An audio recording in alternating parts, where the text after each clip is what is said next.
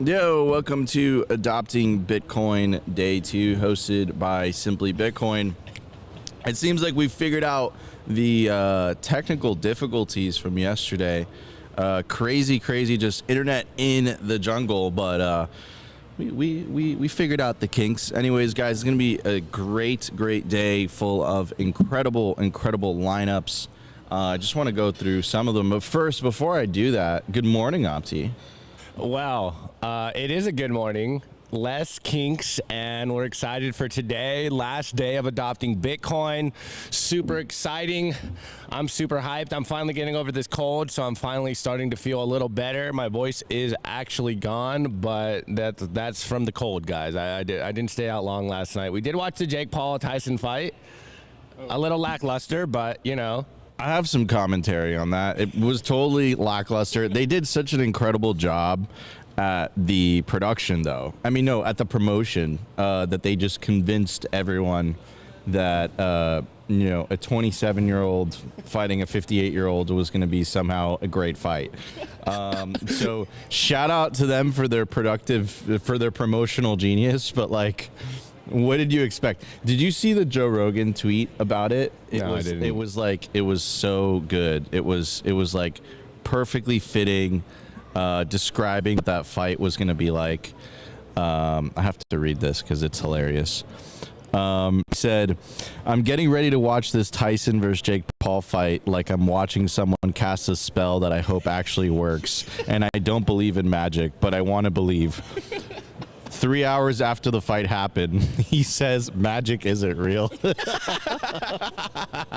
Amazing. Anyways, we're here for Bitcoin content. We're here for Bitcoin content. So anyway, hey, we had to talk about current events, man. This is Simply Bitcoin after all. Anyways, ladies and gentlemen, let's go through some. Wait. Let's do block height and price. Let's do block height and price. That's true. Let's go to Clark Moody's dashboard. All right, so at the time of recording, Bitcoin is sitting pretty at $90,970. Sats per dollar, 1,099. Block height, 870,571. Realized monetary inflation, 1.22%. Market capitalization of Bitcoin currently sitting pretty at 1.8 trillion US dollars. Bitcoin versus gold market cap, 10.07%. Let's go. We hit 10.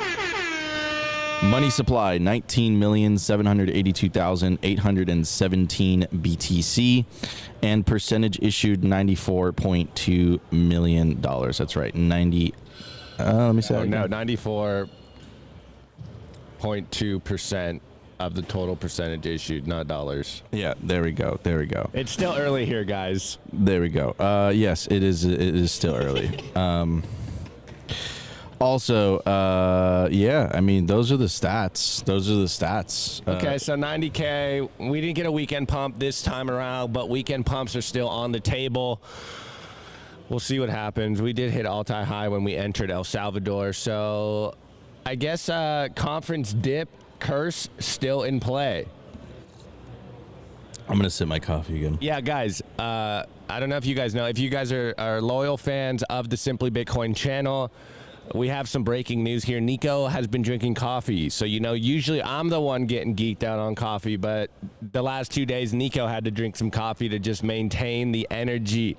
And yesterday, we went for literally a 9-hour stream. So today, I think it's going to be 10-ish hours because we are actually on time. The scheduling is supposedly going to be according to the schedule. So, Nico, I think it's time. Let's go over some of these topics on the schedule for today. We should be able to maintain the live desk because we're not running late today, which means we'll be getting you guys some good interviews in between the stage handling. At least for now, guys, don't hold us to it. At least if the schedule runs according to what we have on the internet, we should have a jam-packed show for you. Actually, guys, did you guys catch the Easter egg yesterday on the show? I think it was like 7 hours in. We had some massive big breaking news. That was amazing. production by Nico. Big breaking. I mean, yeah. I mean, you know, when you get Dennis Porter on the show, you have to. I mean, it's big breaking. It's massive breaking. Massive breaking. Actually, hey Nico, sense. let me respond to something in the chat. We have someone says, "Is there any recording from yesterday's session?" Yes, it is on YouTube. We have all of the show. We have full day one coverage of Adopting Bitcoin. That is on the Adopting Bitcoin YouTube channel as well as the Simply Bitcoin YouTube channel. And I see you're on Twitter, so you can scroll down the timelines and you can find that as well. So yesterday we did get it covered. There was a little hiccups in the morning because of internet issues, but it seems like we finally got some good connection here today. So we're going to have a sick show for you guys. As you can tell, the background, it's still filling in. Everyone's outside getting some coffee. There's a bunch of vendors. Honestly, this venue is, minus the internet that we had to deal with yesterday, this is a great venue. This has been awesome. The outside venue, literally in the jungle, everyone's outside hanging out. So this is a great venue. Good job to the Adopting Bitcoin crew. Would love to come back next year. I don't know if they're going to do it here again next year. Actually, we will be giving you guys, we'll work it out. It was supposed to be ready right now, but they are kind of dealing with it on the back end. But there will be a discount code at some point throughout the day for Adopting Bitcoin 2025. Hopefully they got that set up for us already. If not, we will set it up for you guys, and probably I'm going to just speculate here that around noon we will have that code for you guys. And so stick around. If you want to be here, if you're feeling the FOMO, make sure you stick around. We will get you guys a discount code for Adopting Bitcoin 2025. Okay, Nico, do you have the coverage or the schedule? Sorry. Yeah, absolutely. Let's go through some of this schedule. So first off, the first panel is going to be Bitcoin education for the world with the Node network. The second panel is going to be Making Bitcoin Come to Life with Mike Peterson, Stacy Herbert, Andre Loja. Andre Loja is the organizer of the Bitcoin Atlantis conference in Madeira, Portugal, and of course, Efrat Ferguson. Then we have the importance of medical sovereignty for an honest and freedom-focused society with Maya Paribu. Maya Paribu is the candidate of, she's running for president, the country of Suriname. Suriname is looking to make Bitcoin legal tender, unit of account, so it might become the second Bitcoin nation. And then 11:10, we have central bank digital currencies versus Bitcoin, a world of control versus freedom. That is brought to you by Efrat Ferguson. So yeah, I mean, we have Giacomo Zucco on the panel today. It's gonna be great. Giacomo Zucco is gonna have a keynote at 1:35 p.m. on the Nakamoto stage. So you guys are gonna be seeing this live from here. So it should be a lot of fun. But yeah, we have we're loaded. We are loaded back to back, full of content the entire day, and it's going to be absolutely awesome. Sneak peek. I was talking with Svetski earlier, or actually, sorry, yesterday, and I forget what he said verbatim. But he said around noonish, he's going to have an awesome toxic speech presentation. So I'm actually super excited for that. I think he's going to plug his new book. He's like, dude, you have to watch at noon. I'm going to go off on the main stage. I'm like, okay, this is the content I'm here for. So let's see. What time is Svetski going on? Allegedly, I don't know. Actually, okay, he's coming on later in the day. So 5:35. It's called Beauty Will Save the World. Already an epic title. You know that one's going to be lit. But also, we do have, what time is it? At 4:20, guys. So you want to come in later today. We have Dr. Jack Cruz, a.k.a. Dr. Pleb Cruz, coming on. He's got his red lights out here. We were all sitting here earlier with the red light therapy. We come in tired, and we're just sitting there bathing in the red light. No joke, it makes you feel so much better. This is how we are ready to roll for you guys today. So interesting day. It's going to be lit. And also, last presentation of the day, we are going to do an art auction live on the stream and in person. It's going to be Fractal Encrypts. You can probably see it. You can slightly see it right between us in the black case there. 1 second, 1 second. Okay, so Nico, we're going to have to keep it running for a little bit. I guess they're running a little behind on the main stage. So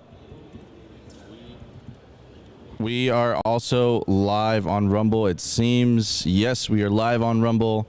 Sweet. It was giving us a little bit of issues, but we are live on all platforms. So we are live on YouTube. We are live on X. We are live on Nasser wasn't working out.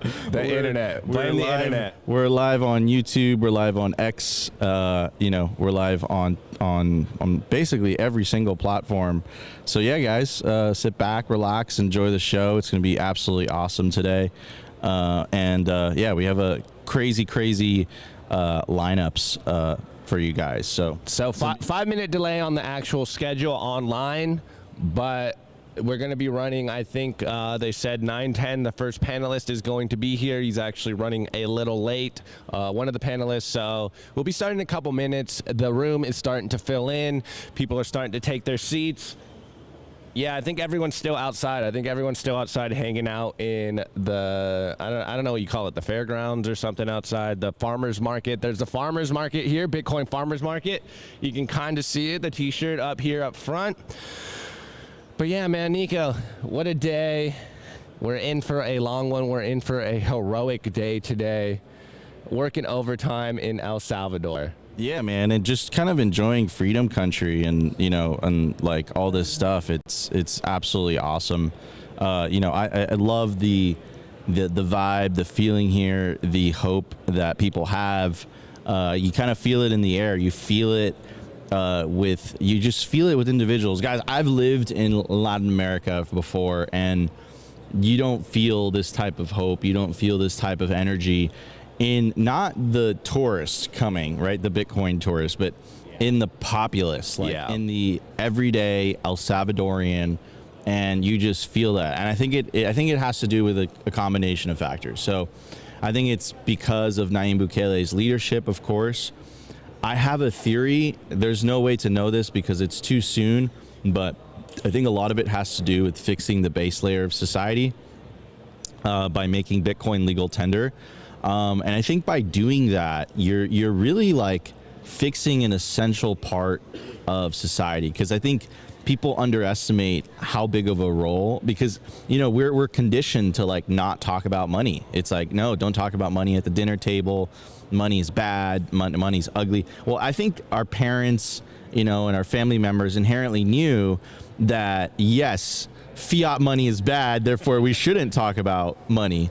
But that's totally different when the money that you're talking about is sound, it's uncorruptible, it's based on good principles, and therefore you get a good outcome. With fiat money, the room is filling up, ladies and gentlemen. Also, guys, you can see Fractal Encrypt's beautiful piece behind us. So what you're looking at behind us also is kind of like the art gallery. All these pieces are able to be purchased. All you got to do is, you check out the art auctions, and we're going to be talking about that more later on in today's show. Hey, Nico. Someone says this stream is running smoother than Netflix last night.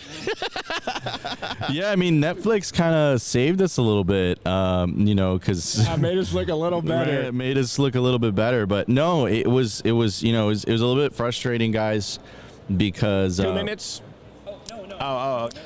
It was it was a little bit frustrating, guys, yesterday, and we were running around like crazy to try to bring you guys a great show, and luckily we were able to kind of figure it out by the time that Pierre Rochard had his talk. But essentially what happened was, guys, like, we're in the middle of the jungle essentially, and sometimes it's difficult to get Restream requires 30 megabytes up, 30 megabytes down, and it's not. We had like 10 for an hour. Like 5 or 10 that we had to like work with, which was very difficult. Honestly, we've had worse Opti than the past. Yeah, I think I've done 4 before, but somehow it worked. But sometimes we were able to figure it out eventually, so it was a happy happy ending. And day 2, we figured it out completely. So today, you guys are going to get, and hopefully, it looks like it, an uninterrupted full day of adopting Bitcoin, day 2, and you're going to have some of the best panels, you know. So absolutely incredible. And thank you, Netflix, for, you know, showing the world that what happens when you have bad internet and bandwidth. I was like watching the fight yesterday. I kept having to click refresh, you know, like back up, back, you know, back in. So and honestly, guys, we were joking. It's like maybe it's just the El Salvador internet. Maybe it's just not up to par. And it's like, no, it's actually Netflix that was messing up. There was too many people logging into Netflix last night to watch that fight. 100%. Also, I want to play a quick ad from, of course, a sponsor of Adopting Bitcoin, a very, very amazing company. Of course, I'm talking about Azteco. So shout out Beauty On. Incredible what they're doing over there. So we'll be right back in about 30 seconds or so.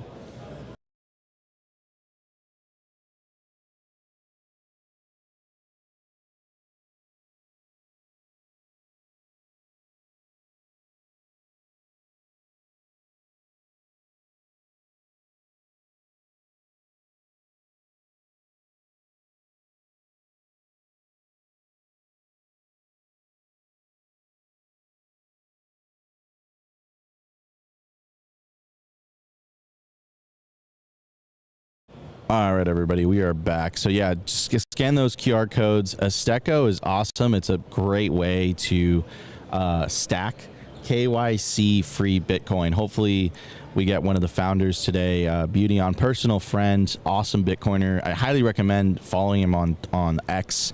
He has great takes. He really, really does. So yeah, guys, the room is still filling up.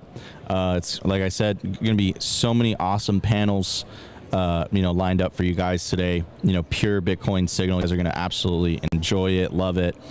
Hey, Nico, another great comment in the chat. Someone says, I found out about Bitcoin through Dr. Jack, but I just recently only found him. Whatever Dr. Jack Cruz says, I'm in. I just need to learn now. Novice here. Okay, well, Dr. Jack Cruz is coming on at 4:20, so stick around all day or pop in later today, and you can get a Dr. Jack Cruz presentation. I think we're going to be turning off the lights during that time, so it's going to be only red lights through Dr. Jack Cruz's presentation, so it should be an interesting view. Why? We haven't worked through the kinks on how that's going to look on the live stream, but just know it's going to be red lit up in here, so that's going to be great. Oh, okay. It looks like we might be getting close to our first panelist. Finally got the screen going. I think we might be almost ready in a couple of minutes. The first panel is going to be called Bitcoin Education for the World with the Node Network. I think Bitcoin education is incredibly important, everybody. Like, you know, you have to understand, like, most people live the majority of their lives in the fiat matrix. You know, if you live in the fiat matrix, what tends to happen is, you know, it's the idea of self-custody is radical. Like, you've been living in this world where you've been outsourcing essentially the personal responsibility of the storage of your wealth to a third party.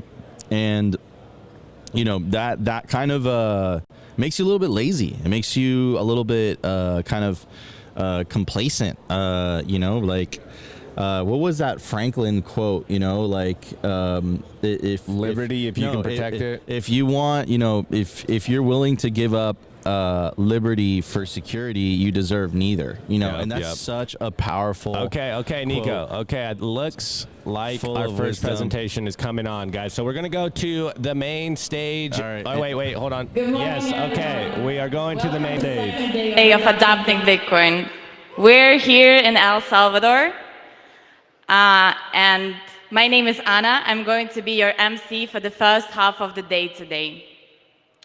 I made it all the way from Riga, Latvia to be here with you today. And as a conference organizer myself, I know how it all operates under the hood. So first of all, I want to thank you all who made it here early this morning, because I know how hard it gets after the first day of the conference. So give yourself a round of applause.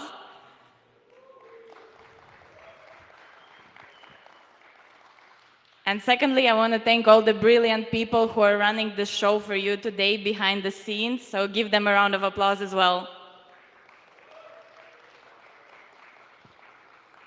So, early birds, I know you're all here for the knowledge, so let's start by learning from people who came here from all over the world to tell us their stories on how they're using open source Bitcoin resources to teach Bitcoin in Asia, Africa, Latin America, and the US. So welcome on stage, Herman Vivier,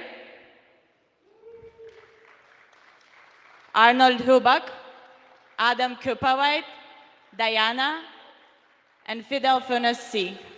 Thank you. Good morning, El Salvador. Let's kick this second day off with a conversation about open source Bitcoin education. I'm Arnold, I work for My First Bitcoin, and you may know about us for everything we do here in El Salvador with our Bitcoin diploma. It's an open source workbook which is taught in the public school system here. But the cool thing is that it's open source, which means that everyone from all over the world can take it. So we have 4 projects here on stage from South Africa, Zambia, Indonesia, and Honduras. And we're going to have a little conversation about how it is to teach Bitcoin all over the world and how it really is to use the Bitcoin diploma and be part of the Node network. Because we bring all the educators together. We have 4 of them here. But the Node network is a collective of 60 projects from 30 countries that all use the same resources, the Bitcoin diploma. So yeah, let's start with the first round of introductions for all of you. Herman.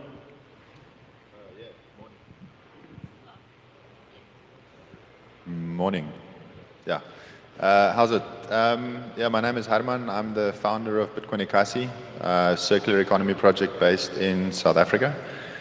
And we run an educational program using the Mi Primer Bitcoin diploma for students who participate in our projects. Hi guys, my name is Adam Copperthwaite. I am the co-founder of Bitcoin Victoria Falls. My other co-founder, Humphrey, is based in Zambia. And yeah, we're running a project in Livingstone, Zambia, right on the border of Zimbabwe and Botswana. Beautiful area of the world. Good morning, good morning. My name is Diana. I'm originally from Germany and I live in Indonesia, in Bali now for 2 years. And I'm one of the co-founders of Bitcoin Indonesia and the Bitcoin House Bali. We are on a mission to educate 280 million people in Indonesia about Bitcoin and to give them all the tools they need to have a better life and to live a more free life. So what we do, we focus on education, meetups and community and the Bitcoin House in Bali. And yeah, we're trying to provide free education for everybody in their native language. We go to schools, we go to universities. We teach the My First Bitcoin diploma, of course. We are also in contact with the politicians and try to shape the legal framework a little bit. And in Bali, we have the Bitcoin House. It's an education center and a community hub. It's open from Monday to Friday, and people can just come and learn. They can join our workshops. We have kids workshops, workshops for beginners, a developer program. So we're really trying to educate everybody about it and to offer education on all levels. Hi, good morning. My name is Fidel Funes, and I'm the Bitcoin educator over at Amity Age Academy in the beautiful island of Roatan, Honduras. In Amity Age, we're concentrating in 2 main things, which is mining Bitcoin in Paraguay and Ethiopia. And from the proceeds that we generate from the miners in Paraguay, we are providing the free education in Roatan, both in public and private schools. We'll go anywhere that will accept us, and we provide absolutely everything regarding the diplomas, the graduation. We make a fun time for the kids. And I encourage everybody that has not been to Roatan yet to come and visit. Wonderful.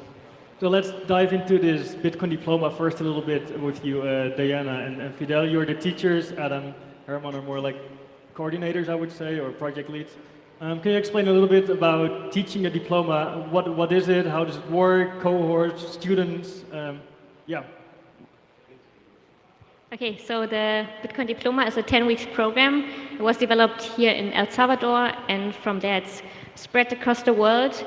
So the students get a workbook with 10 chapters. The first chapter is about What is money? What's the history of money? What are the problems in the current system that we're having? And then from there, they learn everything about Bitcoin, why we need it, how we use it, how to store Bitcoin, what's the Lightning Network. So within 10 weeks, they learn everything they need about Bitcoin. And you can really see the change within these 10 weeks, how people transform. And yeah, it's amazing to teach the diploma. It's very fun. Yeah, as Diana said, right, well, the Mi Primer Bitcoin Diploma takes kids from the very beginning to the history of money, what money is. And to me especially, it's very, how can I say this? It's very rewarding to teach kids about the finance system, because in Honduras, that type of education is very scarce and it's very difficult to get, right? So teaching them about inflation, fractional reserve banking, all these terms that they would not have access to is great, right? So I first explain the traditional banking system, how it works or how it doesn't really work, and then provide a pliable solution, which is Bitcoin, right? So we do that, and it usually takes about, we're not that long in 10 weeks. We do about 2 weeks, because we do 1 hour a day, 5 days a week, 2 weeks. But it depends really, because sometimes because we go to public schools, they'll have a tighter schedule. So they'll just reach out to me and say, hey, we cannot do 5 days a week, we could only do 3 days a week. So it makes the diploma a bit longer, but we can accommodate our schedule to suit their needs. And just to weigh in on that, I would encourage anybody that wants to deploy the curriculum to think about the cadence and schedule that works for you. Just like Fidel said, his calendar is a little bit different with how they deploy it. We also deploy it over 5 weeks. So because we had to condense the time period that our teacher was in the location and in the area, we did 2 chapters a week for 5 weeks. So, read through it, figure out what works for you. It's great from a progression of learning perspective. Again, it's not very Bitcoin-centric until you get to kind of chapters 5 and 6, and it really talks about the history of money. And I think the progression of learning, which is a term that Pablo used at the unconference for Mi Primer Bitcoin, was something that really stood out to me, because I think that is one of the key advantages to the curriculum itself, is that it does really build out that long-term history of money and talk about that before it gets into the Bitcoin stuff. Yeah, so I was about to ask you, Herman. This is the Bitcoin diploma. It takes either 5 or 10 weeks, and then you have 1 cohort and a graduation at the end. You are one of the first nodes in our network with Bitcoin Academy to start teaching the Bitcoin diploma. You have been running a couple of cohorts now, a couple of graduations with a team of teachers. Can you explain a little bit about how this process went for over 1.5 years now? Yeah, I think it's been a year and a half. In our case, it's a little different. We're not an educational organization. First and foremost, we're focused on building circular economy. And so our primary focus is to look for ways to get sats into the local economy, and build up that circular economy aspect where people use Bitcoin on a daily basis, onboarding merchants. But obviously education has been a massive part of that since the beginning. When we started the project, we realized that dealing with a community where illiteracy is quite high, people are generally not very well educated, financial scams are prevalent. We realized very early on that we're going to have to make education a heavy focus if we were to do this in a responsible way. So we started off trying to develop our own curriculum, which turns out to be more difficult than what one would imagine. I've been obsessed with Bitcoin for a long time, but when I tried writing out something to educate other people, I realized this is a lot more difficult than what you would imagine. So when Mi Primer Bitcoin translated the diploma to English, we jumped on that right away. We were about halfway through trying to develop our own curriculum, and it was a godsend when you guys translated that thing to English.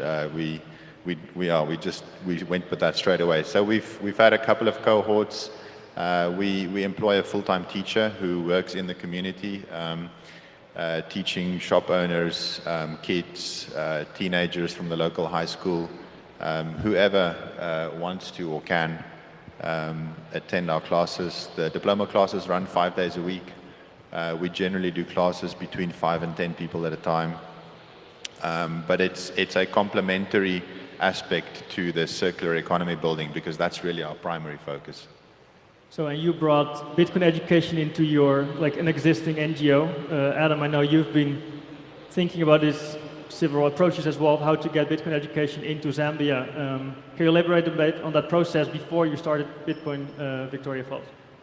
Yeah, in our case, there was an NGO existing in the area that I had been donating to since 2016 philanthropically. And so when I kind of came to El Zonte and Bitcoin Beach in 2022, I was thinking about where in the world that I might be able to contribute to the space and give back. And kind of my mind went to where the existing NGO that I had been donating to was.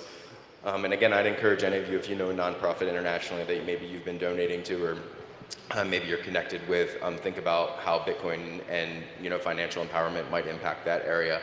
But it was super successful in kind of branching that out. We built our project more in parallel with the NGO than integrating it directly into them. And so we're both building in that local area and having two projects that are complementary but aren't necessarily integrated at this time. And at the start, I kind of thought they might have some integration, but after conversations, they had kind of asked me to, dive into things, in parallel to them, and we'll kind of see what works out in the future. But yeah, they're doing great work with it, with children's education in K through 12 and nutrition and extracurricular activities, and we're working on the financial empowerment side and teaching people about what that means. So. We'll see where that goes, but really exciting to kind of, get started and take it from there. So in both of your cases, you have some existing infrastructure close to the community where you're teaching, like project leads or teachers maybe. For both of you, you're, Diana and Fidel, you're more like a Bitcoin center organization, I would say. So that's a different approach also in terms of funding maybe. For my first Bitcoin, for us, it's extremely important to remain independent, impartial, to provide like education that is clean from everything. Like we're not pushing a certain agenda or certain products or anything else. How are you dealing with this aspect of offering free education, but also like covering the bills? It's challenging. When we started, we used our private money to have all these meetups across Indonesia to provide the education, to print everything. So we really used our own money because we were so driven by the mission. And then we started the Keiser Fund, which was quite helpful. And we came up with a nice idea. So if you support our project, you get a little wooden sign with your name on it and the amount of sats that you have donated. And then in the Bitcoin house, we have a wall of supporters, and everybody who contributed is shown there. And this is how we create some kind of competition, but we also show that this is really from the community for the community, and it helped us to get some support from the whole world, basically. Yeah, in the case of AmityH, we're funding everything ourselves, right? Of course, it helps having a resource like the Bitcoin diploma, which is open source, right? So we can use. But we're basically funding everything from the mining that we're doing in Paraguay. But for example, for specific projects, like we have this project called Miners for Kids, right? Where we donated a miner and all of the proceeds are going directly to the kids in terms of their studying. So the more they learn, the more sats they get at the end of the month, right? But for example, for that specific project, we're crowdfunding the electricity. So we get donations for sure, but most of the expenses are by us. Right. One of the other things that I see happening in this node network of what I mentioned, there are 60 projects all over the world teaching this diploma. We only have 4 on stage here. Hopefully many of them watching the stream, because like this part of this movement as well. And one of the trends I see is maybe initiated by you, Adam, which is to also open source your accounting, to be transparent to the people to fund you, which can be hard or difficult to do, but yeah, I know that it has been beneficial for Zambia and your project as well. Why did you start doing this initially? Like, what was the idea behind it? Yeah, initially it was just about creating the budget in Google Drive, and I was thinking about the ethos of Bitcoin and just open source and everything being out in the open. And I was like, well, I have this on a document that can be publicly viewed. Why not just make it? And so I just posted on our Twitter or X, and pin that tweet to the top, and had that one as the one that people would see first when they came to our account. And so originally it started as a budget of me estimating how many funds I would need to support a part-time teacher, to support F&B at our meetups, to support getting SATs dispersed into the community. And so it started as a budget and it turned into an accounting spreadsheet, which then everybody can view at any time, and it is publicly visible. And that really helped, to me, it really helped in the fundraising sense of just people seeing the proof of work, seeing that our accounting is all in Sats and Bitcoin. We don't denominate in USD. And 95% of our line items in the first year were paid out in Bitcoin. The only line item that was not paid in Bitcoin was our classroom rental fee, and the owner of the classroom came to our Me Premier Bitcoin classes, and now he will be accepting Bitcoin in 2025 for the classroom, so we'll be at 100% of our line items being paid out. And that's all out in the open. You can go and review the spreadsheet. We've started building our budget for 2025 and kind of planning what our plans are for that time period. So I just felt it kind of started with budgeting and accounting and just the idea of, well, let's make this visible to everybody. It is one of those things that I have to remind myself as being a representative of my first Bitcoin, is that we want everyone to be independent. We want all the projects to be like their own project, and like seeing all these innovative ways to solve this funding problem is really cool to see, even though it's a big problem to have as a starting project, I would say. One other thing that I'm curious about, and Herman, maybe you can talk about this, is how do you train your teachers to be ready to like go into the community to basically, educate them about Bitcoin? Is it literally you give them the Bitcoin diploma and there they go? Do they need like a lot of extra skills? I mean, yeah, I think the simple answer to that question is it takes time. There's no shortcut. When we recruited our first full-time teacher, she came to us with 10 years teaching experience in the traditional education system, but she had absolutely zero experience in Bitcoin. And it was kind of a trade-off between the two. I knew I could probably recruit someone who had the Bitcoin knowledge, but then had no experience with the more traditional education system, or vice versa. And we ended up going with this individual. Her name is Nomsa. She's been with us for 2 years now, and it's been a long, hard road. I mean, these past 2 years, it's been difficult to get her up to speed, but it's been worth it. I've seen her passion for education reignited. She came from a government, run education system, disillusioned, demotivated. She quit her job at the local primary school. The bureaucracy was overwhelming. And in the space of 2 years, she's found a new passion for teaching, because she's busy teaching something really meaningful. And that's been incredible to see. But it's been tough. And I mean, we've had to improvise quite a bit. The diploma is great. It's fantastic for teaching Bitcoin, but perhaps one of the things we need a little more work on is teacher training, because that's hard. It's one thing to have the diploma and teach that to someone if the teacher already knows the subject material, but how do you prepare the teacher? That's a slightly open-ended question for now, and there's no easy answer to that. There is, and I know your teachers have been using it as well, the Educator's Lesson Plan Guide. So for everyone in the audience that wants to start teaching the Bitcoin diploma, go to our GitHub, download the diploma, but also the guide for the teachers, so you have a little bit of a background of how to teach certain chapters. How is it for you guys when you want to expand your team? More people are joining the project. They also have to be, I guess, ready to teach about Bitcoin. Maybe even graduates join the project. Do you have some experiences with that? Yes, so I think we have to change our mindset a little bit. We all have the problem that we have difficulties to find good teachers, right? But you can teach the Bitcoin diploma without having any teaching experience, in my opinion. It's so much fun, and you should just try it out, and then you will go with the flow, and you will, maybe it's not perfect in the first class, but you will get better over time, and will make more fun over time, and just try it out. So I was also a little bit skeptical in the beginning, and I wasn't sure if I can do it, but just do it. And I think we have to encourage more people that they are able to teach the diploma.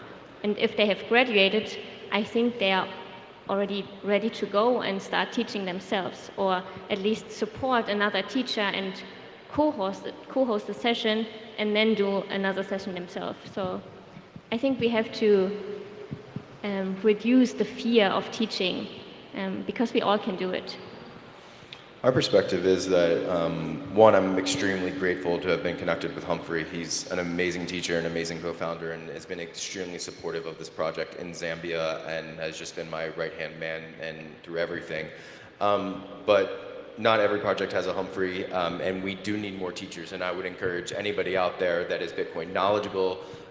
Maybe they're not a teacher, maybe they just feel that they can educate people on the topic because they've spent enough time in the space to get connected with a network, and to maybe show interest in being deployed to a project where you might be able to support and to help teach the community, where then the eventually community can pick that up and continue to teach it themselves. So there are a lot of projects that are joining the Node network often, and we do need people. Maybe you have a full-time job that's very secure and work remote, and you'd be willing to go to one of these locations where we're sprouting up a circular economy, or sprouting up a Me Premier Bitcoin Node Network instance, and do some work teaching part-time with the community. It's something I'm specifically looking for, and I'm sure there are other nodes within the network that would be interested in having your assistance and having your knowledge there in that local area to support them. So I would put out a call to anybody watching this that would be interested in participating to start by joining the Me Premier Bitcoin Telegram group and get connected with the community, and maybe offer your resources to how you can help. May I add something? Yeah, of course. I think you can also just teach one class. So a lot of the nodes started teaching online, and if you have some knowledge about the history of money, or if you are more from the technical side, then you can just teach that one chapter, and all the nodes will appreciate to have a guest speaker at their class. Yeah, just because everyone is using the exact same resource, we've been seeing that nodes from Kenya, Nigeria, Haiti, they all are like guest teachers for each other's project because they are experienced with certain chapters already, or they just get more confident in teaching just by helping other nodes out. And this is something that we've been saying at My First Bitcoin, like we're greater than the sum of our parts, and you really see it in the node network because we collaborate, we are working together, and I think that's a beautiful part of it. Just wanted to add to that, one thing that really changed our teachers' methods and her confidence was attending her first Bitcoin conference. And I think events like this are super useful for that. And I know this maybe requires more funding, so it's more difficult to do. But if that funding is out there and if it's possible, then it's super useful to try and connect in physical spaces. I know a lot of the things that we do these days is all online, and you can get a lot done online, but there are some things that you can't do online. There are some things that cannot be replaced with a person-to-person meeting. And when we did our first Bitcoin conference, which is the Adopting Bitcoin brand in Cape Town in January this year, our teacher left that experience with an entirely newfound confidence. And I know Humphrey was also at that conference. I'm sure that did wonders for him too. That physical presence and that proximity around people, you just get infused with energy and confidence, and you take that back. And I'm very excited because we're actually sending our teacher to the next conference in El Salvador, which is in January 2025. The Plan B conference that's happening here, and I'm very curious to see what she brings back from that, because I believe every one of these physical interactions, you can do a lot in 5 minutes if it's physical and in real life, and there's no substitute for that. So if that's at all possible, and if that's something that can be done, then I think more of that could help to connect these projects in physical locations, once or twice a year. We also had 2 days ago the Bitcoin Educators Unconference, where we all were, and a couple of more in the audience here, to really, like with the idea to bring those educators together, to see if we can create synergy, to find ways to collaborate more. Unfortunately, that's not possible for everyone in the network to join. So we do have, yeah, the money part again. We do have these online sessions once a month with the Node Network where 40, 50 projects join. It's called the General Assembly, where we inspire each other, we share proof of work. Diana, Fidel, can you share something about your experiences with the GAs? Yes, of course. As a Bitcoin educator myself, I absolutely love the network because sometimes I don't know how to explain a specific topics, or perhaps I don't know certain activities or games, right, for a specific part of the book. So knowing that I have a network of peers that can help me and are very welcoming is absolutely amazing. I absolutely love it.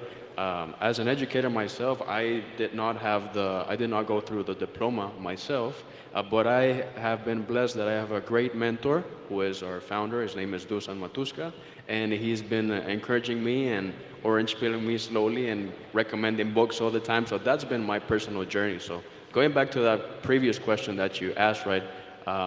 If anybody wants to be a Bitcoin educator, I encourage them. I don't think you need to necessarily go through a diploma. I just think that you need to be passionate and be really understanding of Bitcoin. That's what I would say. There are some sprouting up instances of graduates who have gone through the curriculum and are then now becoming teachers, though. And I think it's really important to point that out because, yes, Bitcoin Haiti, Papouche joined Felix's The Core course, which is an online instance of Mi Premier. And he is now teaching people in Haiti about Bitcoin in his local area, and Armand and his team are doing a phenomenal job there with that. But I think it's really encouraging to see as well graduates of the curriculum that have taken the course stepping up and becoming teachers, stepping up and being community leaders, and just to continue to see the proliferation of that is really exciting.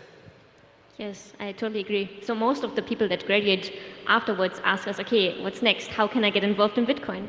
So they don't only want to become teachers, but they also, in our case, there's one graduate, his name is DePaul. He's now supporting us with the Bitcoin house, and he's creating content from the house while we are here in El Salvador. This is very helpful. Or some graduates from Bandung, they help Dimas, one of the co-founders, when he goes to schools and when he hosts the kids' workshops. So they try to slowly get involved and contribute to all the other efforts that we are doing, not only My First Bitcoin. So for the whole project, it's very beneficial if you teach the diploma, because then you get more support for all the things that you're doing. It's almost like what Bitcoin is teaching us, to be empowered to do more than we think we can. And I really see this happening in the Node network. You already mentioned that we have graduates like Papouche from Haiti becoming, like, running his own project. But we had Destiny from Nigeria was a graduate from the core. He finished a cohort, and one of his graduates is now starting a project, hopefully likely in South Africa, and then you can connect him with Herman again. So like, it's this whole network of educators and graduates coming together, starting new projects, and like everything is grassroots, and like we're inspiring each other, which is such a strong movement. And I'm always very honored to be part of that and like almost observing this. I just want to shout out Felix, who runs the core. If you want to see what the diploma looks like in an online instance, join Felix's The Core's class. Like I said, he's doing it online, and he's had a global reach because of that, and has actually a lot of the graduates that are becoming teachers have come from his course. So, and you can get involved in that just through his online work. So. If you do want to kind of see what this looks like and experience it yourself, you know, you can join the core and go through one with him, or become a guest speaker with him if you so choose. And so check out what Felix is doing. It's great work. Yeah, shout out to Felix. Shout out to all the other nodes that are not here. I want to dive a little bit into the classes again, the teaching itself, because like the Bitcoin diploma is just one document or one book that's open source, that is kind of neutral, but it's not tailored for specific countries and locations. Of course, we're here from 4 different countries. How do you deal with that in your local communities? Do you tweak something from a diploma? Do you change something to highlight certain components? How do you work on that?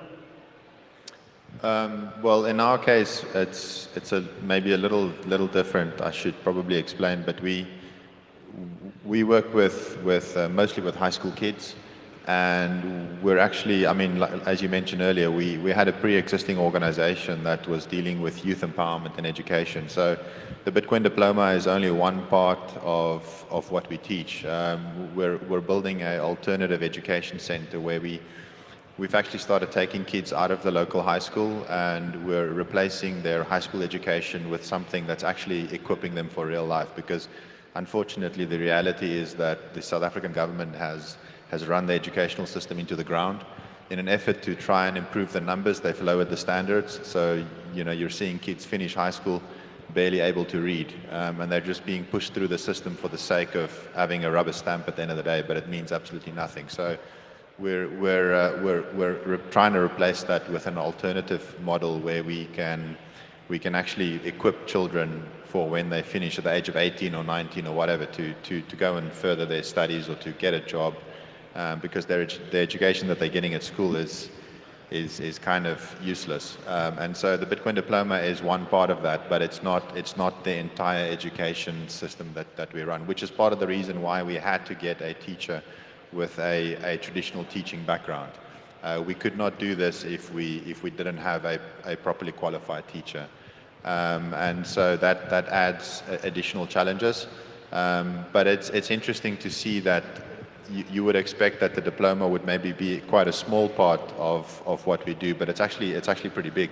It's much bigger than you would imagine. I mean, there's maybe 4 or 5 other subjects that we teach, and all of them together take up about as much time as the diploma itself, because it covers such a wide array of topics. But we do supplement the diploma course with a lot of extra stuff, like with each chapter. You know, there's so much information out there.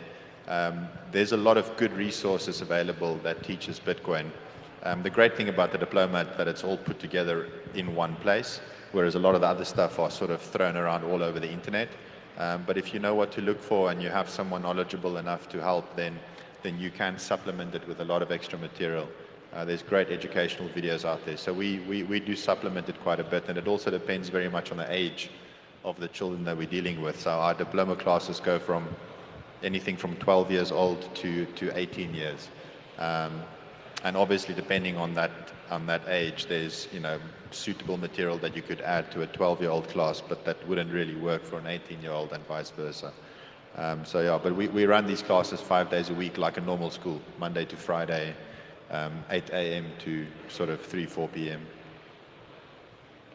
Yeah, I'd say the way we adapted it is that we created PowerPoint slides to go in conjunction with the workbook, and we used some infographics to create those slides, and brought in some of the stuff that's familiar to Zambians, like mobile money and the Zambian kwacha, and just to kind of build a little bit further upon the curriculum. So we have the workbooks that are printed, that are the traditional Mi Primer Bitcoin workbooks, and then we have the PowerPoint slides for the classroom that go along with that. And within the PowerPoint slides, we've adopted a little bit more of you know, that Zambian culture, and kind of catering it to the audience that we're speaking to. The other area that I'm really, really excited about is that 3 of our graduates are starting to work on translating it into local African languages.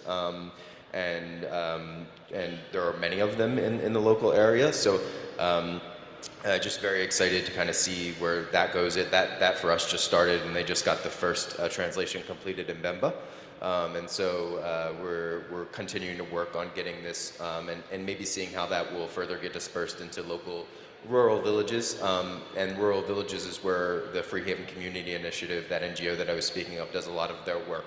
And one of our translators is on staff at the NGO that is kind of, again, working in parallel with us. So we're starting to see some of those kind of integration components come into play, and for 2025, really excited to see kind of what that means. I think localizing the diploma is one of the most important parts of teaching the diploma, because only if you adapt the program to the local needs and to the local community, it will be successful. So what we did is we translated the whole workbook into Bahasa Indonesia to avoid any barriers of the language. And I want to give you some specific examples. So when we talk about the history of money, of course we talk about the general history of money, but we dive deep into the Indonesian money history, because then people much better understand what's going on in their own country. And this is very, very helpful if they want to understand the problems that they are facing. Why is it the way it is? Or for example, in Indonesia, the currency is so weak that people don't understand the concept that you can split 1 rupiah into smaller amounts. They don't have it because the smallest amount that you can have is a 200 rupiah coin. So when we talk about Bitcoin and Satoshi, we had to come up with some nice visualizations to explain the concept of making it smaller. So we always talk about Bitcoin is like a durian. It's an Asian fruit that everybody knows. And we say, if you want to have a Satoshi, you have to open the durian and then there are little seeds inside. It's still the same thing, but it's a smaller piece of it. Or Indonesia, the legal regulations, are a bit difficult, so Bitcoin payments are banned. And it's very important to talk about this as well, to explain how things are in Indonesia and how you can still use Bitcoin in your country. So it has to be very practical. You have to give people the tools they need to navigate in this difficult framework. So we also talk about FEDI a lot, or about the ban, or what happened in the past. And I think only if you do it in a more localized way, people really get why they need Bitcoin. Yeah, so for us in Roatan, the diploma is absolutely perfect because Roatan happens to be a bilingual island and we have English and Spanish. So for the kids, I try not to change it that much, to be honest. I think the examples, especially the ones in Spanish, are super on point, so I try not to edit it that much. But for example, the last diploma that I taught, I had the opportunity to teach the staff of a school, so professors and even the principal. So for that specific scenario, right, I try to summarize the diploma as much as I could, remove kind of the kid aspect of the book, and try to summarize also the aspect of traditional banking, because these teachers, they have families, they know about inflation, mortgages, and all of these stuff, right? So we can just get right into Bitcoin. But yeah, the Mi Primer Bitcoin book is a great resource, and I absolutely love it. Awesome. I see we have 5 more minutes, so I want to talk for those minutes about the impact that we can make with Bitcoin education. We all want to change the world. We also know that Bitcoin is a tool for that, but that's only the output. And the input is always education. And here in El Salvador, we have beautiful examples of how the Bitcoin diploma changed lives. Does it work? Oh, yeah. There it is. Yeah. Here in El Salvador, we have a lot of examples of how Bitcoin education has been changing lives and is bringing people into like a better future. But again, it's only like the output that lives are changed. Do you have examples running like 6 or 7 cohorts in Honduras? You're in the 3rd in Zambia, I think also the 3rd in South Africa, 2nd in Indonesia, that you already see that people start to embrace Bitcoin, have a different perspective on life, a different mindset, just because they start to see, like they're orange pilled, or they start to see how Bitcoin works. Well, I mean, I think similar to Bitcoin itself, it's not the education that changes lives, it's what that education enables.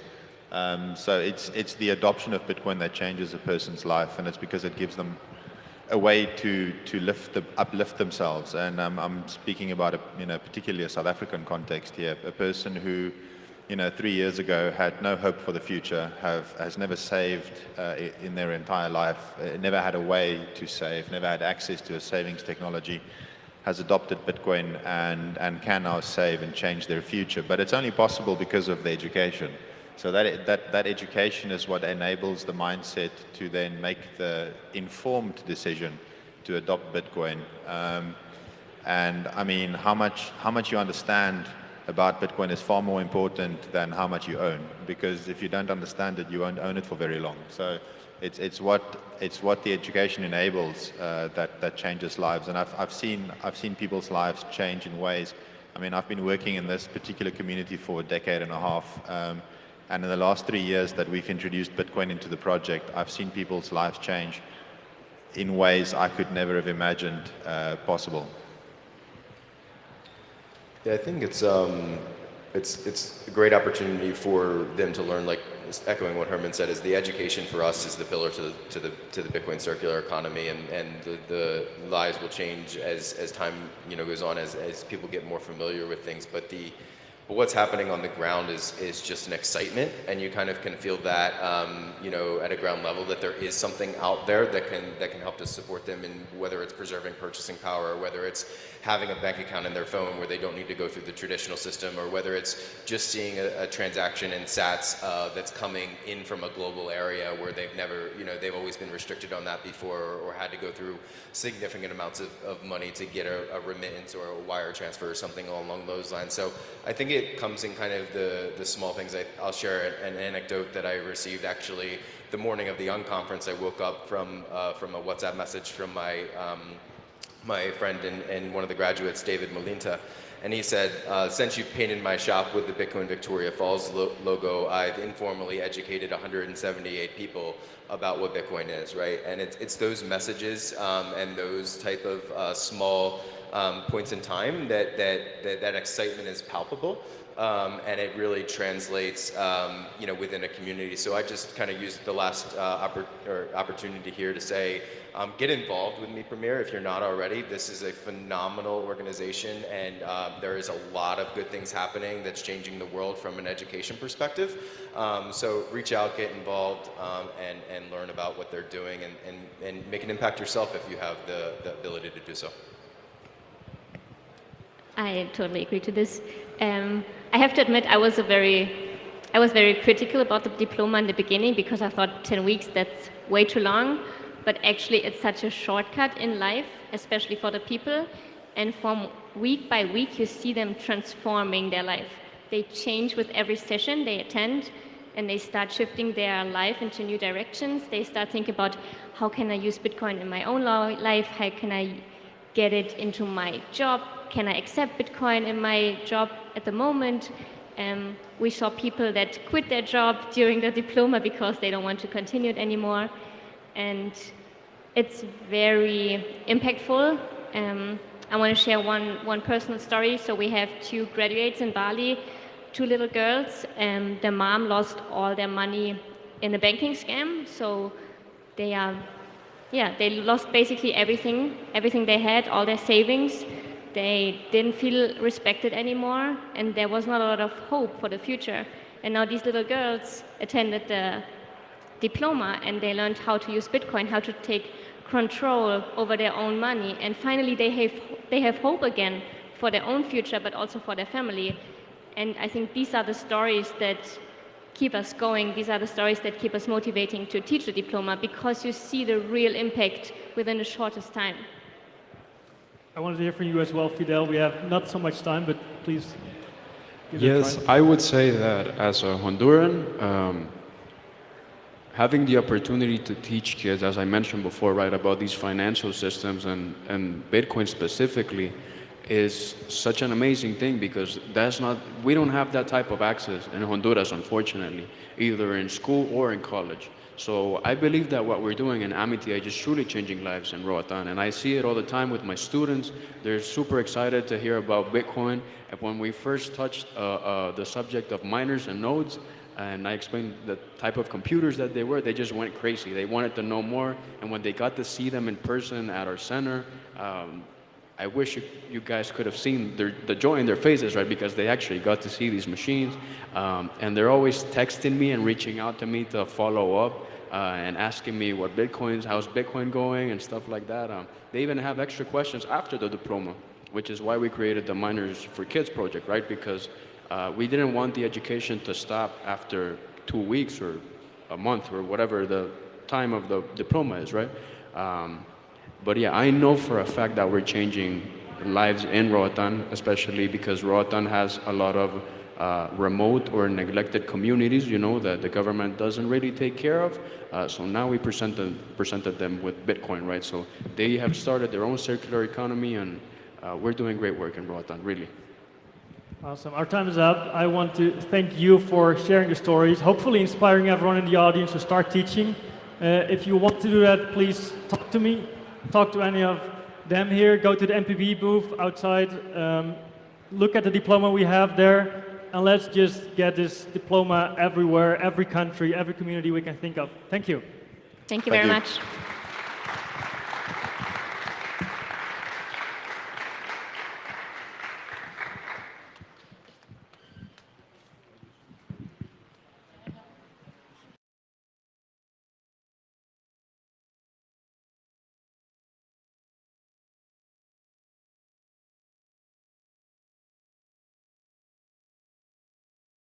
I hope you all learned something from this amazing panel, and not only that, but already looked up the node network and looking into the ways of implementing the Bitcoin diploma in your own region.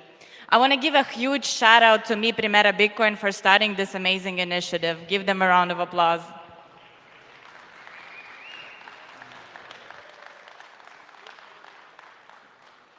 This is my first time in El Salvador, and I came all the way here to learn how this small country has managed to set a standard for the entire world. And for this particular reason, I find the next panel super interesting. So let's welcome on stage people who are bringing Bitcoin to life. We are joined on stage by Mike Peterson and Stacy Herbert, who are doing everything to drive the Bitcoin adoption in El Salvador. Herman Vivier, who's built an entire Bitcoin economy in the South African township. Andre Loja, the founder of Free Madeira. And moderated by my dear friend, Efrat Fannington, the mastermind behind this panel. Welcome on stage, our guests.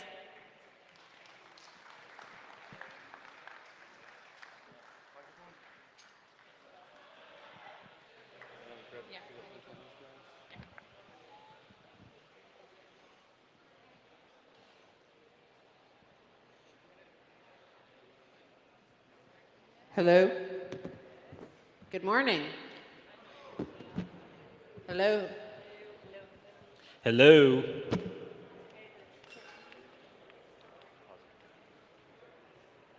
Oh, no. Hey. Good morning, San Salvador. It's El Salvador because we're not in the city, I guess. Nuevo Cuscatlan. This is where, this is the area where President Bukele started his political career as mayor of Nuevo Cuscatlan. When was that? 2014. Wow. Okay. How is everyone doing? Good? Yay! Good to see you guys. Thanks for coming.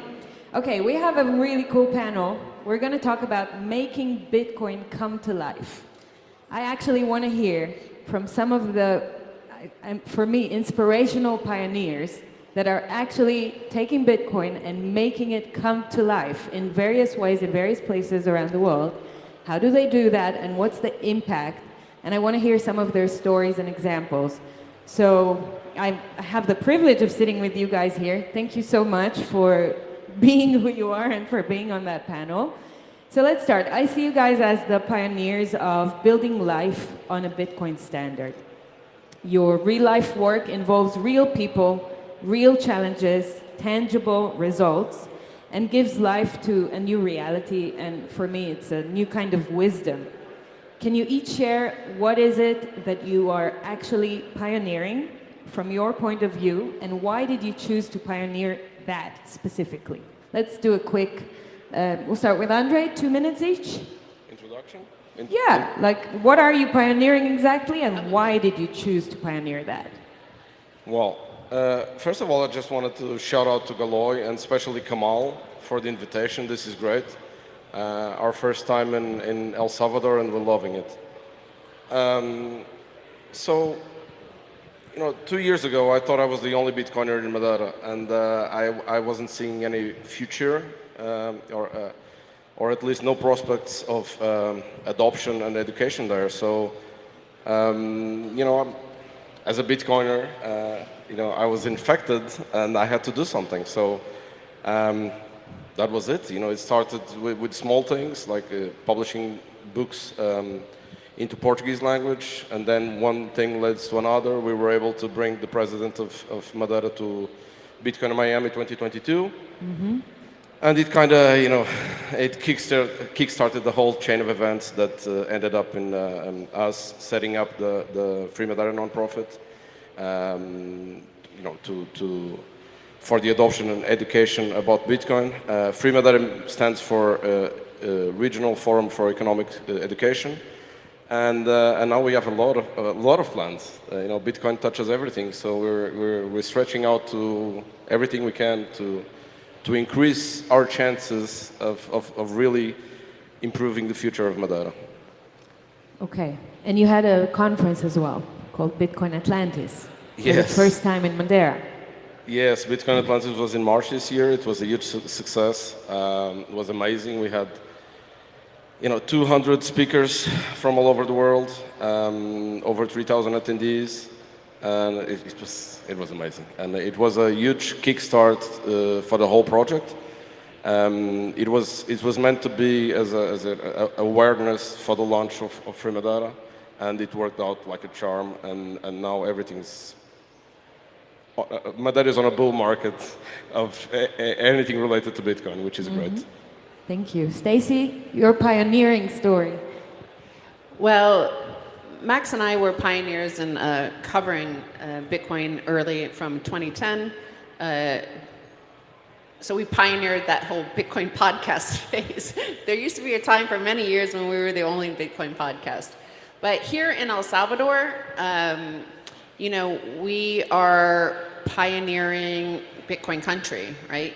Of course, it was Mike Peterson and people like Chimbetta and Jack Mahlers who were here first, and Nicholas Berti from Galloy, establishing the local, nexus upon which El Salvador, the country, became Bitcoin country.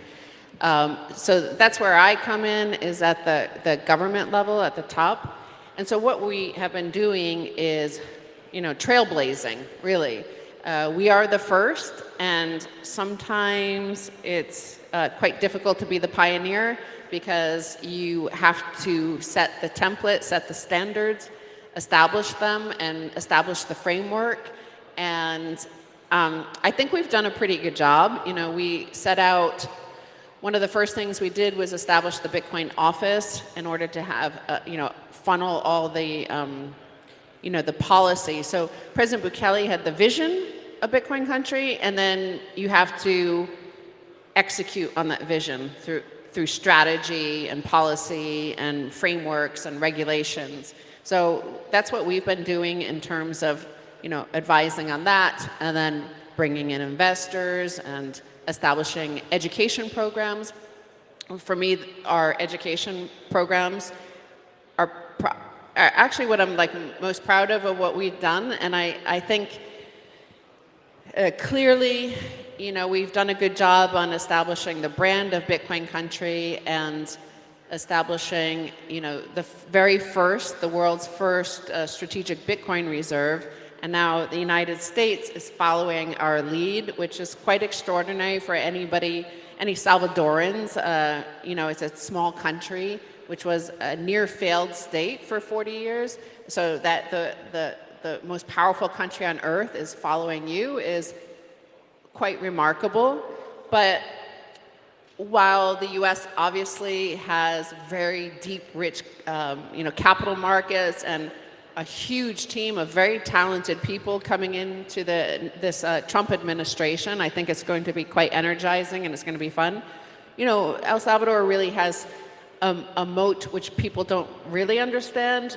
Mike Peterson will understand it. There are a lot of educators here, but in El Salvador, we've been educating the population from the bottom to the top, from the top to the bottom, across all ages and areas. So we started with Me Premier Bitcoin. That's one of the first things I did at the Bitcoin office, was put it into our high schools. And again, all of these things are going to take time for any other country that follows us, because you had to, you had to pilot it in 5 schools and then 50 schools, and you have to teach the teachers how to teach the course. And it's not like you can't just magic it overnight. You have to go through the process. We have Node Nation. Then we developed Kubo Plus for our elite, Bitcoin and Lightning Dev students, and they're all speaking here. They're quite amazing. We've educated 80,000 civil servants on a 3-day Bitcoin course. So it's a deep and comprehensive one, and we're working at the moment, and we'll introduce for second and third grades in January. We'll have a workbook, a Bitcoin workbook for second and third graders, and that's with Mi Primer Bitcoin and Lena Seish, who will also be here later today on stage. So that's what we're pioneering, is like how to set up the framework and the brand and the success. El Salvador is winning. That was the name of our talk yesterday. And I think it took a lot of hard work to pioneer how to build the institutions and frameworks that will guarantee our success for a long time to come. Awesome. Thank you so much. We'll come back to you. Mike, let's continue, like the pioneer of pioneers. Well, first of all, I got to give a shout out to Stacy, because I don't know anybody that works as hard and keeps the schedule that she keeps. So I'm glad I don't have to work nearly as hard as she does. I sometimes I feel like, man, I'm very thankful that we have somebody in that role, and I'm very thankful that it's not me. So thank you, Stacy. I'm Mike Peterson, one of the team at Bitcoin Beach. And our passion was really seeing Bitcoin used at the grassroots level. I've lived in El Salvador for the last 10 years full-time. Before that, 10 years kind of part-time. So very enmeshed in the local community in El Zonte, and just saw the lack of opportunity that the locals had, the amount of money that the expense they had to pay to send or receive finances from abroad, and just how they're kind of locked out of the banking system, and how that kept them locked in this cycle of poverty where most parents felt like they had to leave El Salvador, usually illegally, to go to the US, that was the only way they could support their kids. And then they wound up, your kids grew up not knowing their parents, often joining the gangs, and it was this kind of cycle of violence and depression that was in the country, where people felt like it was just going to keep getting worse. And so we were working in the community, primarily trying to keep the youth out of the gangs, and we decided to inject Bitcoin into the projects, to start paying the youth in Bitcoin to clean the local rivers, the beaches, to give them kind of bonuses if they stayed in school and got good grades. And we quickly saw what a lot of us like to say to other people, is that you don't change Bitcoin, Bitcoin changes you. And so we saw in the youth this kind of light bulb go on, where they started for the first time thinking long term. They started having hope about future in El Salvador, and we saw this transformation happen in El Zonte. And from there, it's rippled out through the rest of El Salvador. And one of the greatest things is seeing it ripple out from El Salvador to the rest of the world. I have the privilege now of working with probably close to 50 different circular Bitcoin economies around the world, and trying to coach them and to support them, help raise funds for them, and see the transformation that's happening in their communities. So this thing that happened with the people in El Zonte, this project that they started, is now impacting people around the world. And Bitcoin Akasi and Herman next to me, that was one of the first projects that we were able to kind of partner with. And so it's great to be on stage here with him today. I had the chance to go to South Africa a couple years ago with my son and spend time in the township where they're working and see the transformation that's happening there. And so, yeah, that's my passion, is seeing Bitcoin impact the people who need it most.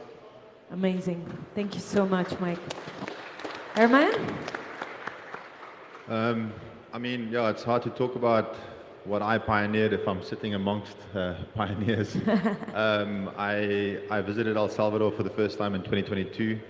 It was a very brief visit. I was here for a week and a half at Adopting Bitcoin. I think that was a second version of the event. This time I came back, I brought my family with me. I'm here for 6 weeks. I'm going to spend a proper amount of time in the country, because I think El Salvador is the pioneer. And you know what we're doing in South Africa and in Africa more broadly is we're standing on the shoulders of people who have done a lot of work before us. But you know, that being said, there is a lot of things that we're doing in Africa that is kind of a first. As far as I know, we were the first circular economy project on the continent, and we have since helped many other projects start up with the support of Bitcoin Beach. Over the past 2 years, we've helped provide funding for, I believe, 16 different projects across the continent.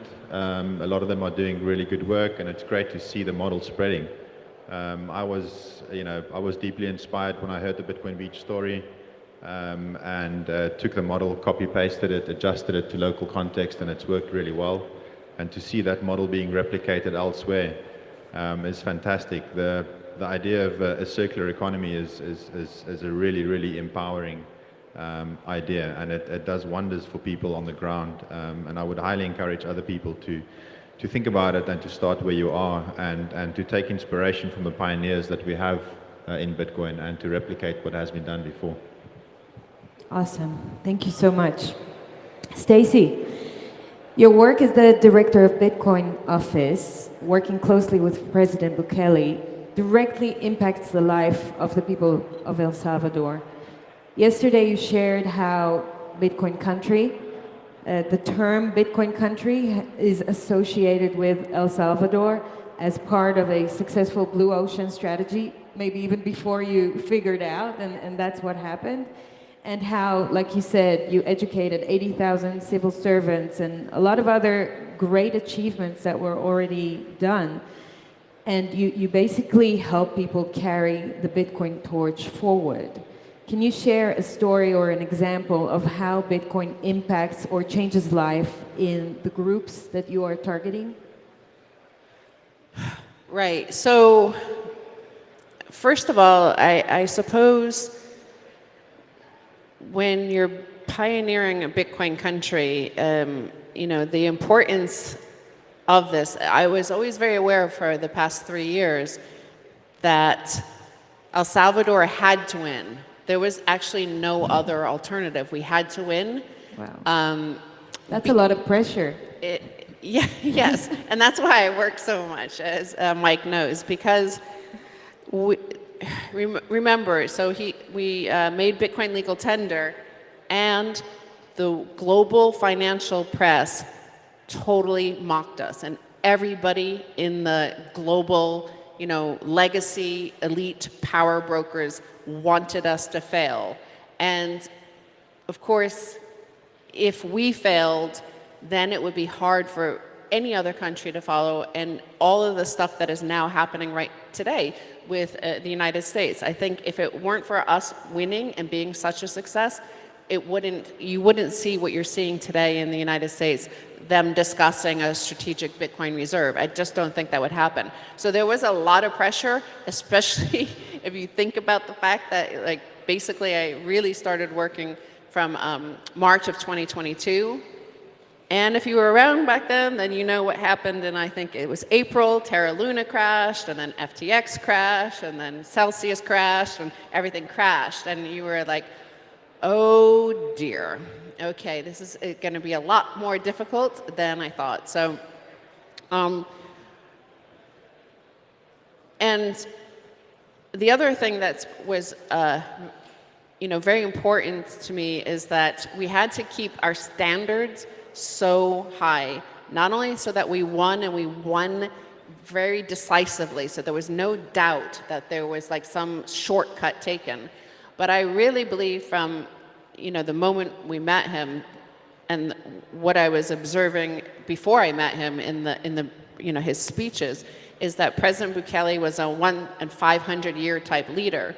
So you also don't want to fuck up his legacy, right? Because that is really important to him, but to El Salvador.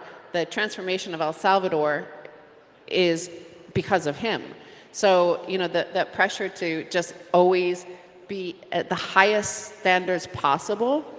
And I think operating like that has brought up like the standards of everybody here. I think, you know, the Bitcoin office motto is excellence only. And you see that. Any of you can go watch the talks and conversations and panels with our Cuba Plus students. You meet them, and they are confident. They are leaders. You can feel that. You see that they are, well, they're the Bukele generation. They're the first Bukele generation, and you're really seeing, you know, in America we had the Reagan generation, right? That transformed a lot of, you know, created the yuppies, and a lot of the stuff that you see today in the United States was brought in because of Reagan. But here we have the Bukele generation, and I think it's something akin to a Florence. I think I see this more as a Renaissance 2.0, a Florence 2.0. you know, a lot of people talk about Singapore 2.0, but I think that's just like financial, and that's just about, you know, money and markets, where I think what we're experiencing here is something so historic and cultural and profound that that's what I think we've pioneered, and I hope you'll agree with me when you go see our Kubo Plus students, because they're the symbol of everything that we've done right here. Thank you so much. Mike, with Bitcoin Beach, one of the first inspirational projects to introduce Bitcoin to the community in El Zonte, you transformed the lives of people there. And in a way, I think your role has transformed from just doing that to becoming the big, wiser, older brother to a lot of the other circular economies around the world. So can you share how has your role changed in the past few years, and share an example maybe of the impact that you're seeing that you're doing outside of El Zonte? Sure. From the beginning, even in El Zonte, in our project, I wanted to make sure that this was something that came up from the community. It was grassroots. And even though I've been living in the community for a long time and feel very ingrained and part of it, I felt that it was very important that the locals were at the forefront, that they were the ones taking the lead. They were the face of the project. And so that happened from the beginning, and so it has made the transition to my new role of focusing more on the global activities so seamless, because we have Chimbera, Roman is his official name, but most people know as Chimbera.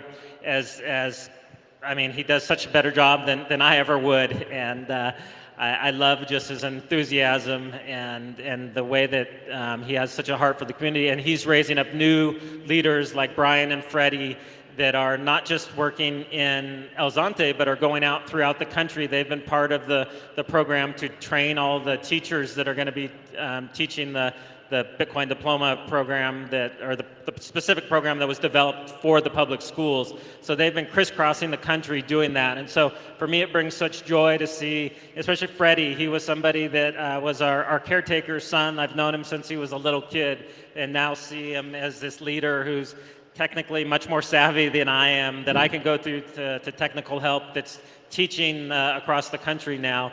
And so I feel the freedom to kind of step back from the local role and to pour into the projects around the world. And even though a lot of the projects are represented here, it's been great to, some of the people I'm meeting for the first time, these projects we've been helping remotely.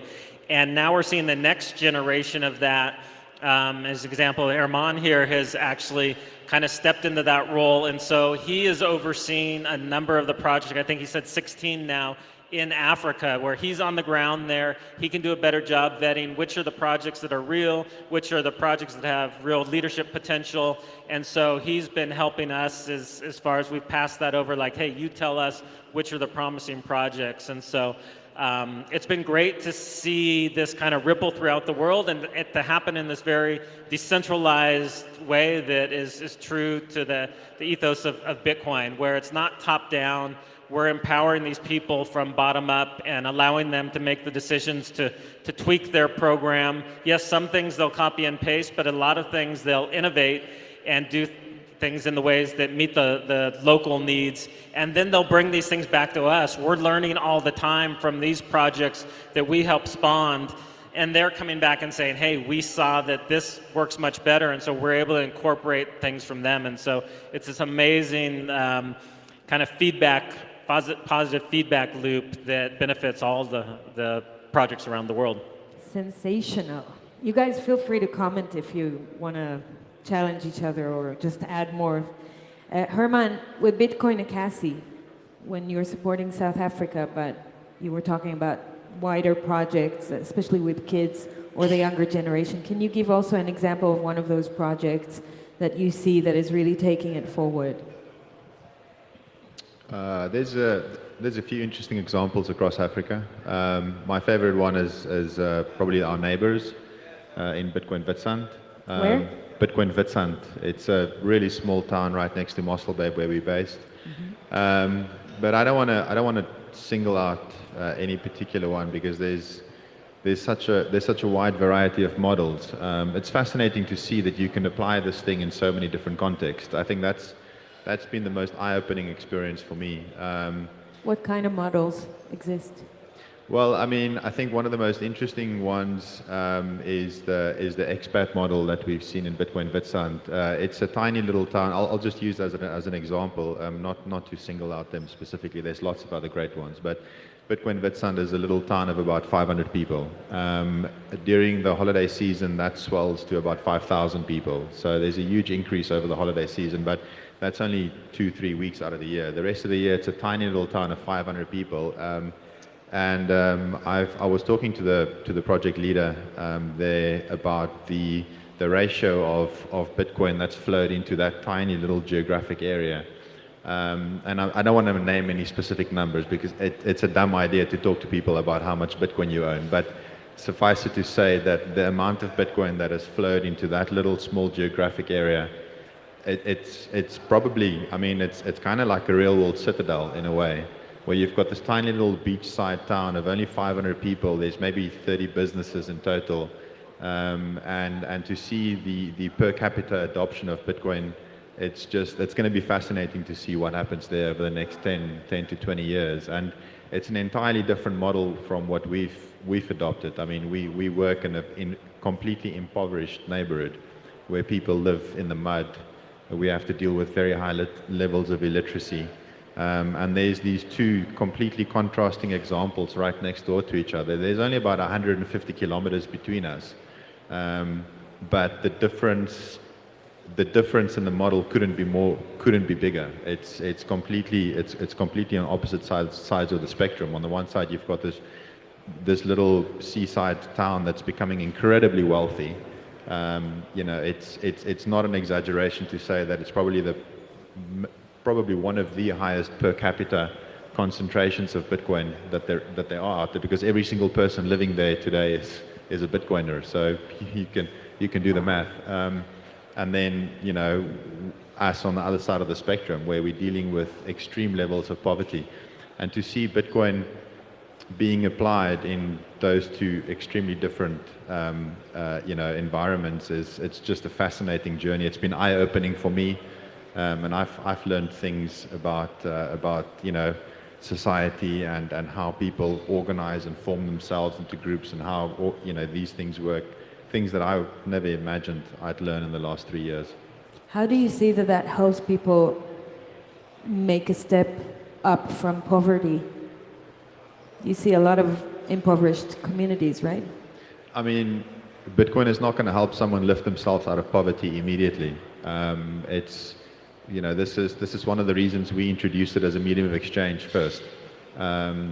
Before we even start with education, before we introduce it as a savings technology, we onboard people onto the spending side, and we do that in different ways. And I was having this I've had this conversation with quite a few people.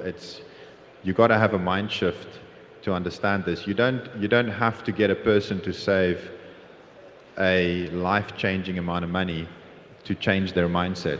So if I've got one of the coaches, just to use an example, a real-world example, one of the coaches working for us, you know, maybe earning $100 a month. If they're only saving $10 or $20 a month, they're never going to buy a house.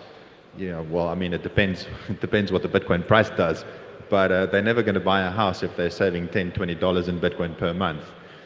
But it still changes the mindset, because a year later, a year and a half later, 2 years later, we've had coaches like that who have been stacking sats throughout the entire bear market, and it's not so much the change in their wealth that has been the most fascinating. It's been the change in mindset, because for the first time they're thinking about the future, and the reason they're doing that is because for the first time they have access to something that gives them that lens into the future. There is something that I can do about my future.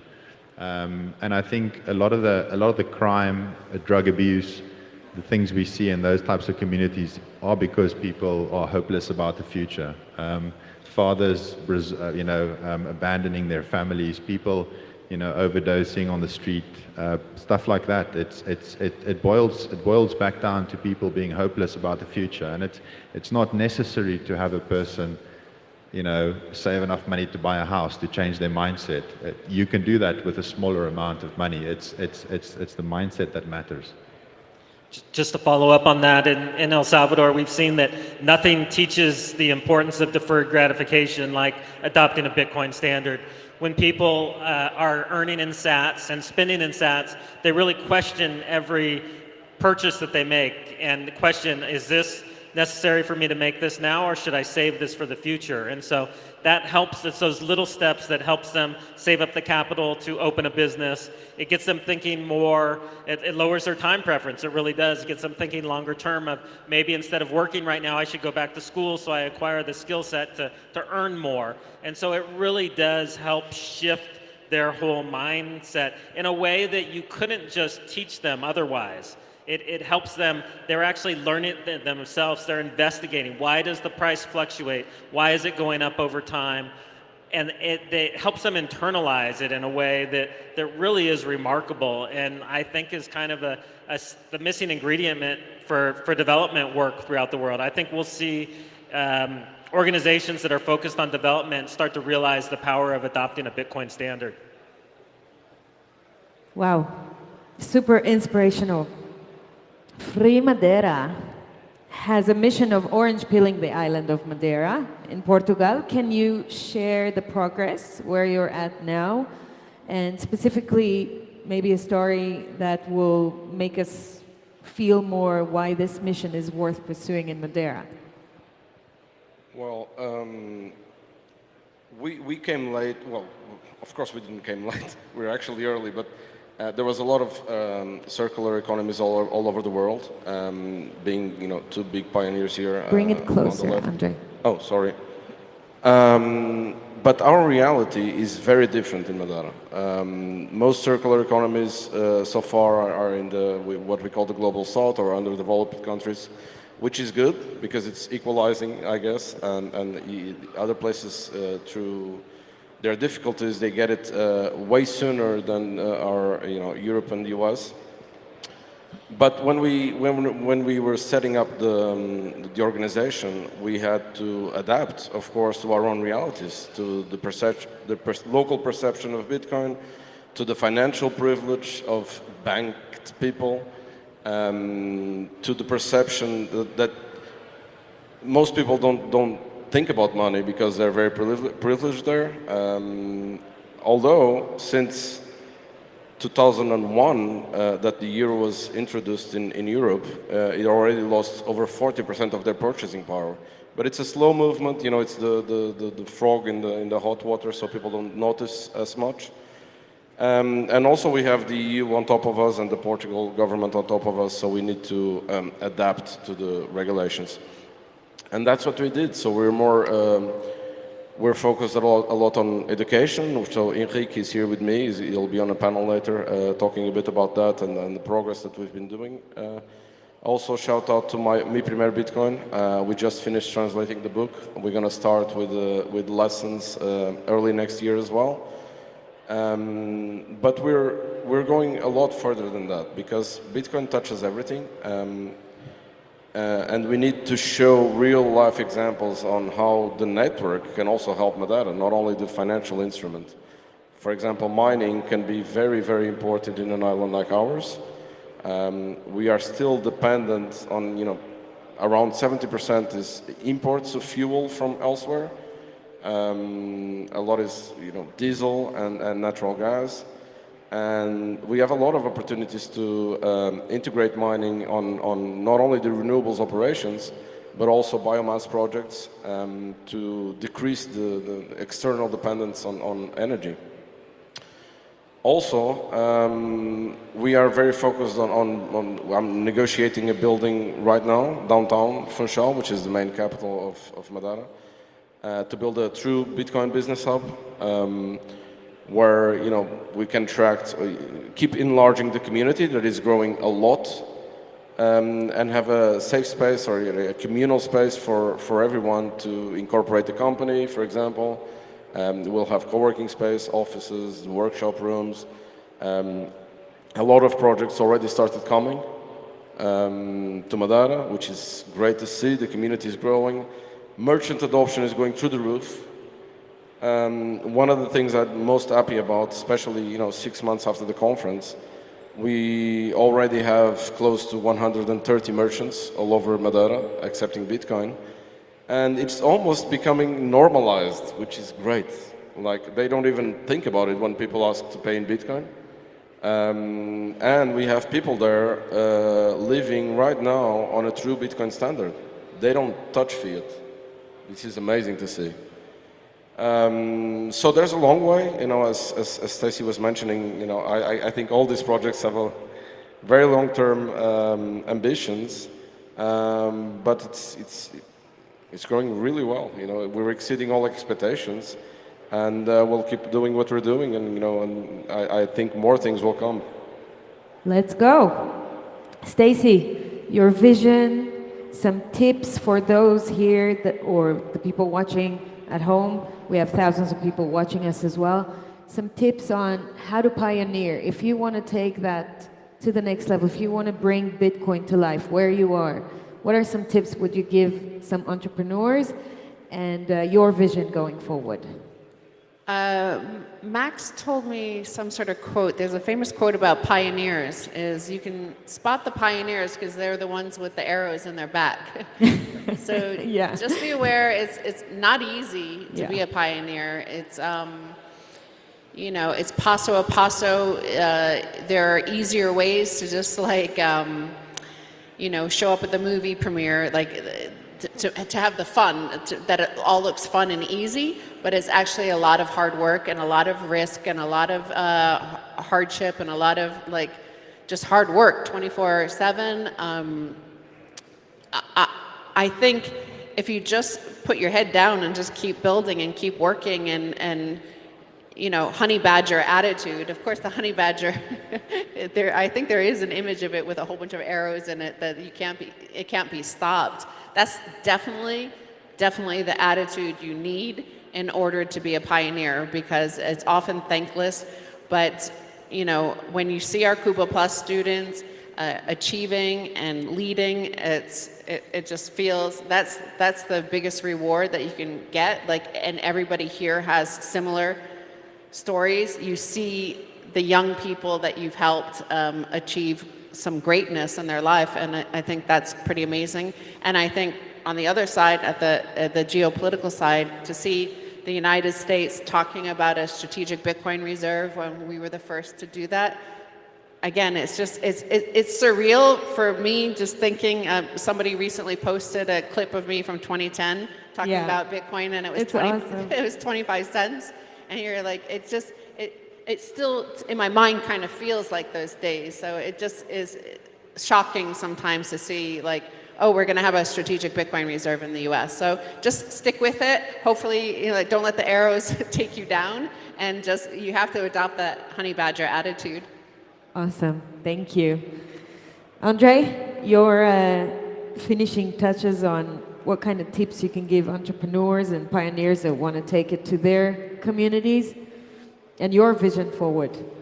Well, my tip is just do it, no, right? As I was saying in the beginning, 2 years ago, or 2 years and a half ago, I thought I was the only Bitcoiner in Madeira. And, you know, deciding to do it, putting yourself out there, suddenly there was a lot more people around me. And I got not only inspired by all the other communities, but people suddenly got inspired by ours as well, and they followed, and they came, and they helped, and everything turned out into what it is right now. So it's as I said, exceeding all our expectations. So put yourself out there. There's a lot of examples now on how you can do it. Copy, go, and join forces for a brighter future. Mike? I would just encourage people to think small. That's the mistake a lot of people make when they want to launch a circular Bitcoin economy. They want to do like a whole country or even a whole city, but we encourage people, think about one neighborhood or even one street, because it's the network effect that is super crucial, that you have Bitcoin actually circulating, that people can earn it in one business and spend it at the business next door. So I would encourage you to think small, because once Bitcoin takes hold, it's like a powerful virus. It will naturally spread itself. And so you just need to make sure that you get the hooks in, those initial small group of people are firmly orange pilled, and then the rest of it will kind of take care of itself. I'm exaggerating a little bit there, but it really will. It kind of spreads out and has a ripple effect. We've seen that from what happened in El Zante, how it spread to El Salvador in general, and then throughout the world. And so I would encourage you, if you have some type of project that you're thinking about, think very small and very just geographically condensed location. Yes. A vision in 2 minutes. Okay. I mean, look at my role as the founder of Bitcoin Ekasi. I come from a social development non-profit background, and I think if you're working in that space, you should be thinking of ways to put yourself out of a job. Charity is great, and I think charity will always be necessary. There's always going to be people who need help, but you should be trying to, through your charity work, you should be trying to find ways to enable people to uplift themselves. Otherwise, it turns into a relationship of dependence, and that's even more toxic than the environment where people come from. And I've seen that firsthand. I mean, I've been doing this for a decade and a half now, and the really interesting thing about the past 3 years is introducing Bitcoin into the equation has really done that. 4 years ago, I was in a position where I was ready to give up the charity work. After a decade, I was asking myself, what the hell am I doing? I'm not moving the needle. There's no independence. And fortunately came across this model that they had developed here in Bitcoin Beach, and it's really been Bitcoin that has been that missing piece of the puzzle. And so I think if you're in the kind of space that I'm in, which is social development, charity kind of work, is adopt Bitcoin for that reason, because what you want to do is you want to teach people how to fish. You don't want to be feeding them day after day after day after day. And Bitcoin can be that missing puzzle piece. It obviously sounds a lot more simple than what it is in practice, but that's what it comes down to.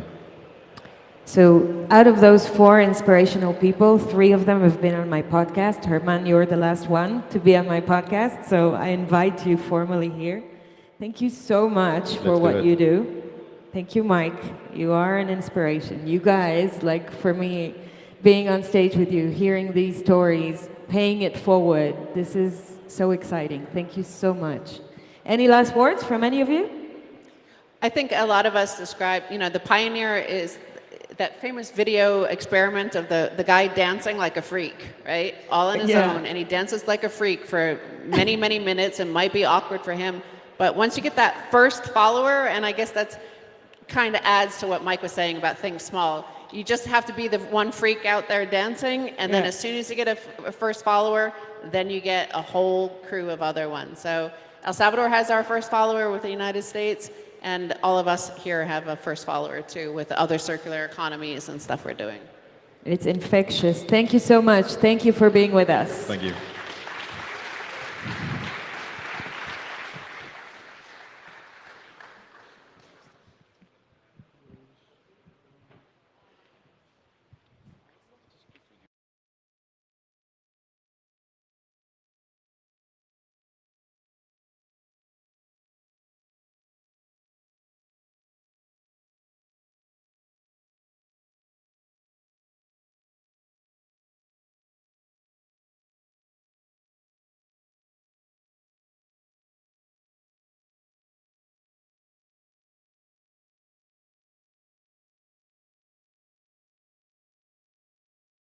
All right, everybody, we are back at the Simply Bitcoin news desk live from Adopting Bitcoin, hosted by Simply Bitcoin. It's an incredible panel with Efrat, Mike Peterson, Stacy, Herbert, of course Efrat, absolutely killing it, and Andre Loja of the Bitcoin Atlantis conference. And I think they did such an incredible job. Just kind of summarizing it up, Andre specifically with the island of Madeira and the adoption there, and with Stacy, of course, doing Satoshi's work here in El Salvador, and of course Efrat just came out of the scene, like out of nowhere, and just doing such an incredible job, you know. So we're gonna try to get an interview for you guys, but stay posted while we kind of round people up. But if not, we'll take it back to the main stage when there's another panel just starting. So it looks like the interviewees walked off. So we're gonna take it back to the main stage, everybody. Has anyone made money from their private data out there, whether it was social media or health data? Anyone? All right. So today we're going to talk about our sovereignty from the perspective of medical health data. I'm Jordan Herbs. With me today is Aisha Martinez. She's got over 20 years in the health space. She runs the Para Vida Hospital here in San Salvador, and she's also a world record holder ultra triathlon athlete. Fabian, who has 10 years in the health IT space and runs Illuminodes and the Salute protocol, which the Para Vida Hospital is piloting here in El Salvador, and we're going to get back into that in a moment. And Andre Haynes, who works in big data. He's got almost 20 years of experience in the industry, focusing on crypto, fintech, and health data. And finally, Maya Parbu, presidential candidate in Suriname, the next president of Suriname, and an entrepreneur for over 20 years as well. So rewinding back to that last question, Aisha, you run a hospital, you're a provider, you have clients. Have you ever made money or seen revenue come from the health data given by your clients? Well, I would like to talk about how the hospital started. At first, it began as a nonprofit organization. We wanted to provide free consultations and free medicine, but that wasn't sustainable, so we started charging and became a hospital. But we always were into providing great health services affordable to everyone. So to answer your question, no, we do not profit from the data that we gather on a daily basis, but on the contrary, we have to pay for somebody else. All right, everybody, we are back at the news desk with Efrat and, of course, Andre Loha from Bitcoin Atlantis. You guys did such an incredible panel. Andre, I want to start with you in terms of adoption in the island of Madeira. What is it about Madeira? What makes it special? And you said something that there was people that are actually living on a full Bitcoin standard. How is that possible? Just because of the amount of merchant adoption that is happening on the island? Sorry. Yes, the community has grown a lot. It started pumping before the conference still, but after the conference we just went into a bull run of Bitcoiners coming to the island. And that's when we started really pushing with the merchant adoption. And to our surprise, they really open to it. So we quickly got hundreds now of merchants all over the island accepting Bitcoin. And some fun facts, 80% are keeping the sets, and now we don't have to do the work anymore. They come to us, which is great. Just 2 days ago I got an email that is kind of normal to us now with another businesses, asking how can I get in? And because of this, now the community can live on a true Bitcoin standard. We have Bitcoiners there that don't touch euro really. And it's becoming to be normalized, which is actually great. It's what we want. Like, merchants don't even think about it when people ask to pay in Bitcoin. It's great. It's almost as if they see it as money. Yeah. No, but Andre, so how much impact the by the way, guys, this is one of the best Bitcoin conferences I've been to. The birth of my daughter happened, and a week later I'm on a metal tube crossing the Atlantic going to this small island in the Madeira, and it's called. Wife doesn't like me very much. No. I introduced her to Andre, and she just walked away. She didn't say anything. No, but yeah, so it's one of the my my favorite Bitcoin conferences I've been to, you guys like essentially rented an entire soccer arena.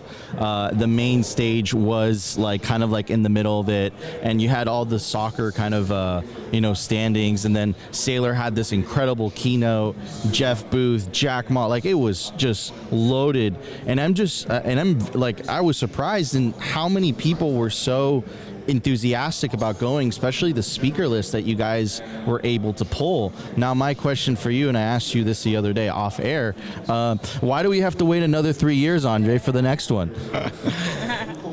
Well, first of all, it was only possible because we were so fortunate. I was so fortunate to have this great advisory board on Free Madeira. So Jeff Booth, for example, he had a pivotal role on a lot of the speakers that accepted to go to Madeira, because it was the first time that we were doing it. There was no proof of work before, and just the network of people that the advisory board reached out to started a snowball effect, and we ended up with 200 speakers from all over the world in this little island in the middle of the Atlantic. So it was amazing, and the conference itself also exceeded our expectations. The energy was great. Everything turned out really, really well. We had support from the government as well, which was good. So you were speaking about renting the venue, for example. I can say that we didn't rent the venue. It was an offer from the government, so that helped quite a bit. And it was an amazing space, right? The outdoor space, the weather was amazing. Everything turned out to be really, really good. And but I'm glad I didn't fall into the peer pressure at the time, because the conference was so great that everybody was pushing me to announce Bitcoin Atlantis 25, but I didn't want to do it. And after a few days, weeks of really thinking through, I decided to do it every 4 years, and several reasons for it. As probably people know by now, Bitcoin Atlantis was, of course, organized by Free Madeira, and Free Madeira is the original project. It's really the project we want to push forward. There's so many things to do: education, adoption, community, business, energy. So many things we want to do in the island that if we'd be focused on a yearly conference, it would be very hard to push forward on all those projects. So. And in a way, it was so special, it would be very hard to repeat again on 25. I think it would lose momentum. There are so many Bitcoin conferences around the world. Let's keep it special. Let's keep it as a big party, a vacation moment. Next time you bring your kids, so it'll be 4 by then.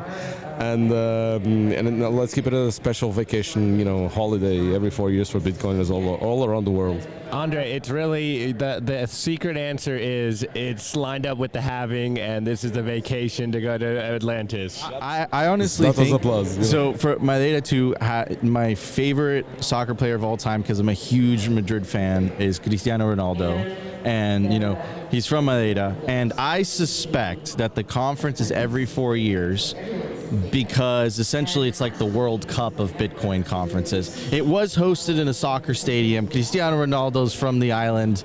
Maybe there's something there. Maybe I'm reading too much into it. That's great branding. Great branding. But, on regards to Cristiano Ronaldo, it's actually it's kind of incredible for a small island like ours to have the guy that has most followers ever around the world. So I think the biggest influencer of them all is Cristiano Ronaldo. And it's actually a shame that he doesn't still get Bitcoin, because he is, in fact, a very proof of work player.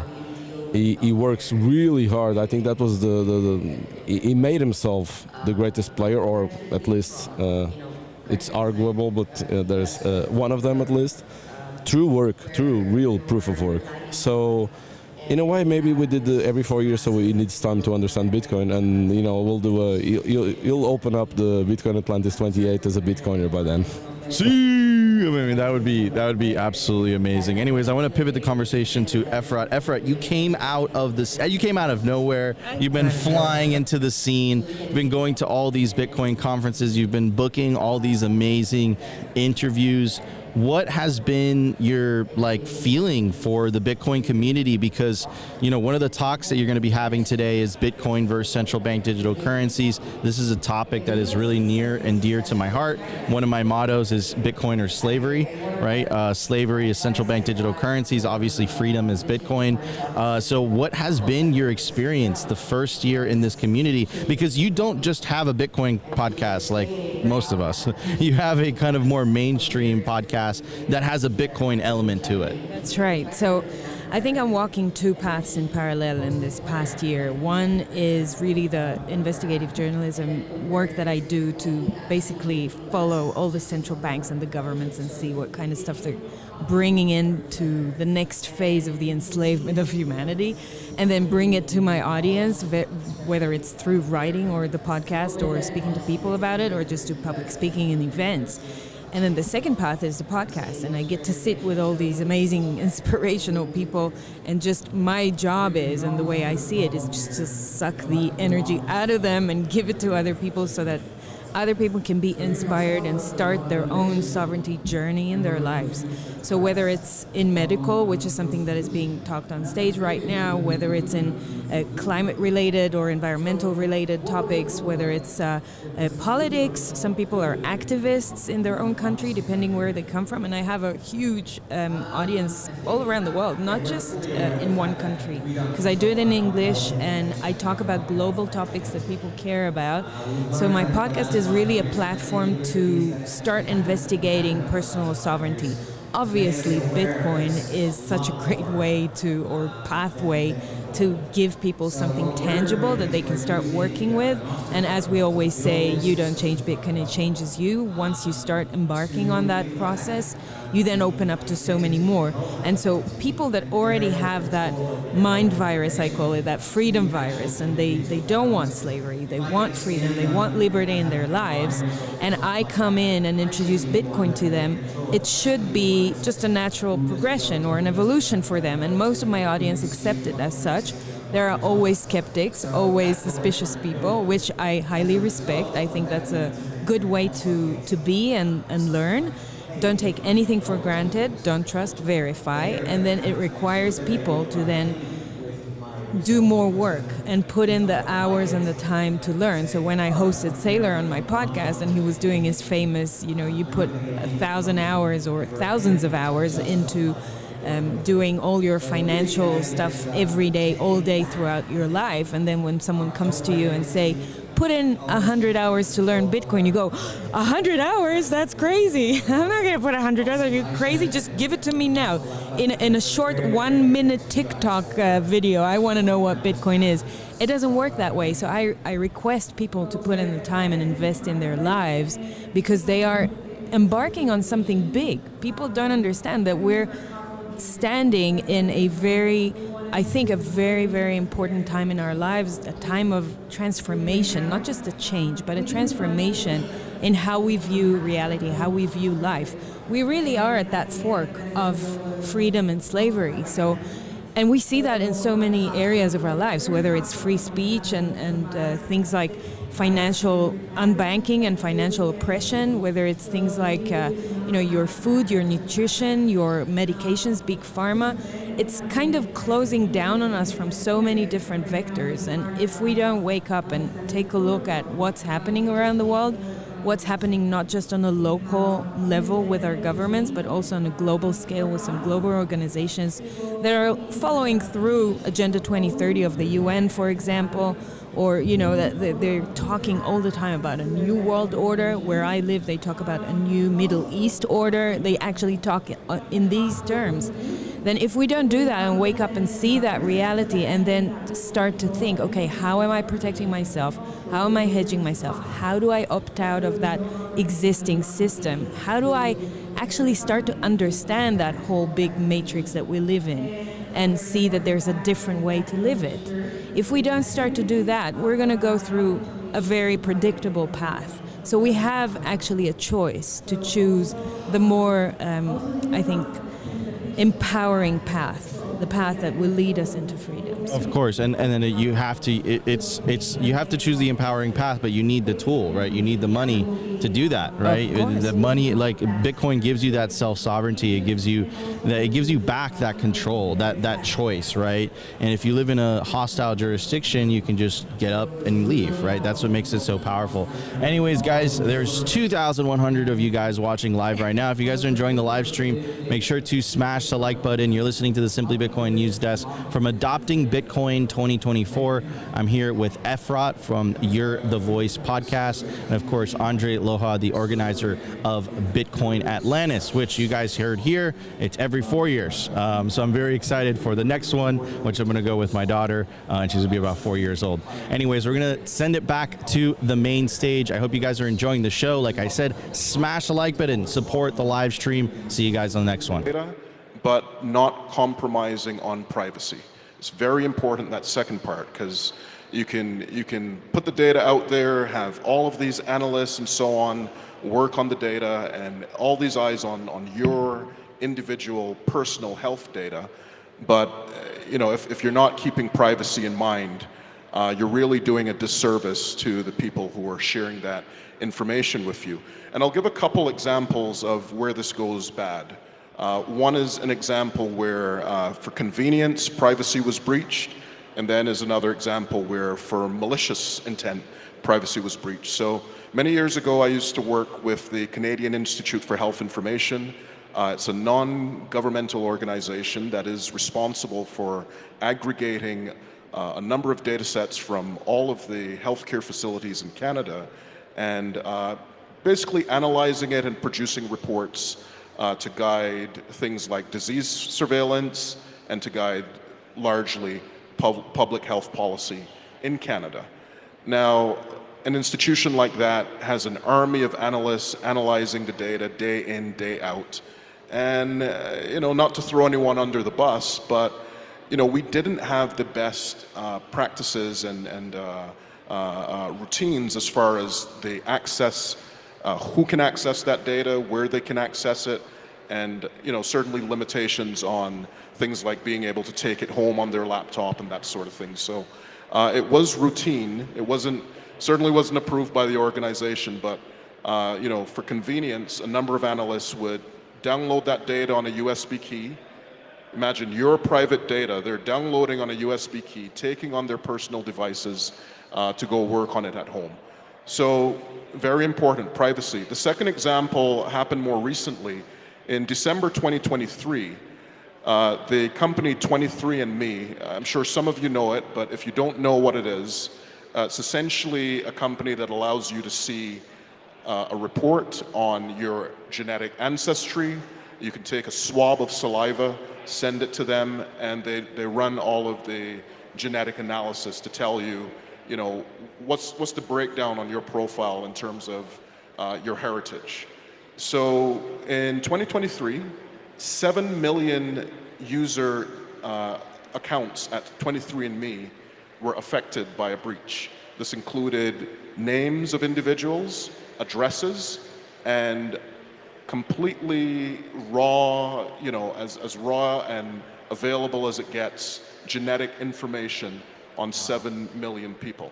Absolutely disgusting. Yeah, absolutely disgusting. So and scary. We really need to focus not just on the utility aspect, but how do we keep privacy and certainly sovereignty top of mind as we chart and pioneer the way in extracting all of the value from this data. Right. And so as a proponent of open source networks, I love your hat, open source the government. So with an open source protocol like this, like we mentioned, leapfrogging in these more developing nations, how could this essentially affect how governments operate, Maya? So to take in Suriname, our example, we want to privatize healthcare. So that means removing it from government. Most hospitals right now are state-owned, and it makes them very inefficient.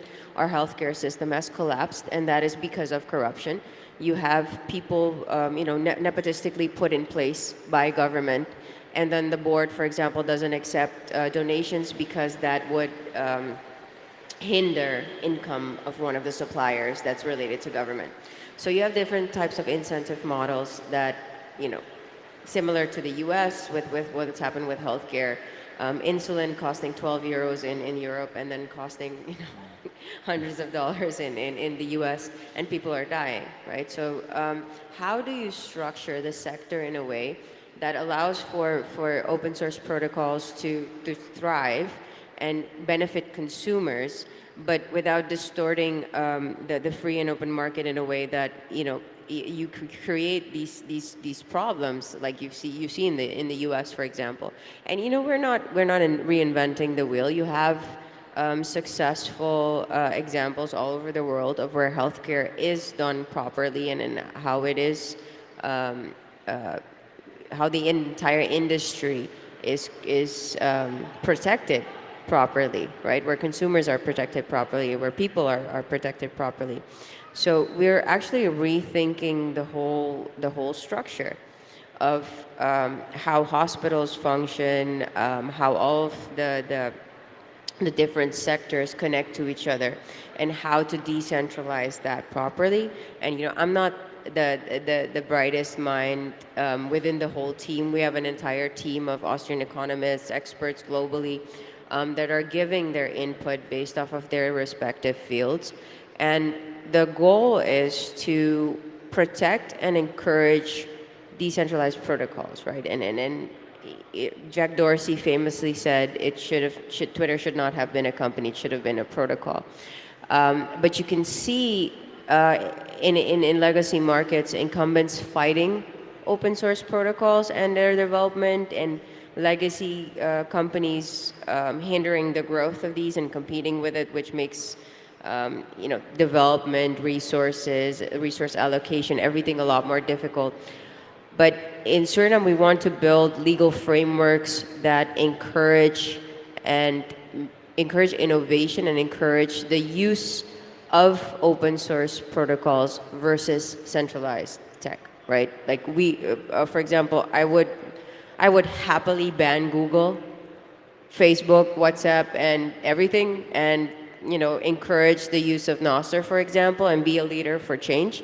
I'd happily have them restructure their whole business model, and if the search problem can be solved open source, then be a voice or leader for change and fight against big tech and centralization and the capturing of data, and hopefully be something that spreads globally, because I think this is important. I think it's a very important battle that's being fought, and I think it's very important to have those voices on even big stages like WEF fighting against what is happening in even countries like El Salvador right now. You have the big Google office, right? But that is still incentivizing that same business model. It's still living on and thriving.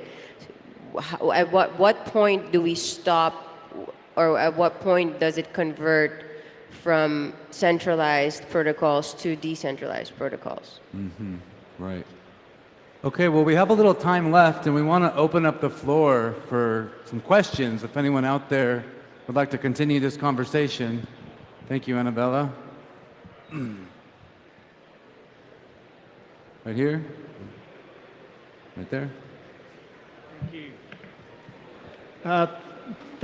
Thank you all for bringing your intellectual horsepower and life force to this issue. It's really one of the greatest civil rights issues of our time, and look forward to seeing the progress here. And Fabian, great to see a fellow Aussie up there, leading the charge. And Australia's rapidly becoming reverting to a digital penal colony. Nightmare.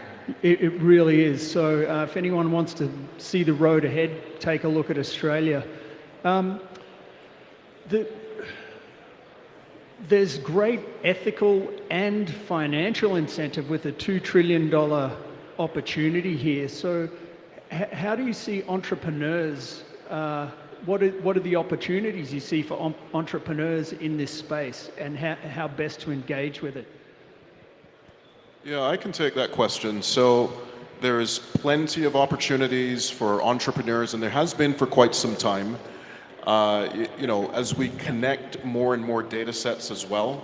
For example, connecting this ring I have on my finger is called an Oura ring, and at every second of the day, it's measuring my heart rate, it's measuring all sorts of biometric factors from my body. Now, we can connect that data set to my health records, we could connect it to my doctor's visits, we can connect it to so many things. That application, as much as we can dream what that would look like and what kind of world we would live in when I go to Paravita Hospital and I press a button on my phone and it immediately shares a number of data points from my wearable device with the doctor at the hospital. The doctor looks and sees that I'm not sleeping so well the last 2 weeks, and he measures my heart rate, he measures my pressure, and that gives him a lot more information to make decisions about interventions that he might suggest for me. Now, as much as we can imagine that, that hasn't really been built yet in a way that we can all use and benefit from. That's a great example of just one opportunity for entrepreneurs to come in and build these systems and companies. One more point on that. The thing that I want to focus on is that $2 trillion pie is largely centralized systems catering to these solutions. What we really need is, we need a free market of solutions. Let's be real. I'm not going to promote only things on the decentralized side and say that the centralized doesn't have value. It does for convenience. But if we really want a true free market of solutions, we're going to need solutions both on the centralized side and on the decentralized side. We're going to need Bitcoin and fiat. We're going to need Google and Facebook and WhatsApp and so on, and we're going to need Master. We're going to need candidates like Maya to my left, and certainly we're going to need solutions like Salute Protocol as well. And on the health side. adding to the ring idea that you're talking about, the idea that I can actually walk around with my data and share it with a hospital or with a drug company or whatever it is awesome. And I truly believe that we do need to have the ability to access information. Any society that can't access information cannot evolve. You have to have information to build from and to build on top of. But the interesting thing is you said, hey, a ring for Paravita. So Paravita can say, hey, look, we find that the situation with you is, slightly challenging. I would like to monitor you for the next 6 months. And then Paravita puts out a request to you and says, can I please access XYZ bits of knowledge, right, from you? You say yes, and I can then give you access to my ring for the next 6 months over these, say, 5 bits of data. Paravita can do their job, Paravita can then help you, etc. But one day, Paravita might say, we hate the world and we're going to destroy it, right? Then the person that actually controls that information says, okay, from here on in, I am not going to do this. I am going to remove that information from you because you are not doing the right thing. And that's the strength that we are trying to build with the Salute Protocol, right? So you have a choice now to share that information, to share that knowledge that can benefit you, that can help you, that can improve medical services, automate medical services, but at the same time you have that ability to extract yourself from this digital environment. And that's where we're heading with the Salute Protocol. Great question, thank you. Do we have another one? Michael? Yeah. So first of all, great panel. It's really encouraging to hear about the initiative to decentralize our health data as well as empower the individual. And that's kind of where my question is leading to. With the Salute Protocol, you guys mentioned the possibility of monetizing that data when you share it. In regards to that, what does that look like? How do you achieve that? And who would be the entities buying the data? And why would someone want to sell their data? So I can answer the question on who are the entities buying the data. As I mentioned earlier, there are a number of entities, both healthcare organizations and non-healthcare organizations that get value from that data. On the non-healthcare organization front, There's pharmaceutical companies who are testing different drugs, who are testing interventions and treatments. And each step along the way, they need data to validate some of the outcomes, or at least check to see if some of the outcomes that they're hoping to find are actually present in the data. There's insurance companies that use that data to help to price insurance policies and plans. I mentioned earlier an example of hedge funds consuming data from medical institutions as well to make a bit of money by helping them optimize their cash flows when it might be less predictable in some cases. So there's a big market for that data, and that answer is even just scratching the surface on the number of stakeholders that would get value from that data. There's a big market for that data. And as we connect it more and more, as we connect the biometric data to the electronic health records to other data sets, the data just gets more and more valuable, right? In terms of how we would monetize it and why someone would want to monetize it, I'll say simply that we put a lot of data out there every single day. We leave a big digital footprint every time we log on to the internet, we log on to Google, Facebook, etc. And in those cases, we are the product, right? We don't get value from all of the data that we're giving to them. We're ultimately the product for them to sell advertising and other services to. What we're trying to do is flip that script, flip it on its head, and give people sovereignty now to say, well, I want to share that information with you. It's clear that you're going to get some value. It might, you might give me some sort of microtransactional value back from it, or maybe the value at some point in the future is going to be much bigger for me. And I am opting in a voluntary way to share that information with you so that you can put it to use and eventually give me back the value at some point. So there's a great incentive there, I think, to flip that business model that we've seen technology companies thrive on in the last 20 years, to kind of flip that on its head with decentralized systems. And certainly people who want to opt into this can opt in, and others who just want the convenience of using a Google and a Facebook or similar centralized system for health data, they can do that as well. But we're creating a free market of solutions here. Something to add? Do you want me, I'll add a little bit to that. In my view, it's very simple. Again, as I said, data is necessary to evolve, and we have to use it. We have to use it. So if we have a source of data and a pool of data that out there that has a bunch of information about, say, blood groups or blood types or whatever they may be, right? Then if we can have access to that data in a way where no one can see where it came from, who owns it, whatever it is, then it's going to be valuable. It's going to be valuable for the research industry. Let's say a wonderful organization named Keiser, as an example, says, I want to do research, right? And I want to do a test with, say, 10,000 people. What they can do is they can say, okay, who actually don't know who it is, but those particular identities, those particular secured identities have bits of information that I am potentially interested in. So I would like those 10 fields of information, and I'm going to reach out to those people or those keys or those identities, those Nostra identities, and say, I think I like what you have, and I would like to actually have your information for the next 6 months. The individual can then say, okay, you are allowed to have my information for the next 6 months.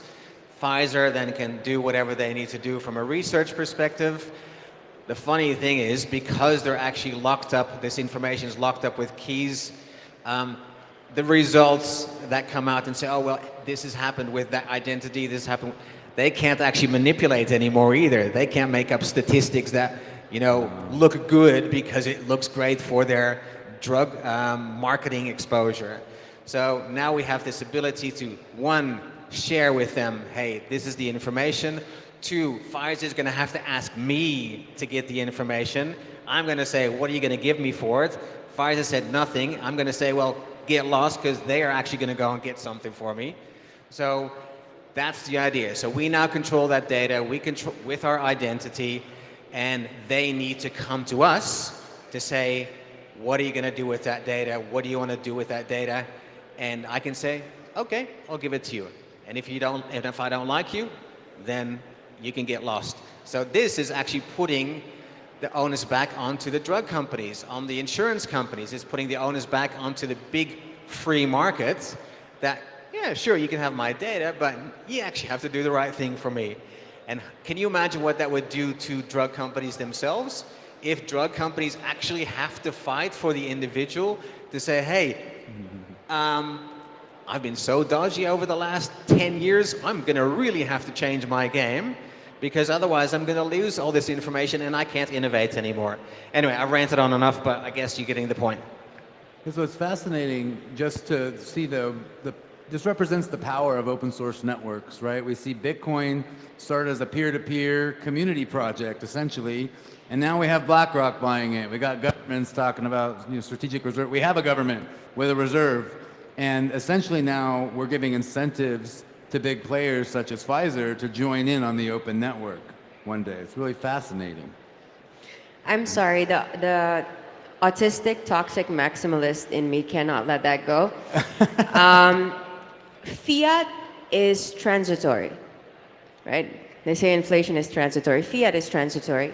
In an Oxford interview in 2018, they asked me, where do I see what do I see in 10 years happening with Bitcoin? And Bitcoin will just be money. So we have a couple of years to go.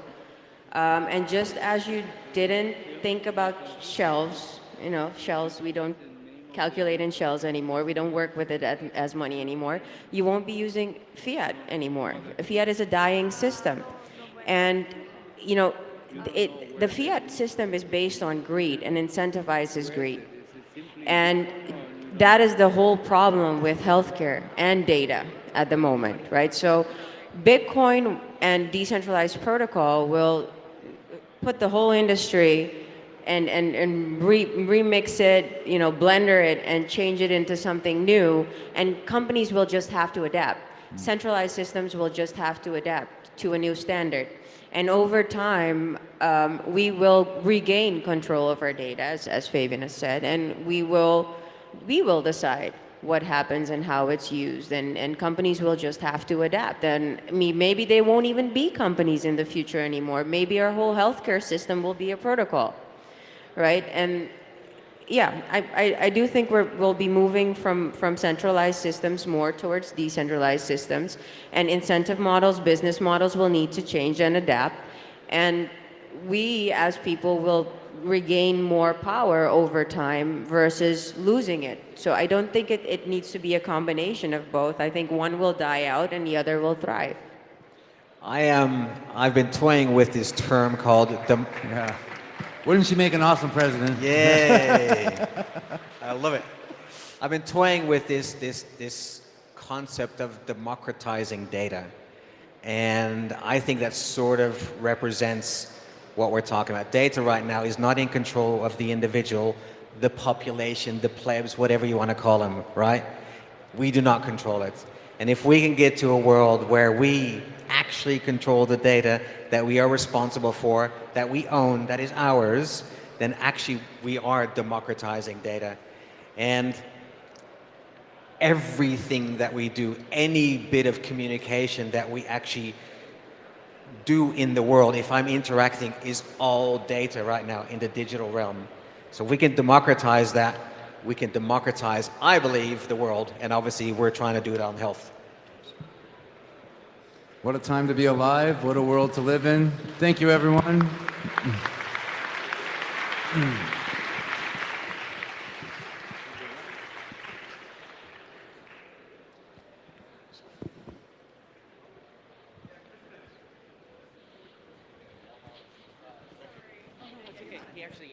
Finished a minute sooner.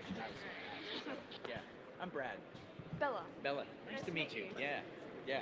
I'm sure I'll be, I was a plant anyway, so Okay. I'll probably be a plant later on. Yeah.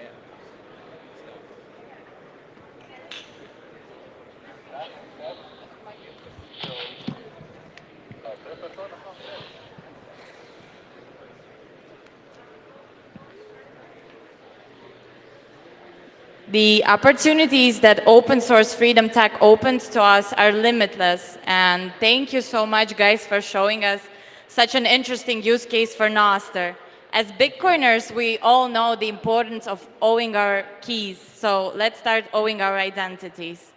Right now we have 5 minutes break, so I'm not gonna bore you off with my not interesting stories or not funny jokes, and I'll just recommend you guys to go grab some water, enjoy coffee, or just turn around and chat with somebody sitting next to you, and we'll be right back in 5 minutes.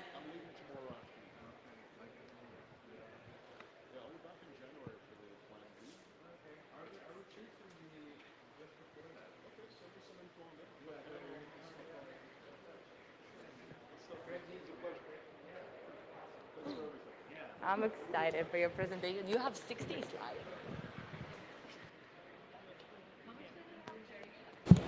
Yo, we are back. Man, we had to sprint back. Like unplanned break. Well, I think we finally hit the schedule and then they switched the schedule on us. So we got a 5-minute break today. We're back. Okay, well, I wish we knew the 5 minutes was coming in. We've been trying to plan a bunch of guests to come in, but I guess we were a little late on that. We're rolling with the punches. But this. Oh, there we go. Doug, do you want to join us? Yeah, it's a good time. There we go. Just jump in. Just jump in. All right. And anyways, here with Doug Scribner. Yeah, like Scribble. Scribner. There we go. Like DJ Scribbles. Oh, man. How are you enjoying the conference? How are you enjoying El Salvador? Well, I haven't been here very long, and we just got in yesterday. And this is your first time? Delayed. First time here, yeah, exactly. And then have not, we got here very late last night, but it's awesome. I like jungles. We were really hoping we could go on some tours and check out the volcanoes. We're actually just exploring the volcano tour possibly now. Oh. We shall see, though. Because it's raining. Okay, but I mean, there's like volcanoes everywhere. Is it like a dormant volcano or is it an active volcano? It's dormant. Is it a Bitcoin volcano? Or is it like a... I don't know, man. I didn't see any. I saw a video of it. There's no bees or anything. Or. I mean, yeah. You wonder if they're mining? I think so. I don't think they are. No. That's just. It's a door. I think. You know where I've been to? I've been to Iceland. Yeah. And there's this really cool attraction where they take you down. I don't know what it's. The shaft of the volcano? Is that the correct word? The caldera. Caldera. I kind of remember that from geology class. Boom. All right. Well, they take you down the caldera in an elevator. Yeah. And you go all the way to the bottom, and you can kind of see the inside of a volcano. It's in Iceland. It's super dope. Does it look like Mars or something, or like? It looks like it just reminds you. It humbles you, and you remember that you're on a rock floating through space and time. With violent shaking and massive amounts of pressures that could explode any minute. It was gnarly. So I think you're going to enjoy that. I don't know if you're going to go down the caldera. I don't think so. Are we live right now? We're totally live. There's 2,500 people watching us live right now. And that's my camera? That's your camera. Hey everybody, how's it going? Anyways, let's pivot the conversation back to Bitcoin. Yeah. This is Adopting Bitcoin 2024. You guys are listening to the Simply Bitcoin news desk. Pretty crazy stuff, man. Going on this year. Doug, you're an OG. You've been here a very, very, very long time. Do you know my year? I think it's like 2011. 2011. Okay. In early 2011, I bought my first Bitcoin in May. What was the price? Maybe March. $3.50. That is freaking nuts. Oh my God. All right. So, look. That's why I'm wearing my Satoshi Roundtable glasses here. Okay, so how does it feel, Bitcoin's come so far, right? It's being name dropped by the president of the United States. He's saying stuff like, happy birthday, Satoshi, free Ross Ulbricht, strategic reserve in the United States, potentially ending the federal income tax, potentially ending the capital gains tax on Bitcoin. It's been pretty crazy, man. Yep. How does it feel? Could you have ever imagined this back in 2011, where we would be right now today in the year 2024? There's no way you would imagine this. There's no way you would think in just a matter. I mean, people talk about it, right? There's so many prognostications, and it's like, you know what? If this ever happened, we could see this. And then 90% of the people go, nah, that'll never happen. What are you talking about? And then it started happening. But it happens like our human lives are so short. 15 years is a long time. That's arguably a fifth of a person's life, or a sixth maybe. 15 years is very long. I was 17 years old, and I remember thinking back on the time, and it was a different lifetime. It was like a lifetime ago. Exactly. That's what it feels like. So it's funny, I use that exact expression. Here's what I would say. It feels like somebody else's dream. And like you're watching a documentary about it, and you go, oh my God, I was there when that happened. And it's like, and every now and then I see a video of myself, like on the HBO show, The Anarchist. Like, oh look, there I am, 2014 or whatever. Could you describe like what? Because like this is something that a lot of people don't understand. I'm class of 2016. Back then, even then, which was a lot later than 2011. Forget about multi-sig. Forget about easy wallets to use. I can't even imagine what 2011 must have felt like in terms of wallet capabilities. Like, what the hell was that like? So what's awesome is they had wallets early days. The earliest wallet I used was called Bitcoin Spinner. And it was like a precursor to Mycelium, which was a very popular wallet. Have you ever heard of the Mycelium wallet? I'm not that like, I still use Electrum. Yeah. Electrum, I love Electrum. Everyone's moved on to Sparrow these days, but I'm an Electrum junkie. Wow. And that's a pretty OG wallet, yeah. But I've never heard of Mycelium. Wow. Is that like, that sounds like psilocybin. There's no connection there? Yeah, no, there is, because of course mushrooms have a lot of cilia that reach out and connect everywhere, and so they totally used that for a metaphor of Bitcoin. Networks and little filaments reaching out and touching each other, and with no centralized control. Okay, but I want to set the scene. And Murphy, could you fix the focus, please, on the camera, on my face? It's a little bit out of focus. Thank you, Murph. Okay, I want to set the scene for everyone watching. What was that like? Okay, so other than the lack of software that didn't exist that made Bitcoin accessible and easy, what was the scene like? What were people like? Were there Bitcoin conferences? Were there people talking about it? Was this just like on the underground forums of the internet? No. So by the time I got involved, and I got involved through Ian Freeman and Mark Edge, shout out Free Talk Live.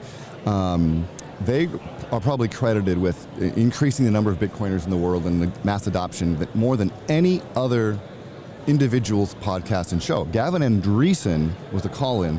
He lived in Boston. He drove up to them in 2010, 2011, and they had lunch and they talked about it. Gavin Andreessen was the guy Satoshi handed the project to when he disappeared. So that's how early we all were. And for some reason, I've been a libertarian / anarchist all my life. And so I hung around these circles. So to me, there were always people talking about it. But I was in deep, politically libertarian, politically homeless, so therefore anarchist leaning. Porkfest is where it all kind of started congealing. I sold smoothies for Bitcoin at Porkfest in 2012 when Bitcoin was $6. My first customer was Mark Edge and Eric Voorhees. And then the Bitcoin booth up on the hill, no one really knew what it was. Do you know at the time, so you were selling smoothies, $6 Bitcoin. Did you know at the time, did you have any type of inkling, any type of idea? Or was it just kind of like, oh, look, I can send money on the internet without, having to go through Visa or MasterCard? The Satoshi, if you look at the Satoshi white paper in hindsight, you're like, wow, this thing's going to be massive. But did you have any type of idea at the time? Well, I must have, right? Because I took it for payment instead of other forms of value. I wanted it. When I had my cash money from other sales, I didn't just do Bitcoin. I went up to the Bitcoin booth and bought more Bitcoin. That 2012 Porkfest. So I tell people I'm philosophically inclined. I'm not in this to get rich. It just happened along the way. It kind of happens. That's what people you come for the money, you stay for the revolution, right? for the revolution, and then I stayed for the, I'm still here for them, and I have a bunch of nice things now, right? You've been on my boat. Yeah, no, it's been great. It's a catamaran, right? Trimarine. It's for sale. Opti, we still don't have feed from the main stage, so let's. There we go. All right, ladies and gentlemen, this is Doug. How do I pronounce your last name? Scribner. Yep. We're gonna push it back to the main stage where Efrat is gonna be doing a presentation: Bitcoin versus central bank digital currencies, or I like to call it Bitcoin versus slavery. I'll catch you guys later. Peace out. Surveilled with control mechanisms that are reaching new peaks of sophistication. In the Bitcoin reality, we are working day and night to build something new. We educate, develop, invest, and put our money where our mouth is. We minimize our dependency on the state and its institutions while practicing sovereignty and responsibility.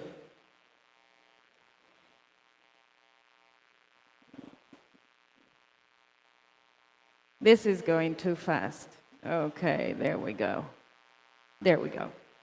Most of humanity is walking in the fiat path and is destined to convert to the Cbdc path, which I call fiat on steroids.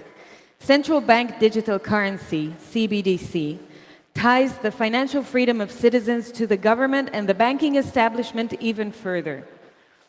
Take everything that's bad in fiat and add more surveillance, more control, more censorship, and enforcement capabilities.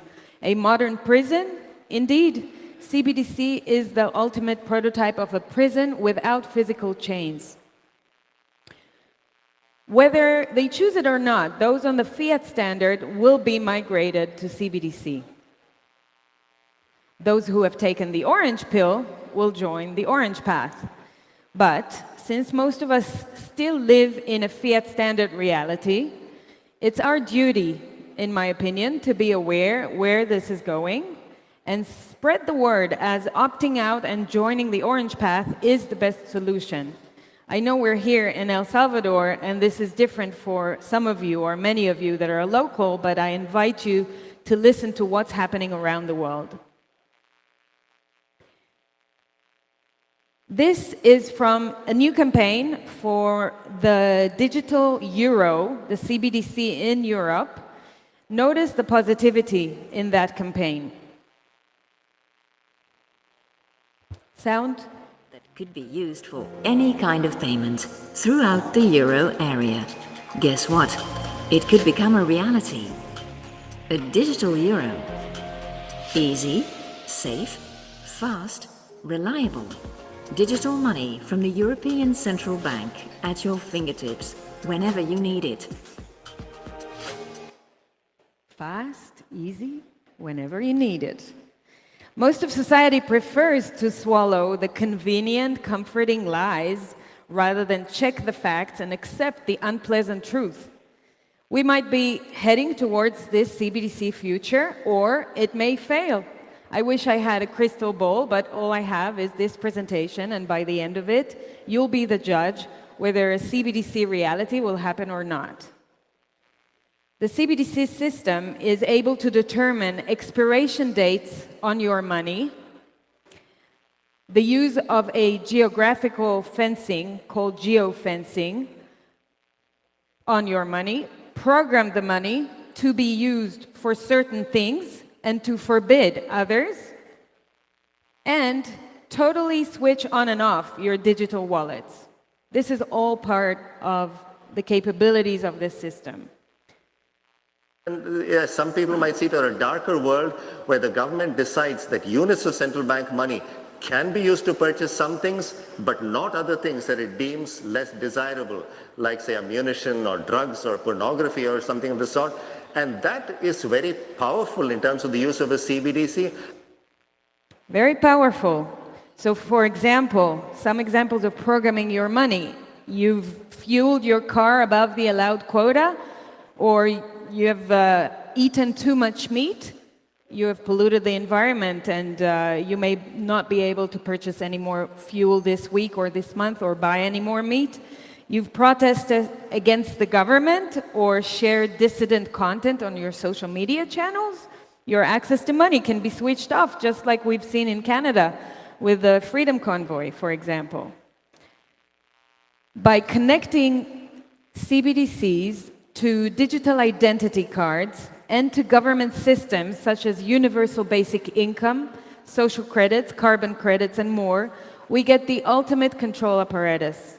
This apparatus will dictate to citizens what they're allowed to purchase, what the permitted quotas are, while limiting consumption according to rules and use cases at program times, places, and cadences. According to the Human Rights Foundation's Cbdc tracker, which is a website I recommend everyone to check out, 11 countries have already launched their Cbdc. More than 130 are piloting, of which 36 countries are in advanced pilots. It's just a matter of time until the whole world locksteps into this new path. We see a few global trends that expedite the rollout of CBDCs. The first one is strengthening of the BRICS bloc and de-dollarization. The second one is closing banks and closing bank accounts of dissidents. The third one is reducing cash or abolishing cash completely, and obviously reducing privacy. And the last one is governments want to hold on to their money monopoly with CBDC, and for them, Bitcoin and sometimes crypto, but Bitcoin is a threat. China and Nigeria, for example, banned cryptocurrencies just as their CBDC was launched.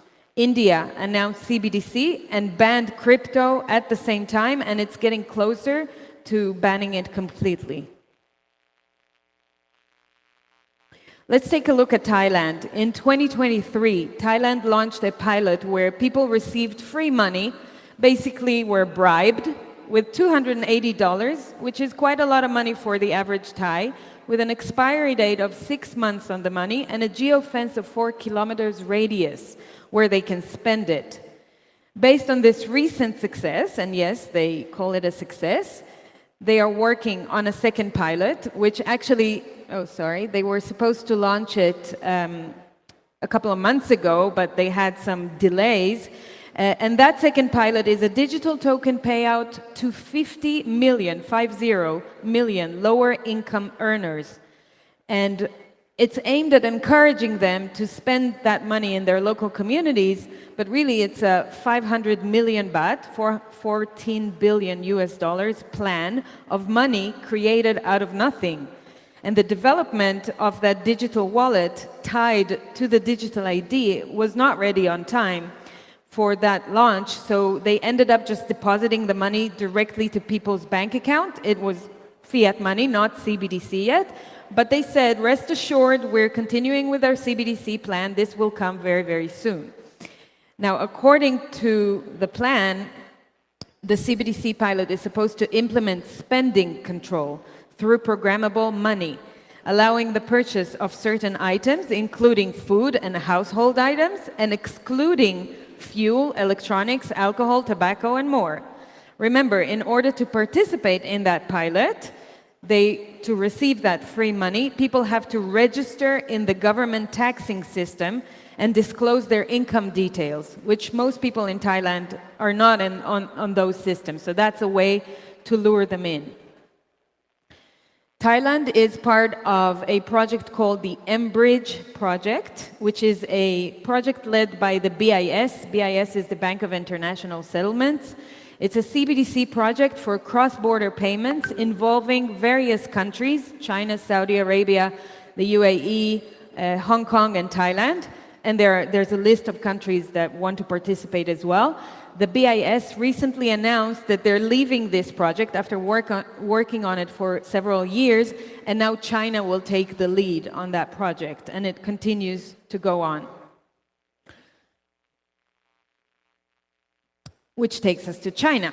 So China spent a couple of years rolling out a relatively failed CBDC project without widespread adoption, while injecting 30 million yuan as free money to encourage user adoption. Alipay and WeChat are the biggest competition to this initiative, and that's the reason why it didn't take off. So those two bars on the graph that you see at the top, Alipay and WeChat Pay, and they're the biggest competition. But recently, WeChat and Alipay, which have a traffic of about $4 trillion a year, integrated the digital yuan service into their apps, which can be the beginning of widespread adoption and scale. So you know what they say, if you can't beat them, join them. In terms of adoption, the digital yuan is lagging behind Bitcoin. Even with WeChat Pay and Alipay integration, it's processing $14 billion after 2 years, while Bitcoin processed about $8 trillion in just 1 year, even though in China, Bitcoin is supposed to be banned. People tend to think China is failing with their CBDCs. I'm not so sure about that. They have the patience and resources to try again and again in various ways. For example, recently Hong Kong started accepting the digital yuan, and more players are joining the mBridge project, which I told you about. Similarly to Thailand, more countries are using CBDCs as welfare and universal basic income, because starting with the weak is always a winning tactic. For example, the Korean Central Bank is developing a voucher program for use on smartphones, which can be used for welfare, culture, education, and other services. Similarly, India, a first CBDC-backed program was launched for government subsidies, handing out 10,000 digital rupee annually. Makes sense? You start where it's easy. Israel suggested a plan recently to remove the 200 shekels notes out of circulation as part of a bigger plan to abolish cash completely and advance CBDCs in the country. I wrote an article about that in Bitcoin magazine, so if you're interested, you can read more about it. And Israel in general is very advanced in its preparations for CBDC. It's called the digital shekel. Several pilots already deemed successful, as you can see their names on the left-hand side. By analyzing the Bank of Israel's documents, I gained many insights into how this system is going to work. So Israel reveals the rollout plan essentially for CBDC by targeting first government payments, so taxation, fines, allowances, then public sector employee salaries, and then business payments and so on. So that's the rollout plan. Basically, they want minimum friction for you guys, for the end users. Hence, they suggest a seamless back-end replacement, keeping all existing payment methods in place. Your credit cards, your watch, your wearables, your payment apps. This is all going to stay. They're just going to replace in the background the fiat to CBDC. Sounds a bit similar to China's strategy, right? If you can't beat them, join them. An interesting use case example from one of Israel's latest hackathons reveals the capability of disabling and freezing wallets. Thailand shows us the exact same use case in their hackathon. The architecture design reveals how the Bank of Israel will implement CBDCs in a two-tier system. Financial institutions, for example, commercial banks and other companies like big supermarkets, will be authorized to lend CBDC from central banks, just like fiat, and manage it for the end user.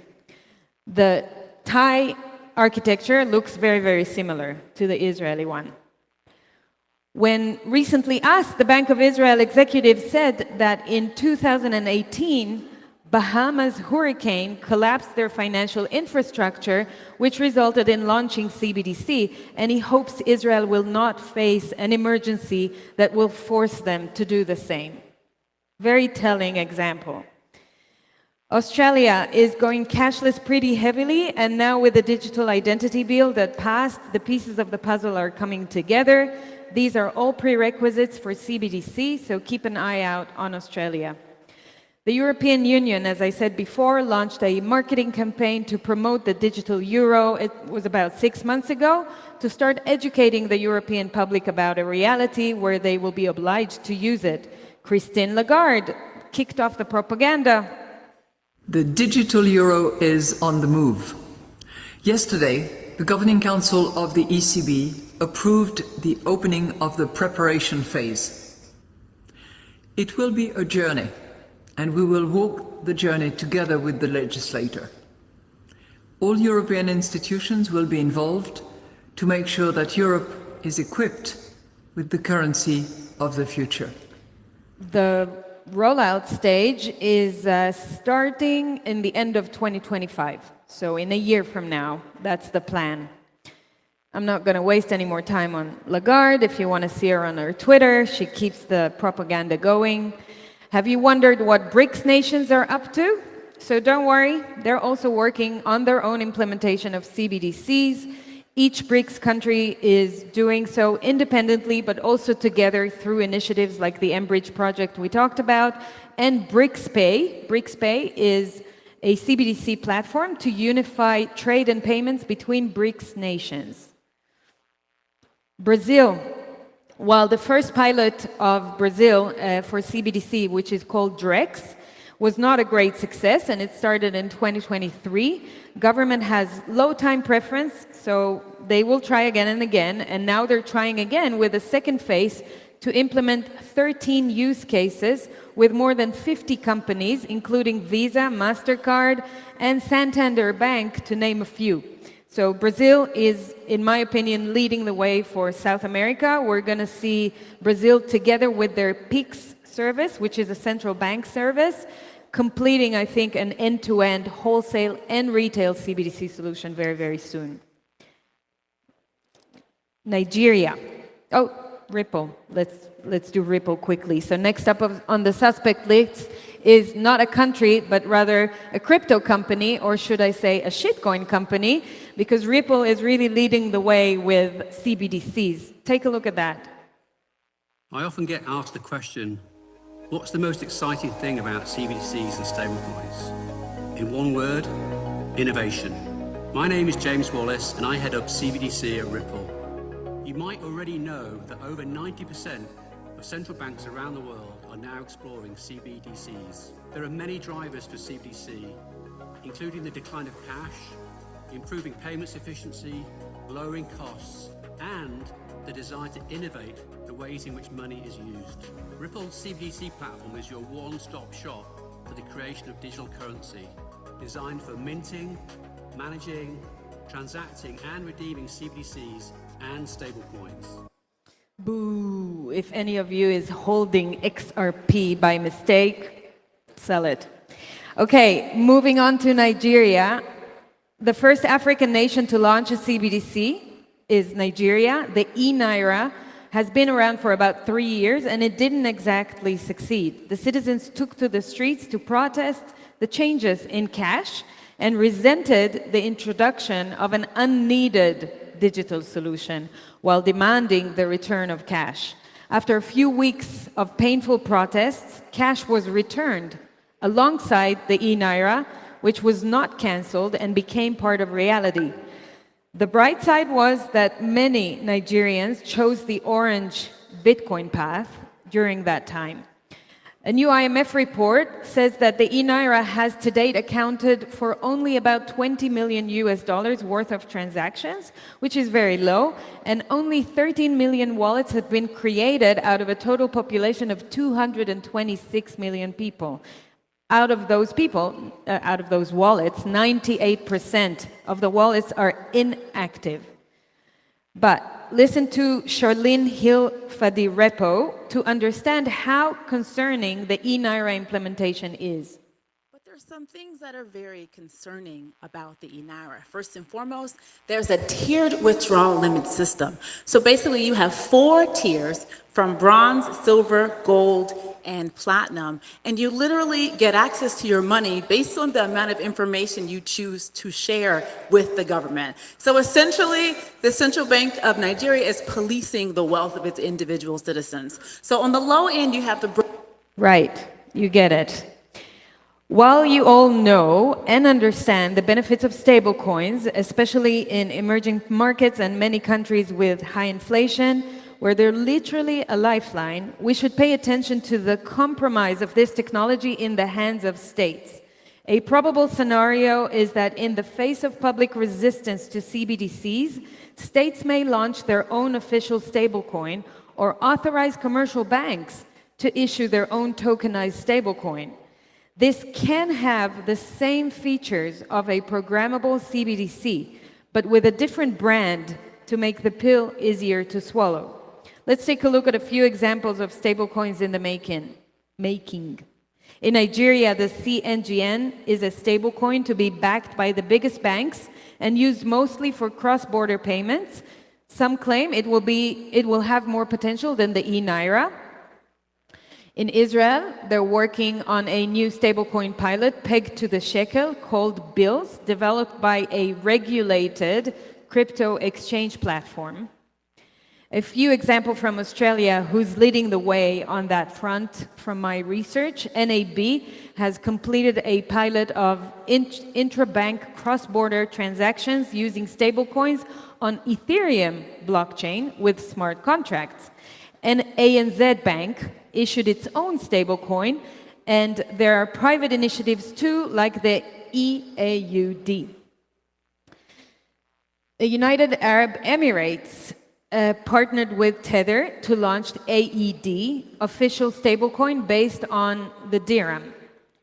And BlackRock, Brazil, sorry, I forgot, Brazil is also trying to convince the government to launch its own stablecoin instead of CBDC. So there are some lawyers in the background working on it, trying to get the government to do this instead of CBDC, but I don't see a real difference. BlackRock, what's going on? There we go. BlackRock is supporting the issuance of Athena stablecoin in the US. Republicans are passing legislation to enable creation of stablecoins by the commercial banking system. Trump said recently he will not allow CBDCs, but he will work on regulating stablecoins to extend the dominance of the US dollar. So keep paying attention. This is the IMF, International Monetary Fund, propaganda for bribing and coercion, and that's their mechanism to push CBDCs. It's called READY, regulation, education, design, and incentives, including monetary and non-monetary incentives for intermediaries and end users. You've been warned. All right, I'm so sorry if I made you nauseous by now, but this is reality. But I am an optimist, so let's take a walk on the bright side. Germany's central bank latest white paper or document shows us that at least they're aware of the public outrage that can come about.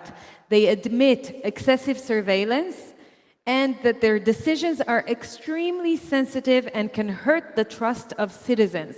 So at least they know. This guy from the Israeli Central Bank is so threatened that he has to revert to FUD and shaming of Bitcoin. The digital shekel will not be developed by some unknown Satoshi Nakamoto. The central bank that we all know and trust will be behind your CBDC. Don't worry. And I think that that's good news to see how threatened they are.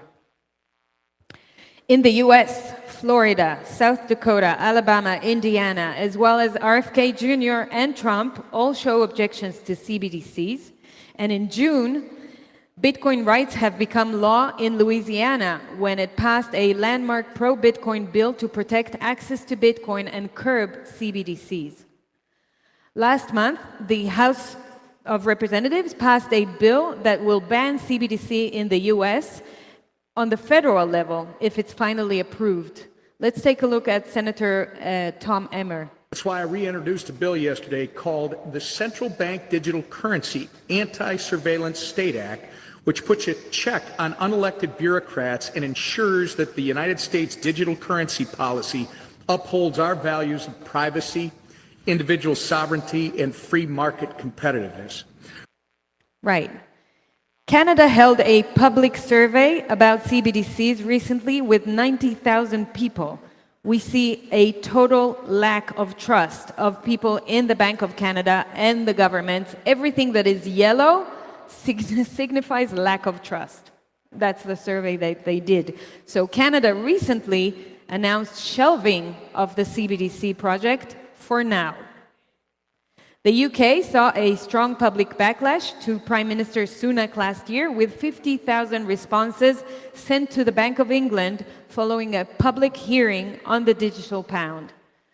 El Salvador is clearly showing another possible way to develop a country's financial future, which is not based on CBDC. President Bukele announced recently that El Salvador will no longer rely on external debt to finance its budget, declaring the country has achieved financial independence, or at least on the way there. Okay, as Ayn Rand said, we can ignore reality, but we cannot ignore the consequences of ignoring reality. We have become too accustomed,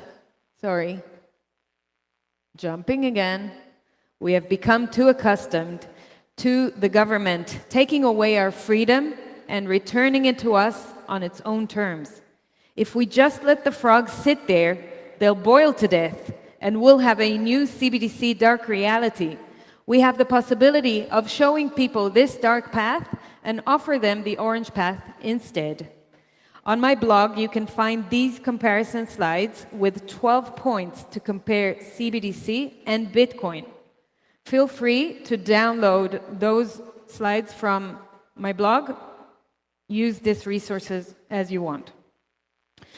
Just like we're being censored and our financial freedom is being violated, our freedom of speech is being violated, with CBDCs we'll be financially censored and our freedom to transact will be violated. A euro will always be a euro. We know that that's not true. The euro will not always be 1 euro. However, 1 Bitcoin will always be 1 Bitcoin. Woo! Jump over to the new orange path and offer those who choose to join an option to do so. If you stand for freedom, embrace money that enables freedom and has the potential to create a brighter reality. Thank you so much.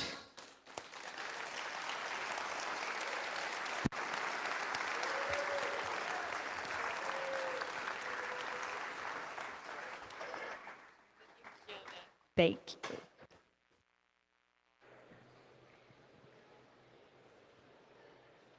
I want to thank Efrat once again for all the incredible job and the time she spent conducting this research to be able to go on stage today and tell us the story of CBDCs. I think she deserves another round of applause.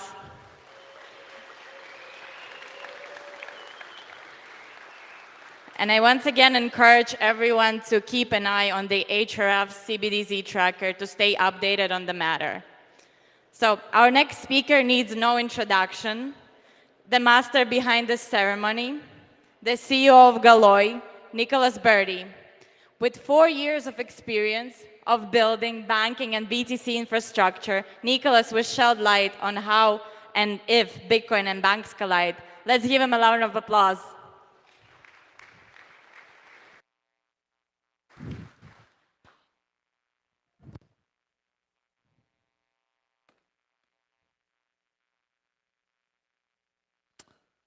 All right, good afternoon. In recent months, it's probably clear to the audience that the big banks has started looking into Bitcoin.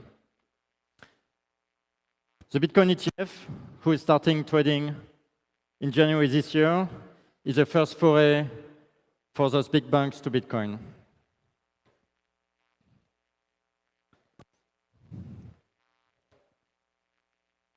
My talk is about thinking what happened when an unstoppable force comes into contact with an immovable object.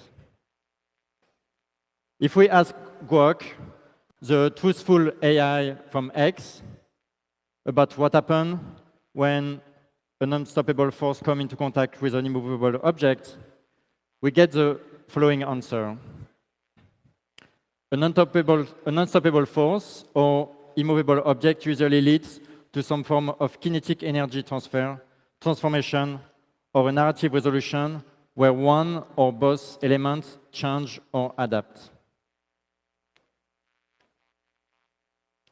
And I believe we're about to witness this in real time. So what is the immovable object I'm talking about?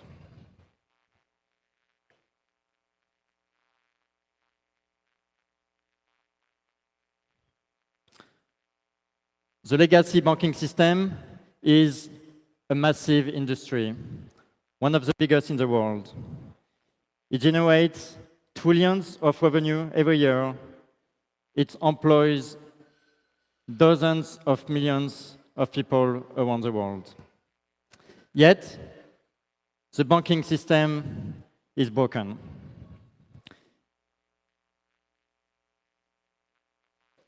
It is broken because central banks have put us on a road to hyperinflation. It is broken because regulations led billions of people unbanked. It is broken because banks are built on archaic infrastructure. But the reality is that banks were not this immovable object. Banks started many thousand years ago with very simple product: custody and lending. But over time, the banking stack became more complex. We had some good innovation coming from the Italian in the 14th century with something called double entry accounting. The idea of double entry accounting is actually fairly simple. A bank have assets and liability, those should match.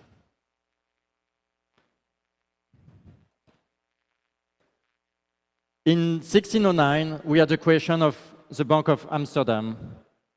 And that was also a good thing because that helped stabilize currency between different banks and different countries. But then something important happened in the world of banking. Anyone knows what happened in 1694? The Bank of England, the first central bank, was created. And it was created to fund wars.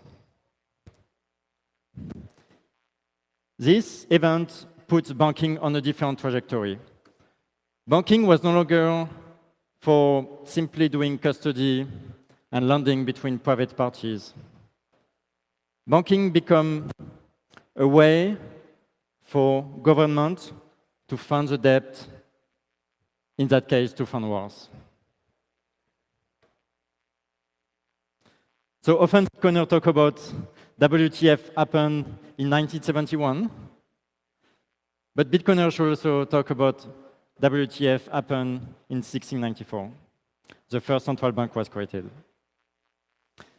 Then there was a series of laws coming into effect that is still affecting banking today.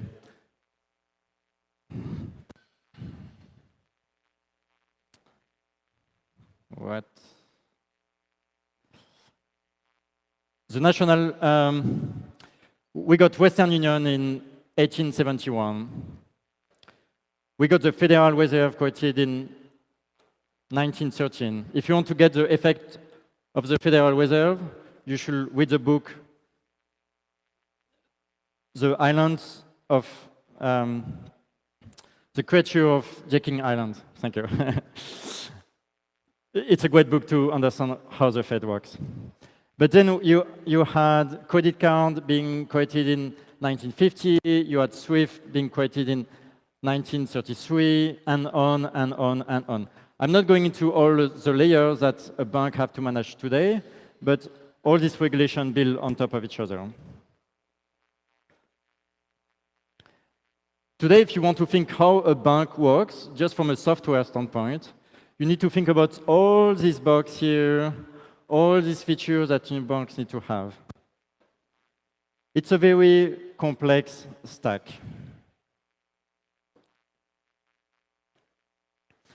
To try to make it easier, we have more than 25,000 fintechs trying to make banking easier.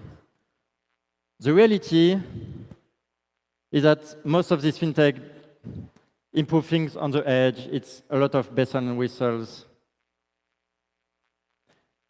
It may still take 6 days to transfer money from one country to another one. And this is not the worst example you can find in the world of banking.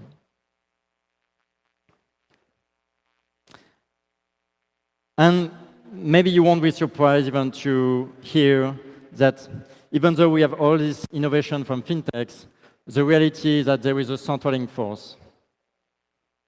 In the year 2000, we had about 8,000 FDIC-insured banks in the United States. 23 years later, this number halved.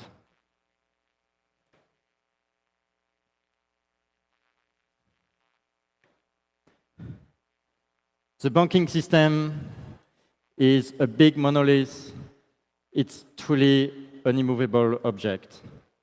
Now, what happens when this global financial system meets an unstoppable force? I'm, of course, talking about Bitcoin. Bitcoin has some key characteristics. It is decentralized. I believe banks will not be able to change it. It's permissionless. What this means is that a president of a country or a dissident of a country have the same rights on the Bitcoin network. Bitcoin is for anyone. And importantly, Bitcoin has a capped money supply. What this means is that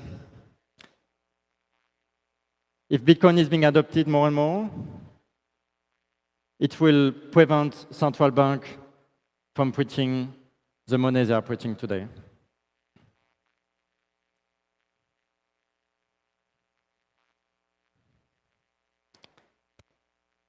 Honey badger don't care, as we say in the Bitcoin world.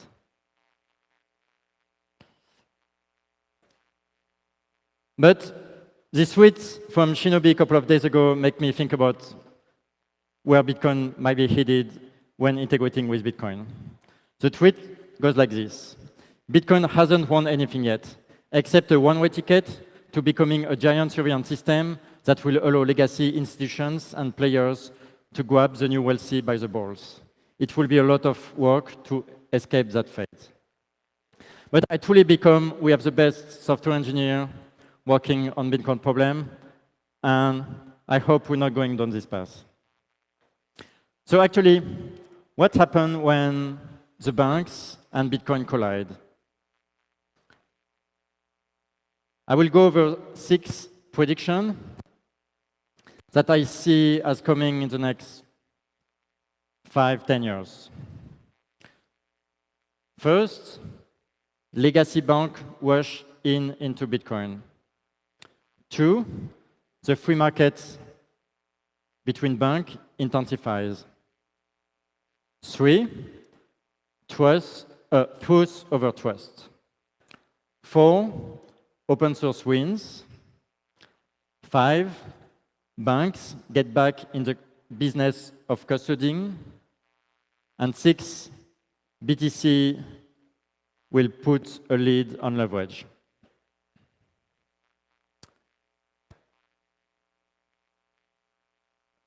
So the bank rushed in.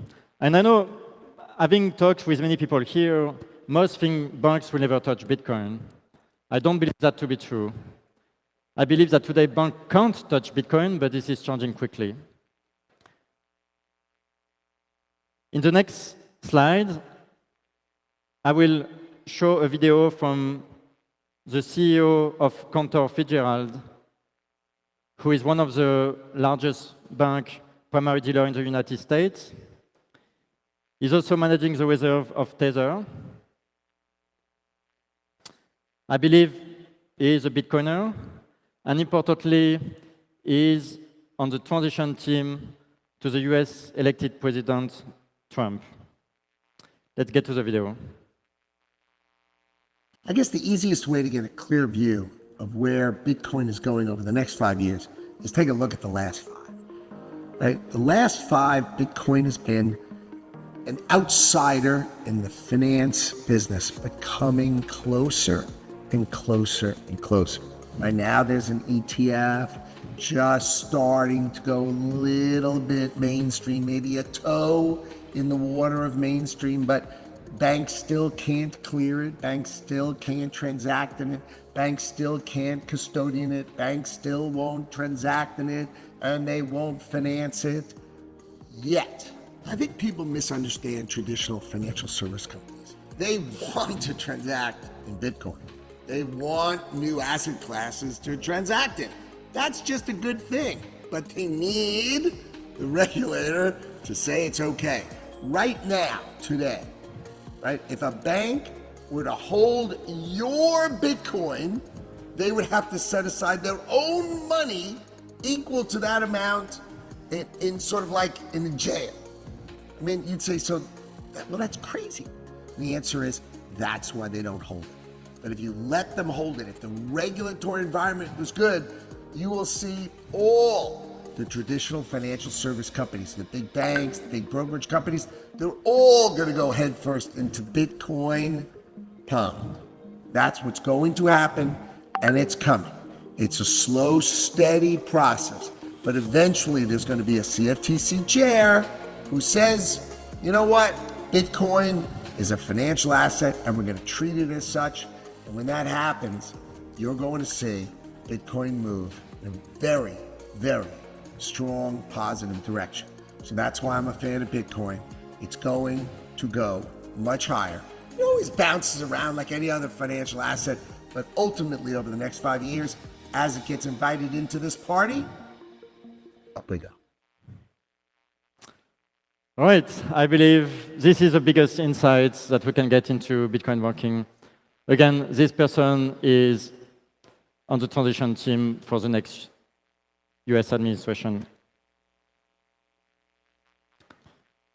I believe the free market between banks will intensify. Bitcoin is global money. We will start to see different regulatory regimes around the world that offer more favorable treatment to Bitcoin. I believe we'll get different trade-offs in terms of privacy and in terms of fees.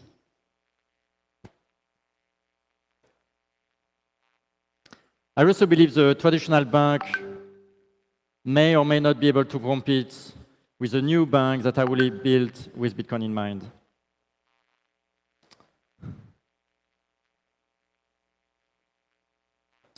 Today, you have extensive regulatory oversight to the banks, because the idea is to make sure that if a client puts their money in the bank is safe and sound.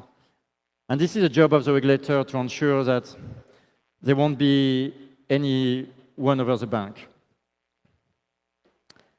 And in a world of fiat, you don't have any other solution. Because there is high leverage of the system, you need to see this regulatory oversight. And sometimes it's not working, as we saw with the SVB last year in the US.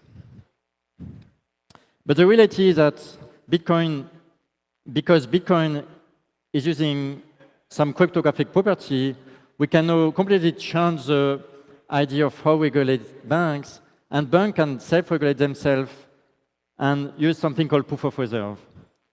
The idea of proof of reserve is that you disclose to your client that your assets and liability matches, and the client themselves can now verify that the bank is solvent. And this removes all the layers and layers and layers of compliance and regulatory overhead that the bank have today. And so I believe in the future, the smart customer will ask their bank for truth, and truth will be more important than trust.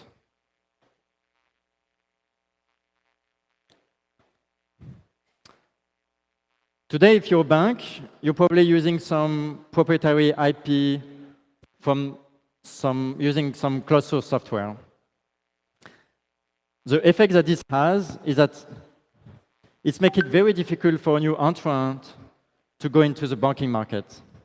There is a big moat because of this proprietary software stack, this proprietary payment channel. And I believe Bitcoin will help develop an open source stack for the bank. This is one of the missions of Galloy, is to develop an open source core banking software.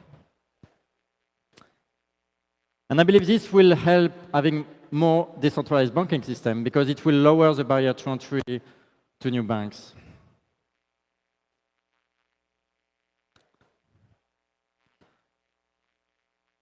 A couple of 100 years ago, banks were in the business of keeping your assets safe. They had a vault, they put the gold there, they put a lot of security on this vault. And this is why you are the bank, is to make sure your money was safe. In a world of fiat banking, there is no longer any custody needed because at the end of the day, it's all money parked at the central bank. But if you return to Bitcoin, now you also need to safeguard your assets. Maybe it's less about physical security, it's more about cyber security.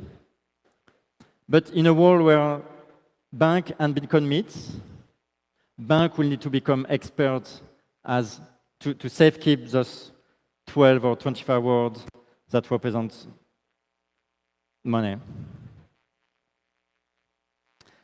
And finally, today, because of the zero interest rate policy that we have for decades, banks had to take leverage to stay competitive. It's not that they want to take leverage, it's that if they don't take excessive leverage, they're not going to stay in the market for long. The effect of that is that if the bank goes down, the central bank will bail them out. They will just print money out of thin air. But there is enormous side effect to that. In a world where Bitcoin meets the bank, there will be a lot less leverage in the system. And I think it will be a better world than what we have today with over-excess leverage.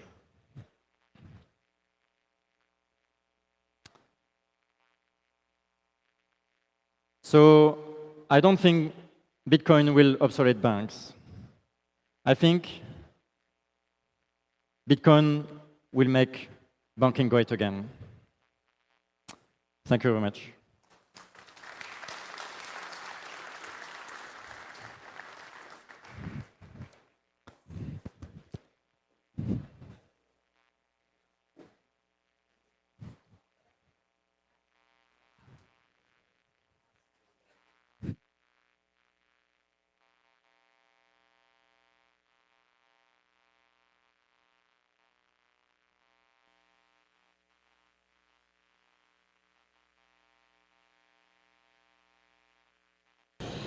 Yo, we are back at the Simply Bitcoin. Thank you very much, Nicholas.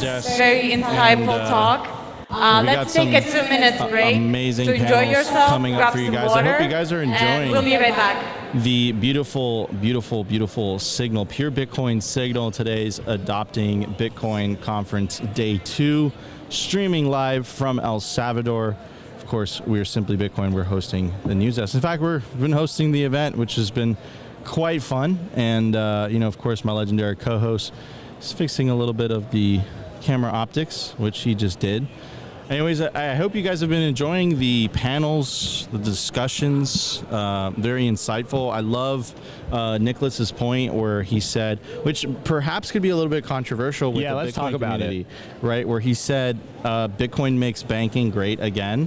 I 100% agree. And the reason I agree is because fiat, the way that it's incentivized, it's a misalignment of incentives. Bitcoin is an alignment of incentives.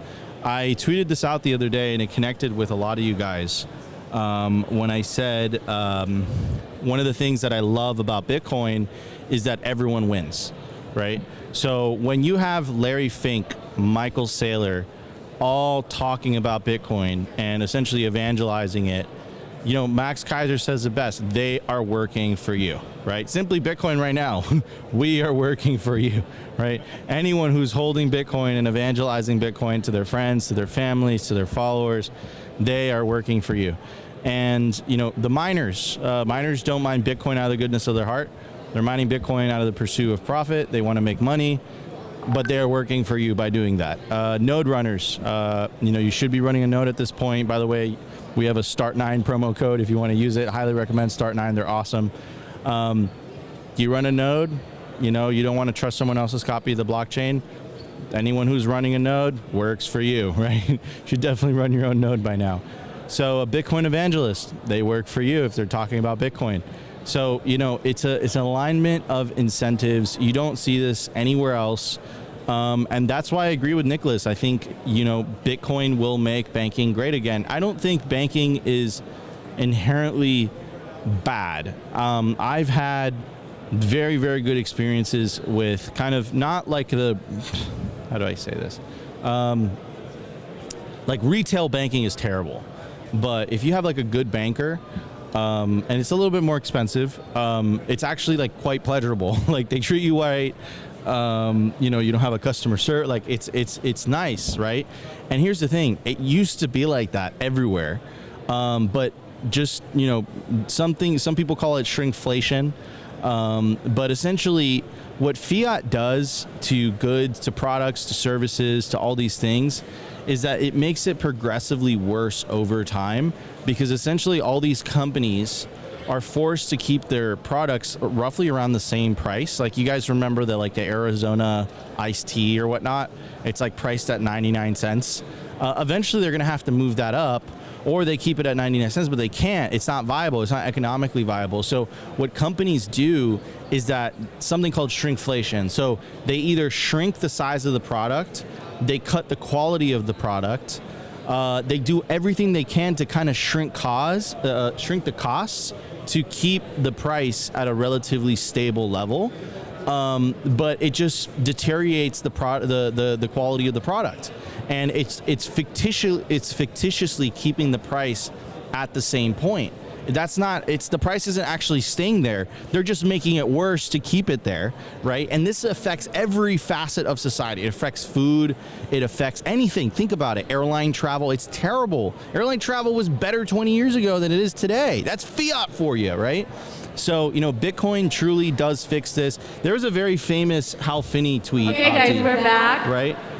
Where he was talking about essentially how in the future there was going to be Bitcoin banks, there was going to be fully reserved banks, there was going to be there's going to be partially reserved banks, and I think banking is necessary, right? But self-custody provides like this little bit of a self-check, like a check on banking. Like if they, you know, misbehave too much, you know, you always have the ability to pull your money out and take custody of it. So, you know, I'm very, very bullish for that, to be perfectly frank with you guys. So anyways, we're going to switch it back on stage.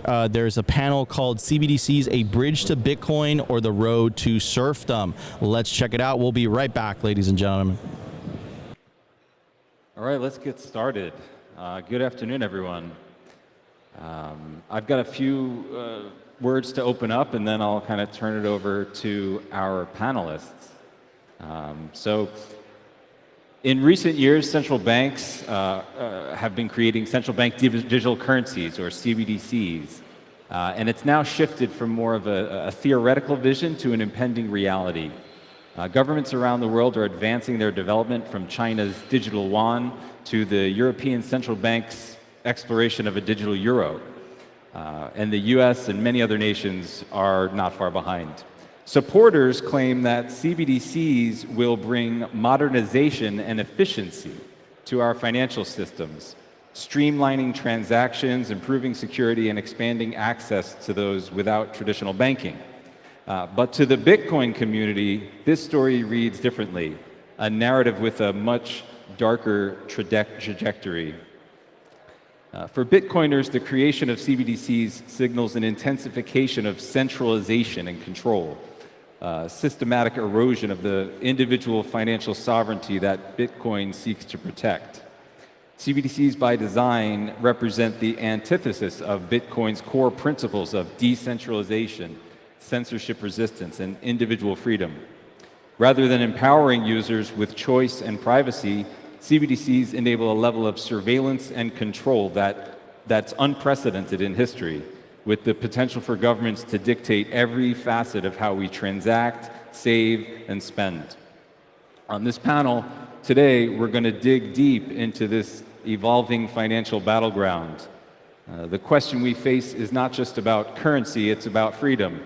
CBDCs could easily become tools for enforcing government agendas, leveraging programmable money to curb purchases, tax instantly, restrict movement, or enforce behavior through financial pressure.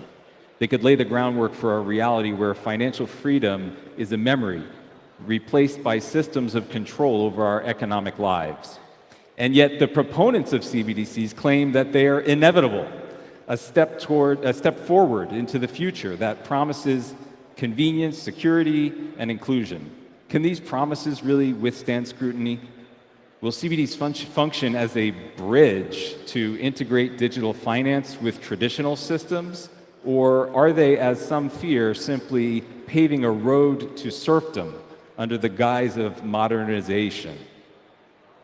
Today we'll unpack these competing visions. We'll confront tough questions about monetary policy, surveillance, and control, and ask whether CBDCs can coexist with Bitcoin's vision, or if they will fuel Bitcoin's appeal, perhaps, as an independent, permissionless currency.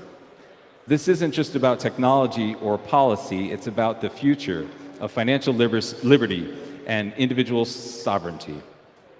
Are CBDCs a threat to everything Bitcoin stands for, or could they inadvertently drive more people toward Bitcoin? With these questions, I'll turn it over to the panel for some opening remarks.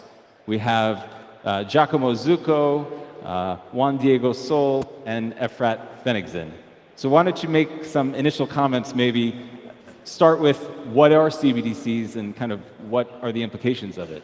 Giacomo, why don't you start? I will start to pick road to serfdom over a bridge to Bitcoin. I think that CBDCs are just the final singularity of the fiat system. Everything that characterizes fiat money, CBDC is that, but to the extreme consequences. I think that Efrat made a very good job in explaining why, but the main points of Bitcoin are scarcity and privacy, and the main point of CBDC is actually inflation and surveillance and censorship. So the total opposite. I will see is a road to serfdom, but it's not a surprising road to serfdom because it's just a continuation of the fiat road as is. So the fiat was about centralization. First you had free banking, then you had regional banks, then central banks, and now you have the central banks taking over every role from the commercial banks. So it's just a continuation of centralization. And then you have virtualization of money.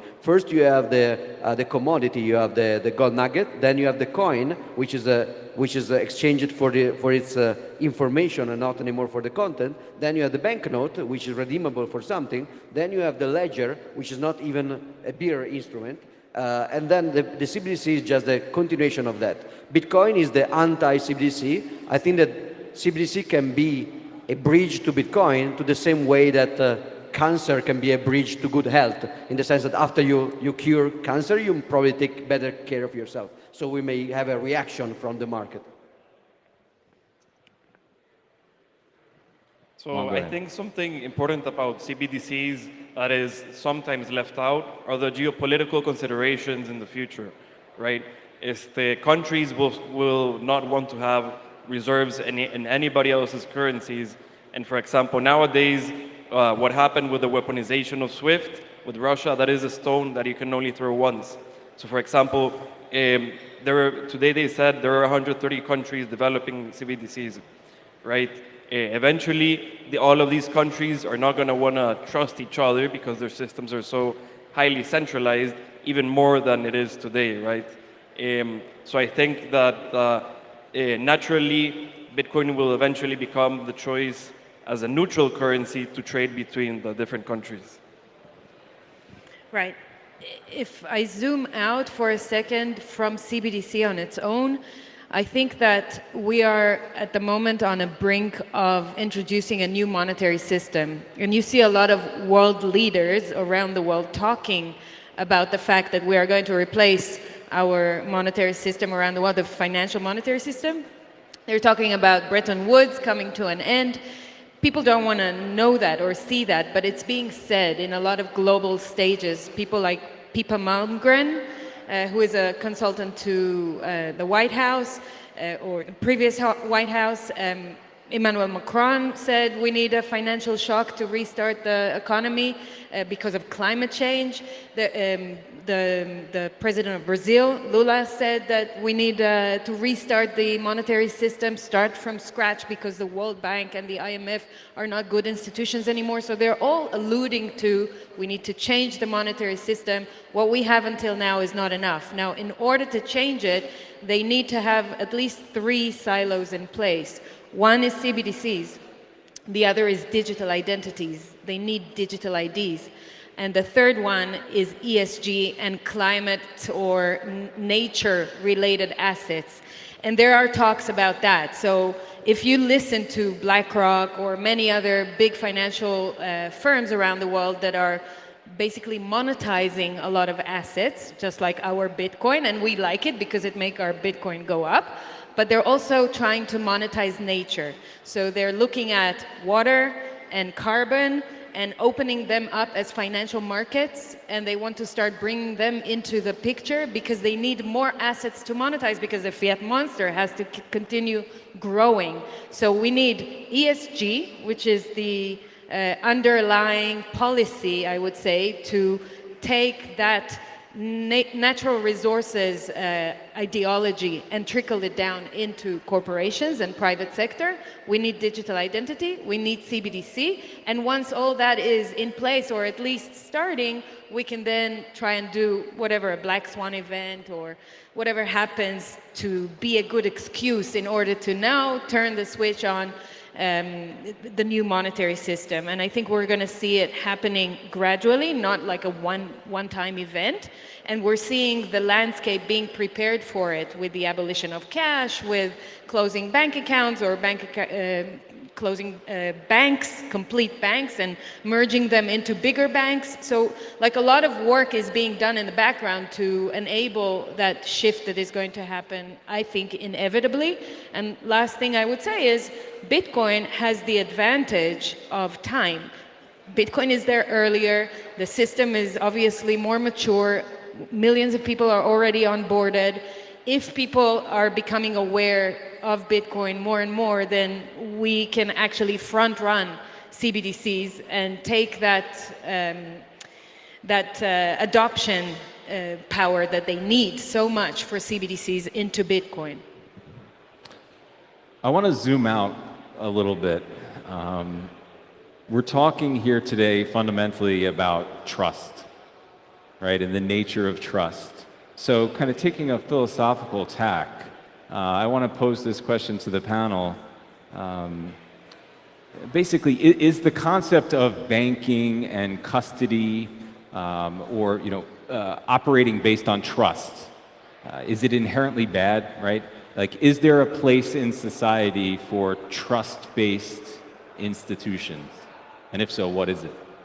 I think the answer is no and yes. It's not inherently bad, and there is a place for that. It's just that it doesn't scale. There is no place at scale.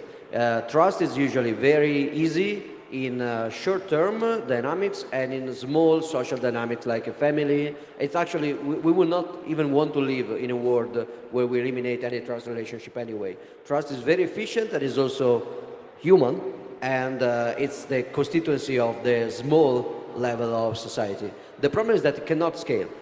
You can trade favors with your circle of friends and family, but you cannot easily trade favor with people you don't understand and you don't trust unless you have a system of contracts, a system of guarantees, a system of enforcement, or a system of protection of your rights and your property. So in order to scale up, you have to leave trust back. The problem with fiat is that it tries to replace, it's not entirely true that fiat is based on trust. Fiat is based on violence. It's an attempt to pretend you can scale trust to a global level and to a multi-generational level by replacing trust with violence and still calling trust. So a national, like a petrodollar agreements or a national legal tender are not just about the people trusting the fiat money, are also about people being prevented with force from selling goods and services for something which is not the US dollar. And confiscation of gold, no matter what Sailor says, was not based on trust. I mean, was based on the trust that the government was actually following up the threat of physical violence if you didn't give up your gold to the government. So I think that trust cannot scale. It's beautiful, it's great, we need it, but to a smaller circle and in the short terms. What can scale in time and in space is either markets or war, basically. And for many reasons, market is better. Any other thoughts on that? So for me, I totally agree. I don't have many other smart things to say on top of what Giacomo said. I do think that trust is super important when you're looking at smaller scales. I think that in the CBDC front, the central banks are selling trust as a ticket for CBDCs. You can trust us, you know us, we've been handling your money all the time until now. We're going to continue doing that for you. So rest assured, you can keep being not independent, reliant on other people. Your life will be easy and convenient, and we will do the work for you. But basically, this is part of a bigger trend in humanity, I think, of dumbing down humanity and making humanity be less responsible for itself. Basically, when you put your trust on others, you blindly, without questioning or without deciding what is correct for me to put my trust on and what is not. And obviously we all know that fiat is definitely not a thing that we should trust, the fiat system and the central banks. But people do that just out of fear of violence, like Giacomo said. They do that because they don't want to be different. They do that because it's convenient. And that convenient trajectory is prevalent. We're seeing it everywhere. The whole digitization trend that we are part of in the last 20 years is just all about making our lives more convenient, better.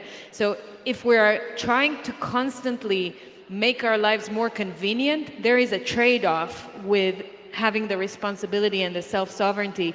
And so at one point you have to stop and say, do I trust this because it's convenient, or do I take the time to actually do the work and take that trust back to myself and learn something new and develop some self-sovereignty muscles? I think, as Giacomo was saying earlier, like trust in the current fiat system does not scale in the long term. I'm sure everybody in this room has at some point been burned by a bank or had a terrible experience. And trust only led up until there, right? After that, you need a system that can scale alongside and replace the fiat system. And the other thing is FUD. Like, we'll see, we're running into a bull run now, right? We're starting to see the ECB just launched a white paper saying how Bitcoin impoverishes people that don't have Bitcoin today, because everyone that has Bitcoin is going to be richer and everyone else going to be poorer. They're going to do whatever they can to destabilize the trust in Bitcoin. And they will play that ticket more and more, governments and central banks. And I think it's up to us, educators and people who actually care about helping people opt out of that system, to show them what is trust, and do they actually need trust in order to handle financials. And the last thing I say is about self-custody. I think that self-custody in Bitcoin is great, and I do a lot of work to be my own custodian. At the same time, when you already hold a lot of wealth already, trusting yourself is hard. You want to also have other entities that can help you in guarding what's yours. So I am all for self-custody. I think that there is a case for trusting also other institutions that will help you take care of your wealth. I think that Herbert made a very good point about the food and culture and education.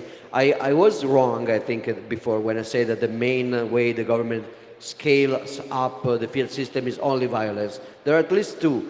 One is physical violence or the threat of it, and the other one is just superstition and lies and indoctrination. I think it was Ayn Rand saying that the two ways for the state to proliferate is the warlord with weapons, but also the wizard with lies and delusions. And actually, the government uses both, indoctrination and superstition, and violence. So for many people, the fiat system is not just imposed by force. It would be wrong to say it is. For many people, it is just a magical system that somehow can escape the laws of reality and economics. So if in my household, I have to save before I have to invest, but the government magically doesn't follow the rules. The government can just create wealth by printing. Everything that doesn't apply to humans magically applies to the government. That's actually more of a superstition. It's like a false religion. And it's actually, so the fight is in two battlefields. One is the physical one, where we have to basically defund the government by removing the cantillon tax that can be used to pay for enforcers, physical enforcers. And the second battlefield is in our mind. So basically debunk lies and confirm truths, which is an entirely different battlefield, but it's just as important. So absolutely a good point. I will still not call this trust, but it's closer. It's a sneaky thing.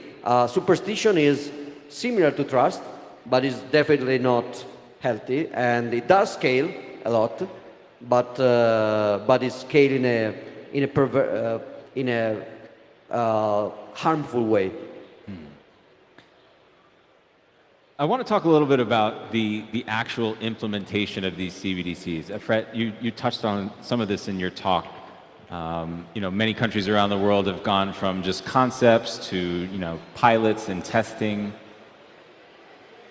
But to my knowledge, there's no widespread successful CBDC that's been rolled out. My question is, knowing how governments typically are not very capable of implementing large-scale infrastructure and difficult technical things very well, are CBDCs even feasible? Is it just a pipe dream that they have, or can it really become real? My idea is that governments are inefficient but effective as long as they can use any infinite amount of money and resources. So if they can command an amount of resources which is 3 orders of magnitude more what the market will require to do that, they can still do that, even if inefficiently. Of course, there are inner pushes and forces toward corruption, but they can be compensated by just throwing more money at it. I think that it's not obvious that they can make it. Technically, it's really a no-brainer. So it's just basically, you just need a database. So if a bank can do it, the government can do it. The tricky thing is political, because so far the government survived and conquered more and more space from the civil society, mostly by corrupting and co-opting cartels. So just like the Kingdom of England did with the Eastern India Company, they didn't control commerce directly. They created private cartels with government-granted powers in order to control stuff. So when the American Revolution started, they were against a private company, like the East India Company, that was granted power from the government. The government did the same for fiat money. They cartelized the banking and financial system. So central banks are a government-funded institution, but is formally owned by private shareholders in many countries. And the private banks, the commercial banks, even if they are mostly co-opted and corrupted by the government, they still have some kind of disaligned interest toward CBDC. If a central bank is saying, I'm taking over to myself, I will do customer relationship directly, I will disintermediate the commercial banks entirely, I think there will be some pushback from the commercial bank. So technically speaking, it's not a huge challenge. It's a political challenge, but I'm not sure when you mentioned there is no one successful example in place. Maybe Herbert can tell us more about that again after the presentation, but I think that China is scarily close to that, arguably. The style is still a mix of direct Communist Party intervention and some fake private company like WeChat, but there's basically a very, I think they're very close to re-implement it. I don't know what you think. Yeah, I agree with that definitely, but I also don't agree with what you said about banks, and I will refer to it. But here's the thing, almost once a week, I don't do it every day because I don't care about it that much because I have Bitcoin, but almost once a week before I go to bed, I pray that they will fail with CBDCs. However, they're not going to fail. They're going to give it whatever they can, and if they really want it to work, it will work. The reason is we've seen it happening in 2020 and 2021 with COVID. They will print more money and they will put in the needed resources in order to make it work. And how? They build an incentive structure. It's very easy. They succeeded immensely during COVID to get populations of almost any country in the world to participate in a pharma experiment. It was a pharma experiment. Most people did what the government wanted them to do because there was an incentive structure in place. The incentive structure was just like in the diagram I showed of the International Monetary Fund, their recent diagram called READY. The incentive structure is monetary and non-monetary. If you come and take this pharma product that we give you, you get something, pizza, basketball, whatever. They did stupid things everywhere in the world. And you get some subsidy, and you get non-monetary incentive in the form of social acceptance, in the form of being included in society and not being like me, not being able to go to a cafe or cinema or whatever I wanted, wherever I wanted to go, and I couldn't go because I didn't take part in the experiment. So they have the incentive structure in place in order to enforce it, in order to make it happen. And in regards to the banks, they are collaborating with the banks. They're not going to try and create a war. They are aware that this is a problem, and that's why most central banks around the world are not talking about a retail model, which is directly from the central bank to the end user, because they know they're not capable of implementing that.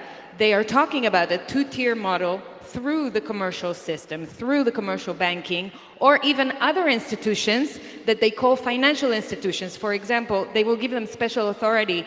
A big supermarket, right? They will give them the authority to issue tokens to their customers, and that will be a CBDC. So they will lend out to the financial institution, the CBDC, and then the financial institution will give it to the end user.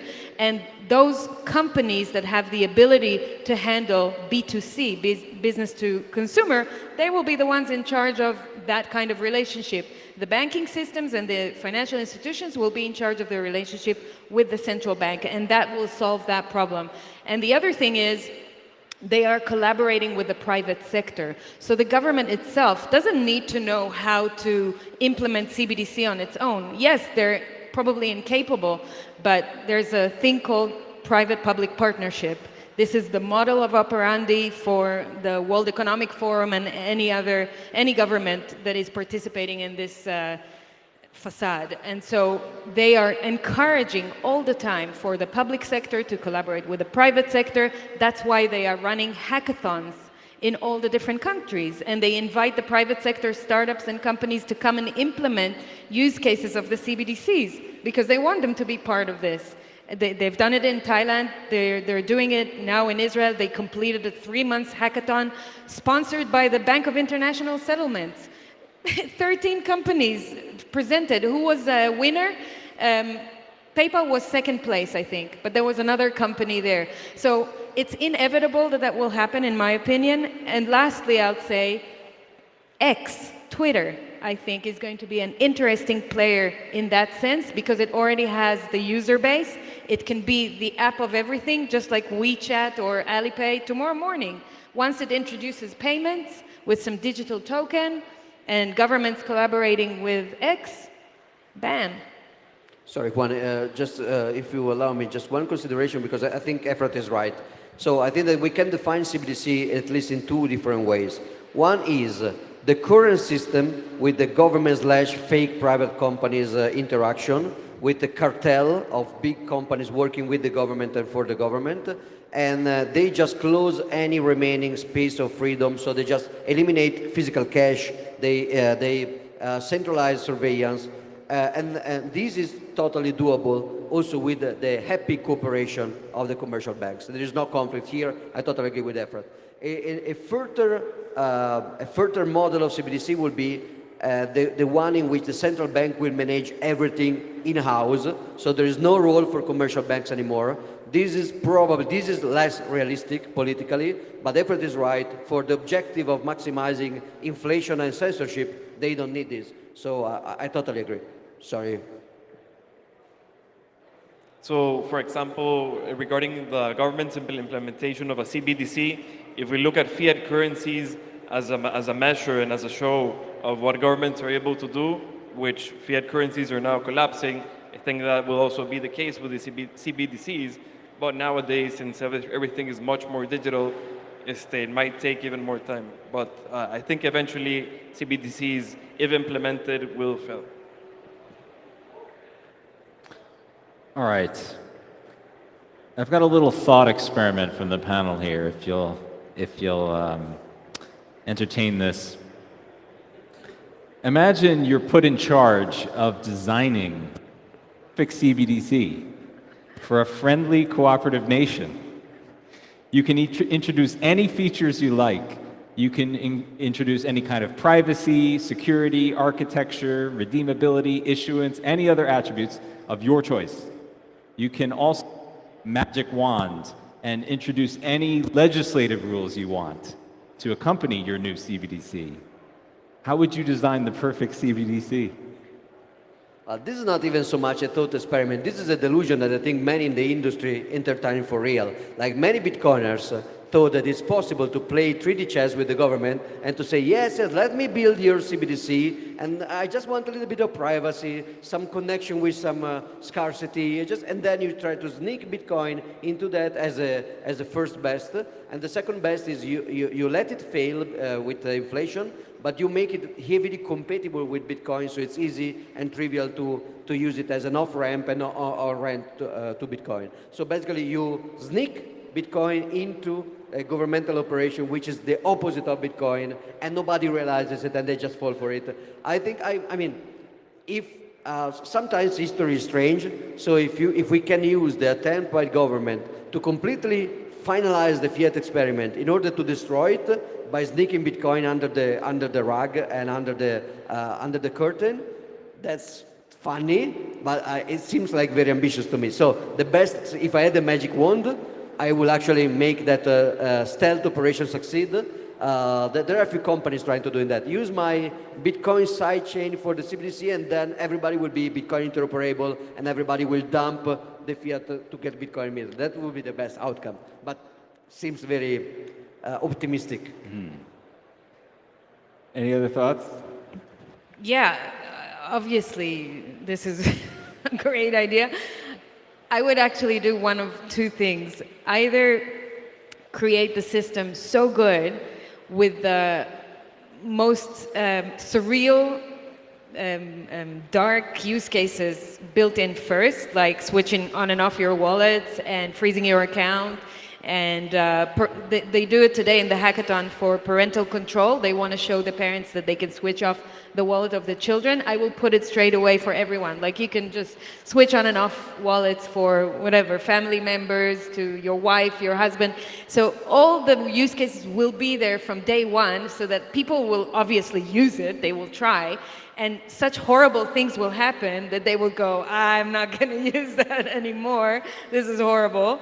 So that's one thing I would do. Or the other thing I would do in terms of security, I would leave a lot of loopholes and backdoors for hackers to come in and make the system obsolete very quickly. That's a more realistic option, I think. So I think the perfect CBDC is one with which you can only buy Bitcoin. That's very restrictive. One button. Okay. All right, I want to shift. We have one customer. I want to shift the conversation over and touch on stable coins. So, you know, stable coins is another thing that's getting a lot of attention these days. What is the relationship between CBDCs and stable coins, if anything? You know, what is the idea here with stable coins, whether issued by governments or private corporations? How does stable coins fit in with CBDCs? In my opinion, there is one similarity and one big difference. I start with the difference. The difference is that stable coins as of now are nothing central at all. They are actually kind of a return to the free banking, because like right now, Tether is like one of the biggest central banks in the world, and is also a return to some degree to full reserve banking, because at least with a lot of caveats about commercial paper liquidity, but it's fully collateralized. So in a way, central banks are a finalization of the fiat experiment in terms of centralizing everything under the control of the government, one world government, and CBDC and stable coins, so-called, are actually the market fractioning over private agents that are doing that. Of course, and also CBDC is a march toward full inflation control, while Tether, for example, is collateralized, and many other stable coins are fully collateralized. It's a return to full reserve in a way. Of course, this is not clear cut, because, for example, a very institutionally friendly stable coin, I quote, because I think there is nothing stable about the US dollar at all, and it's not stable over the long run, and it's even less stable when it will be even less stable when it will hit hyperinflation, but let's call them stable coin. And I think that, for example, some very institutional-friendly stable coin like Circle USDC may be used by a government to implement maybe a CBDC. The similarity, though, is that they are both using blockchain magic as a buzzword to do some kind of operation. In the case of stablecoin, the blockchain buzzword is used to bypass some regulation and to do regulatory arbitrage. So you are a stablecoin. You are basically like PayPal, but PayPal is forced to do KYC, AML in the secondary market to close on a festivity and stuff like that, while a stablecoin can bypass some of those things in the secondary market because of the blockchain. Of course, we all know it's bullshit, but the important thing is that the bullshit is used to fool the government and not the investors. So there is no investor which is scammed in order to buy CBDC because, stablecoin, because the best thing you get back is just $1. So there's not much a point to invest. So it's a scam, but not toward investors like shitcoins, like other shitcoins. It's a scam toward regulators, which I think is good. But it's similar to CBDC in the sense that those CBDC are the culmination of the fiat system, but branded as something Bitcoin similar, Bitcoin sounding. So they are trying to use the blockchain woo on top to make it sound more innovative. So both stable coins and CBDC, they need to use some kind of fake blockchain woo marketing. CBDC to escape to enforce regulation, and stable coins to escape regulations, which again I always consider scamming the regulators is a noble thing for me. Giacomo, what about Tether? You talk about USDC. No, the first I talked about USDC. You said, I think okay, you said. The only difference for me is that I don't know. I work with Tether guys a lot. I don't think that they could be easily used by the US government to implement the global dollar CBDC, while maybe Circle can. But this is, so far they are the opposite. They are just escaping the normal regulation of a unbanked, underage guy from Somalia can use USDT on the secondary market. It cannot access to PayPal. So it's the other way around. And you cannot inflate away the reserve of Tether easily. So I see them as an anti-CBDC to some regards, but they're united in the blockchain kind of. And I agree with you that there's a good aspect in it. There's also a risky aspect in it. And you're saying you cannot inflate them. I agree, but you can continue to inflate fiat, and they're pegged to the fiat. So the more usage of stable coins there is in the world, which is great for the people who use it, it's also continuing to feed the fiat beast in a way, and it continues to grow.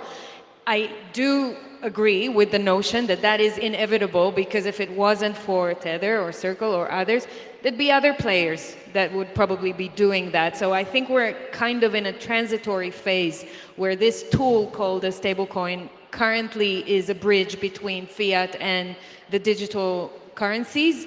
And I do agree with you that Tether is probably a better option than anyone else, because it's a Bitcoin-based company and they do take a lot of their fiat and transit it into a Bitcoin reserve in the end, which is probably a lot more positive than any other company in that space, especially in the scale that Tether has. But I think it does pose a threat as well, because the more people get used to working with stablecoins that are pegged to fiat, they may, I mean, the funnel, the way I see it is that there's fiat and then they're being funneled into USDT, USDC, or some kind of stablecoin, and then we are hoping that they will from there be funneled into Bitcoin. But oftentimes they just use the bridge between fiat and stablecoins and they don't go to Bitcoin. And if governments or other companies will start luring them in to just be on the stablecoin level and not continue to Bitcoin with different incentives, etc., it may not fulfill our wish or prophecy of bringing that that scale and that those people into Bitcoin. So, and the other thing about stablecoins is that governments and banks, commercial banks, can create their own stablecoins, like I've shown some examples in my presentation. And by doing that, once they're ready, they can say, you know what, we've listened to you people, you have made a fuss about CBDCs because you're afraid of CBDCs and the privacy and everything, and we understand you.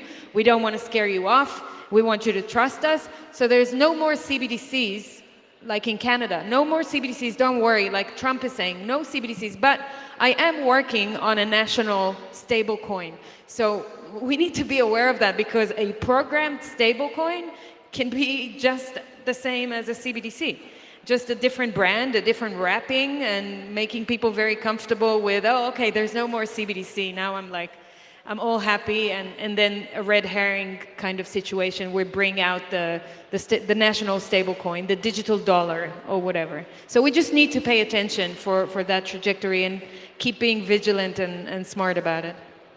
All right, we're coming up on time, so why don't you each kind of give your closing remarks, your final word on CBDCs and what people should think about and care about. And why don't you start us off? So I think that, as I was saying earlier, fiat currencies will fall and so will CBDCs. It's a matter of time.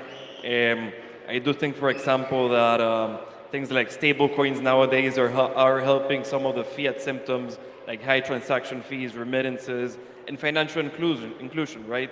Like in Africa, stable coins like USDT are used a lot, and they're giving the ability to somebody that previously didn't have access to any type of financial system, some type of access. So I think, but I think all roads lead to Rome, and all roads lead to Bitcoin.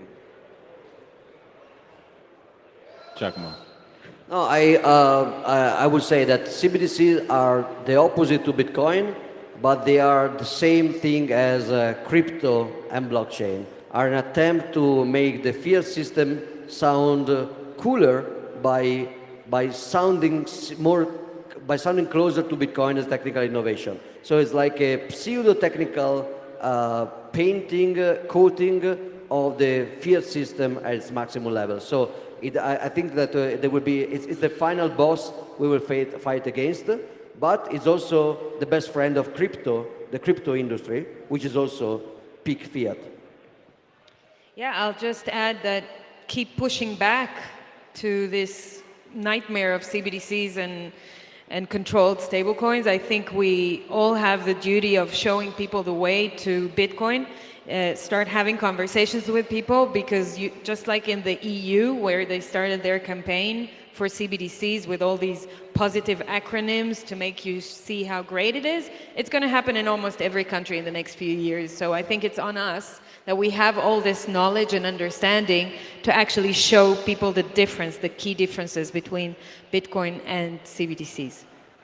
All right, thank you very much. Let's have a round of applause for our panelists.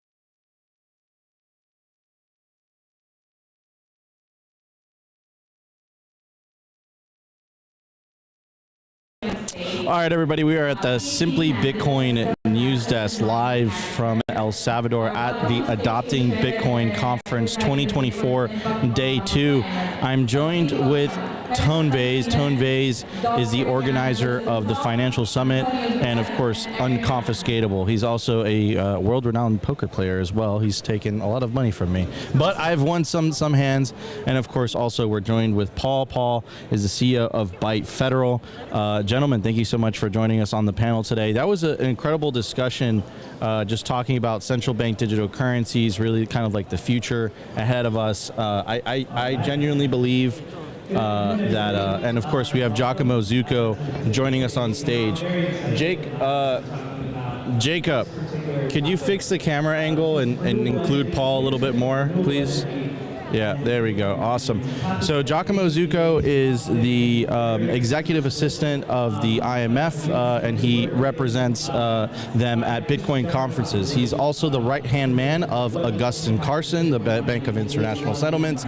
So we're very, very honored to have Giacomo Zucco today making the case for central bank digital currencies. Giacomo. Thank you. I just want At least we're not sponsored by Casamigos this time. I just got off easy. Just want to clarify that my role with the IMF started from a modeling career, so I'm mostly the pretty face on top of the IMF. I'm not the brain, I'm just the face. So I don't know much, but it's just for my body, you know. I can completely see that. I can completely see that. I'm just kidding. Giacomo is one of the most awesome Bitcoiners I know. He's an incredible freedom fighter, and he just gives the most high signal and hilarious talks at the same time. So I'm gonna start off with Giacomo first. Giacomo, you just got off this amazing panel talking about central bank digital currencies, talking about the future of fiat, talking about the future of stablecoins. So what is fiat? Like, what is the danger that fiat presents to humanity? You've gone hard on this subject specifically. Mike is yours.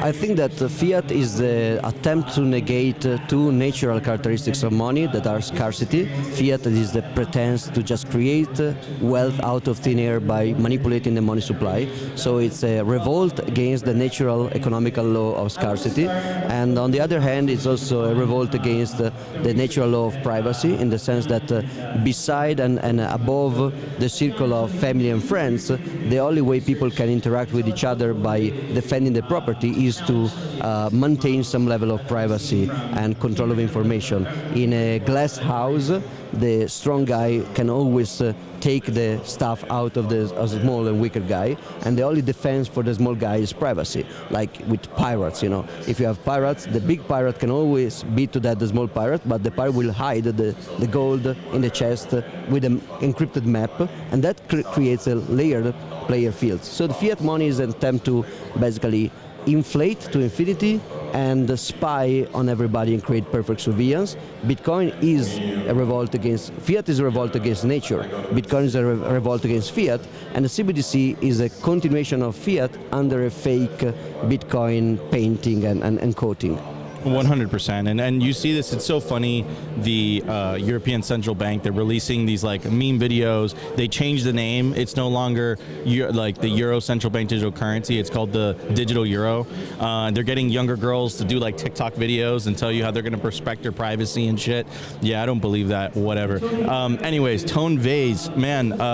Tone, you're a Bitcoin OG. You've been in the industry for a while. You really started kind of like this Bitcoin only content. you really pioneered that forward. You know, you're part of the World Crypto Network. You were always pushing Bitcoin only from the beginning. In that era, I don't know if a lot of people remember. I know Giacomo remembers. There was not a lot of Bitcoin only content, and you really pioneered that.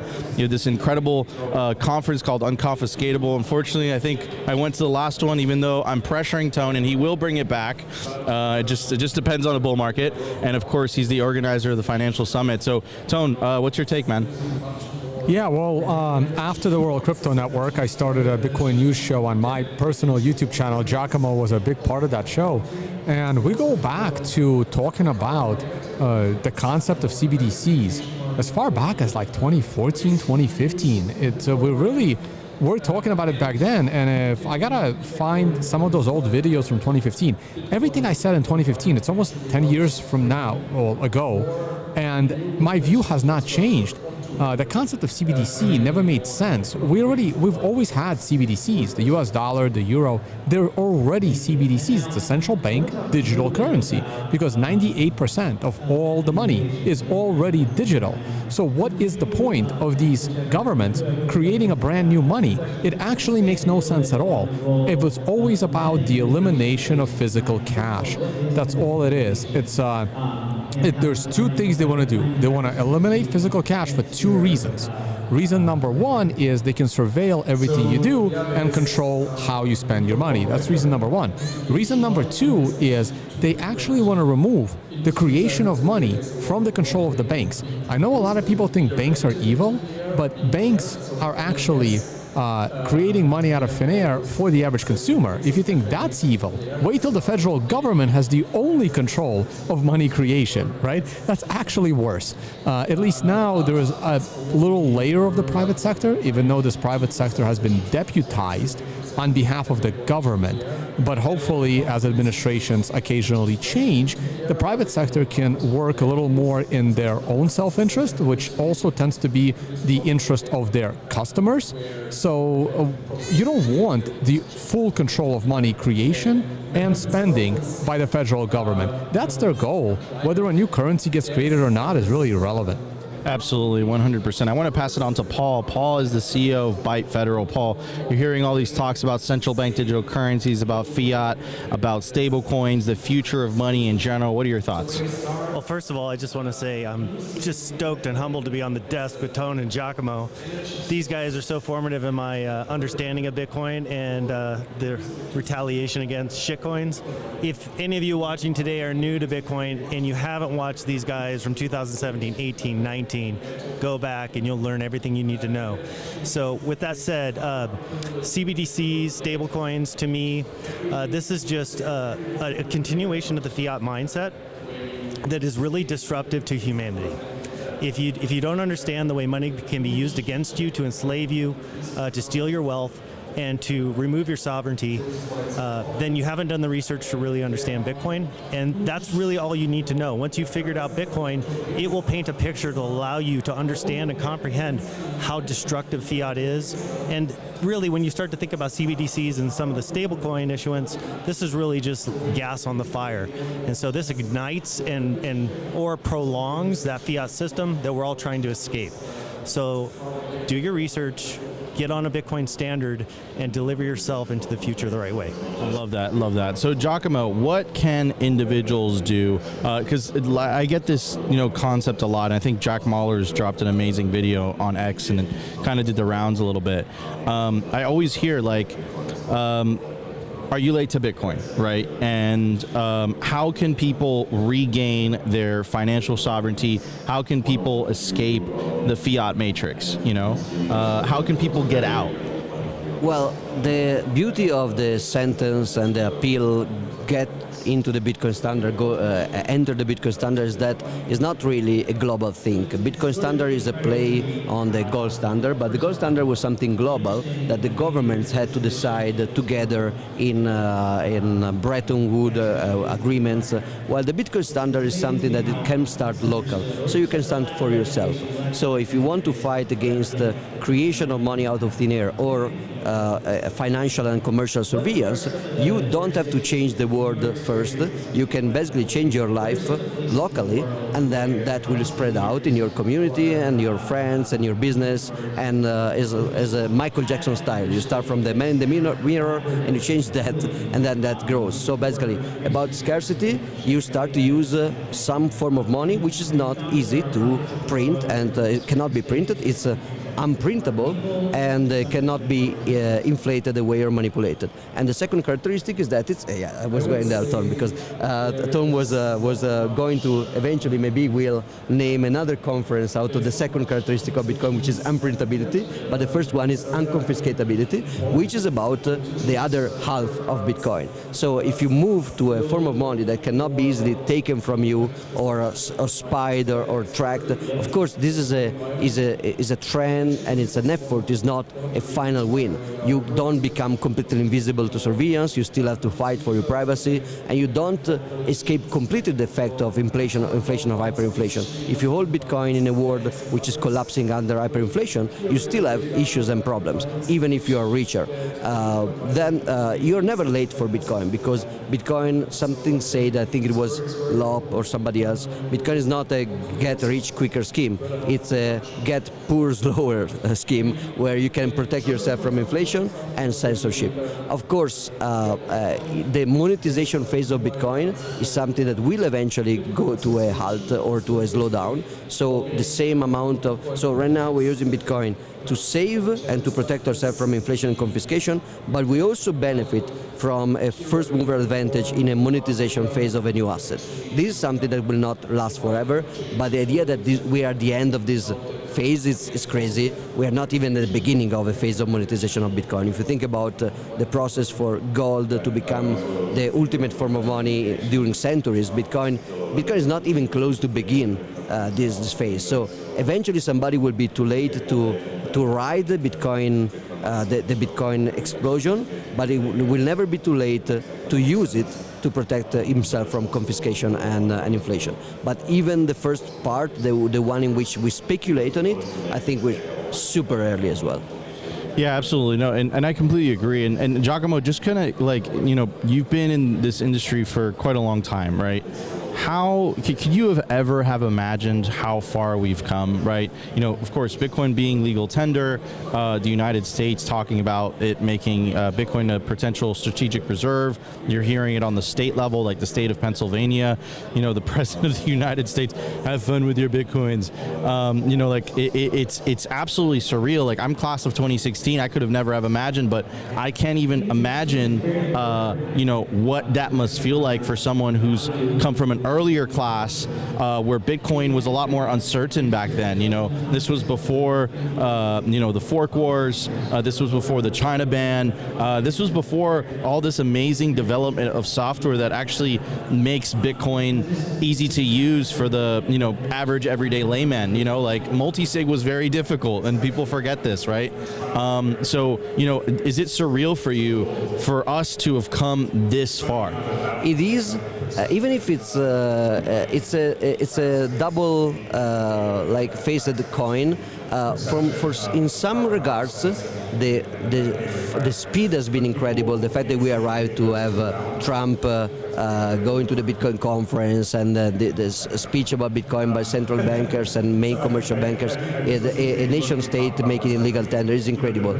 On the other hand, back in 2013, if you asked me what do you think the adoption will be in 2024, 25 in stuff like, for example, UXs of the wallet, you mentioned that there was a huge development, a huge improvement, but still, I was probably more optimistic about that.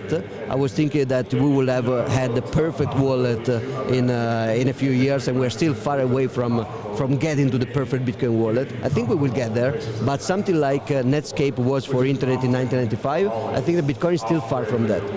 We're still in the ARPANET phase of the technology with not much user-friendly technology on top, and also also adoption for payments. We were all, I think, imagining something faster, but then we realized. I realized that the use for saving is so much stronger as a use case that it can displace for the time being the use as a mean of payment, at least as an alternative to fiat.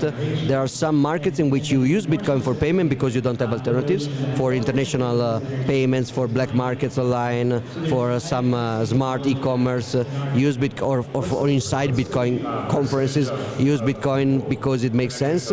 But to a global level, fiat is still too easy to use. It's still not inflated and censored enough. So I think that we have been doing our part, but the government has not been doing their part about hyperinflation enough and censorship. So go United States government, be better at inflation and censorship, so Bitcoin can also grow more as a medium of exchange. So I take it you're an accelerationist. That's a very, very good point from Giacomo. Tone, same question to you. I mean, for anyone who doesn't know Tone, first of all, listen. So Tone has a lot of hidden talents. You were a geologist, right? Yes. Okay, so he's a geologist, number one. He plays poker, number two. But number three, he worked at Bear fucking Stearns before this thing just collapsed. Before this thing. Not as a geologist. Not as a geologist at Bear. Could you imagine if they had that? So you kind of experienced like the collapse of the traditional financial system back in 2008. You know, we all remember the message in the Genesis block, Chancellor on the brink of the second bailout for banks. So I mean, like, you were in the fold of that. Same question to you. Could you have imagined Bitcoin coming this far? Oh man, you know, we always dreamed about Bitcoin coming this far, and it's hard to say whether it's exceeded our expectation or our expectations were, you know, so lofty that Bitcoin still did not meet them. And there's always like two types of expectations. There's the price, and then there's the adoption. And they're very, very independent, but they're connected. So anyone that says, oh, I don't care about the price of Bitcoin, I only care about the technology. No, they're lying. The price matters. It always mattered. But the flip side is true. Like, anyone that only cares about the price has to pay attention to the technology, because the reason why the price is going up is because technology is keeping it decentralized. Otherwise, there's really no point. And I know there's been a bunch of debates, and Giacomo just brought up the topic of Bitcoin uses as savings versus the means of payment, and we all know a famous person that disagreed with this view, and that was, of course, Roger Ver. And I do feel bad for what happened to him, like with the U.S. government and taxes. What's your view on that? Because I have to defend Roger Ver here, because the U.S. government is completely out of line, trying to sentence him to 100 years. He's got like a petition. He needs like 200 signatures. I'm actually I'm on his side on this one, regardless of how the directions that we went. And we both knew that Bitcoin was going to survive and the other side was going to die anyway. So it was a necessary growing pain. But I'm going to, back Roger on this one. What's your thoughts, Giacomo? Same. If I have to choose between a government and shitcoiners, I will always choose shitcoiner in general. That's also true for CZ. And if tomorrow the government comes from Vitalik, I will also defend Vitalik. With Roger in particular, it's even harder, because I know that unlike many other shitcoiners, he was not driven by I think he was not driven by greed, but by ideology and ego. So he didn't make stuff in order just to scam people intentionally. He was just driven into a crazy ego spiral, and he doesn't deserve to be in jail. Of course, the two criticisms you can make is, one, what did you expect? That is a criticism you can try to pose at Roger, but also at us. Like, you are taking on central banks. Did you expect to be able to go around to speak against the government forever without any consequence? And that's a true argument. It's like, it's not like saying that a girl going with a skirt in a park deserve something bad, but it's like we may be spoiled by the fact that we are not being hunted enough by the government yet. So we may be surprised that now the samurai developers are in jail and the Tornado Cash guy is in jail. So the whole point of Satoshi being anonymous was not going frontal with your name and face against the government. And that was a good strategy. I think we, in first person, we kind of, well, me especially, we forgot a little bit of the strategy. We may have been a little bit complacent with the idea to put your name and face against the government directly. But from the point of principles, absolutely, I stand with Roger, should be free. Transacting money is never a crime, and keeping your wealth away from organized robbers like nation states is not a crime, is actually a virtue, because any single dollar you don't get to the IRS, you are taking it away from bombing children and other nasty stuff. So I'm totally with Roger. Yeah, I couldn't agree more. So I'm gonna plug it. There is a petition going called freerogernow.org. Go ahead and sign that. And yeah, because even though we disagreed, I've debated him 3 times. It's hopefully with this new administration, the Trump administration, they won't go after him and sentence him like what happened with Ross. And hopefully Trump will commence Ross's sentence and get him free as well. But going back to the original question about Bear Stearns, yes, I was there in 2008 during the collapse. I was on the quant desk building risk models, and that helped me understand money, and it led to me discovering Bitcoin later on. The Cyprus banking confiscation also had something to do with that. That's how I became the advocate of the word unconfiscatable. And yeah, so where is Bitcoin today relative? I'm happy where we are today. You know, I think it's where I would have thought it would be at this point in the state, in its evolutionary cycle, and I think it's only going to get better from here. So I'm happy where we are. I'm going to pass it on to Paul, and then we're going to wrap it up. Then we're going to take it back to the main stage. Paul, closing thoughts. Well, I'll just give some closing thoughts on this conference and Latin American adoption. It seems to me like Latin America in general has a massive future with Bitcoin. I think we're going to see an exceptional amount of growth as this entire continent is freed from fiat currency, slowly but surely. Nostr here has been a massive impression on me, and the Nostr protocol as a means to deliver a whole new economy on top of the internet, and Bitcoin being the money of Nostr is very promising.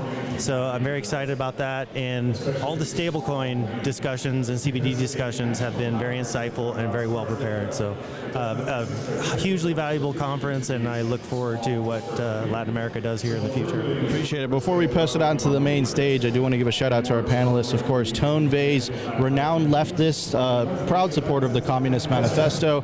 Of course, Giacomo Zucco, executive assistant to Augustin Carson of the Bank of International Settlements, and the CEO of Byte Federal, Paul. Thank you guys so much for joining us. We're going to take it back to the main stage.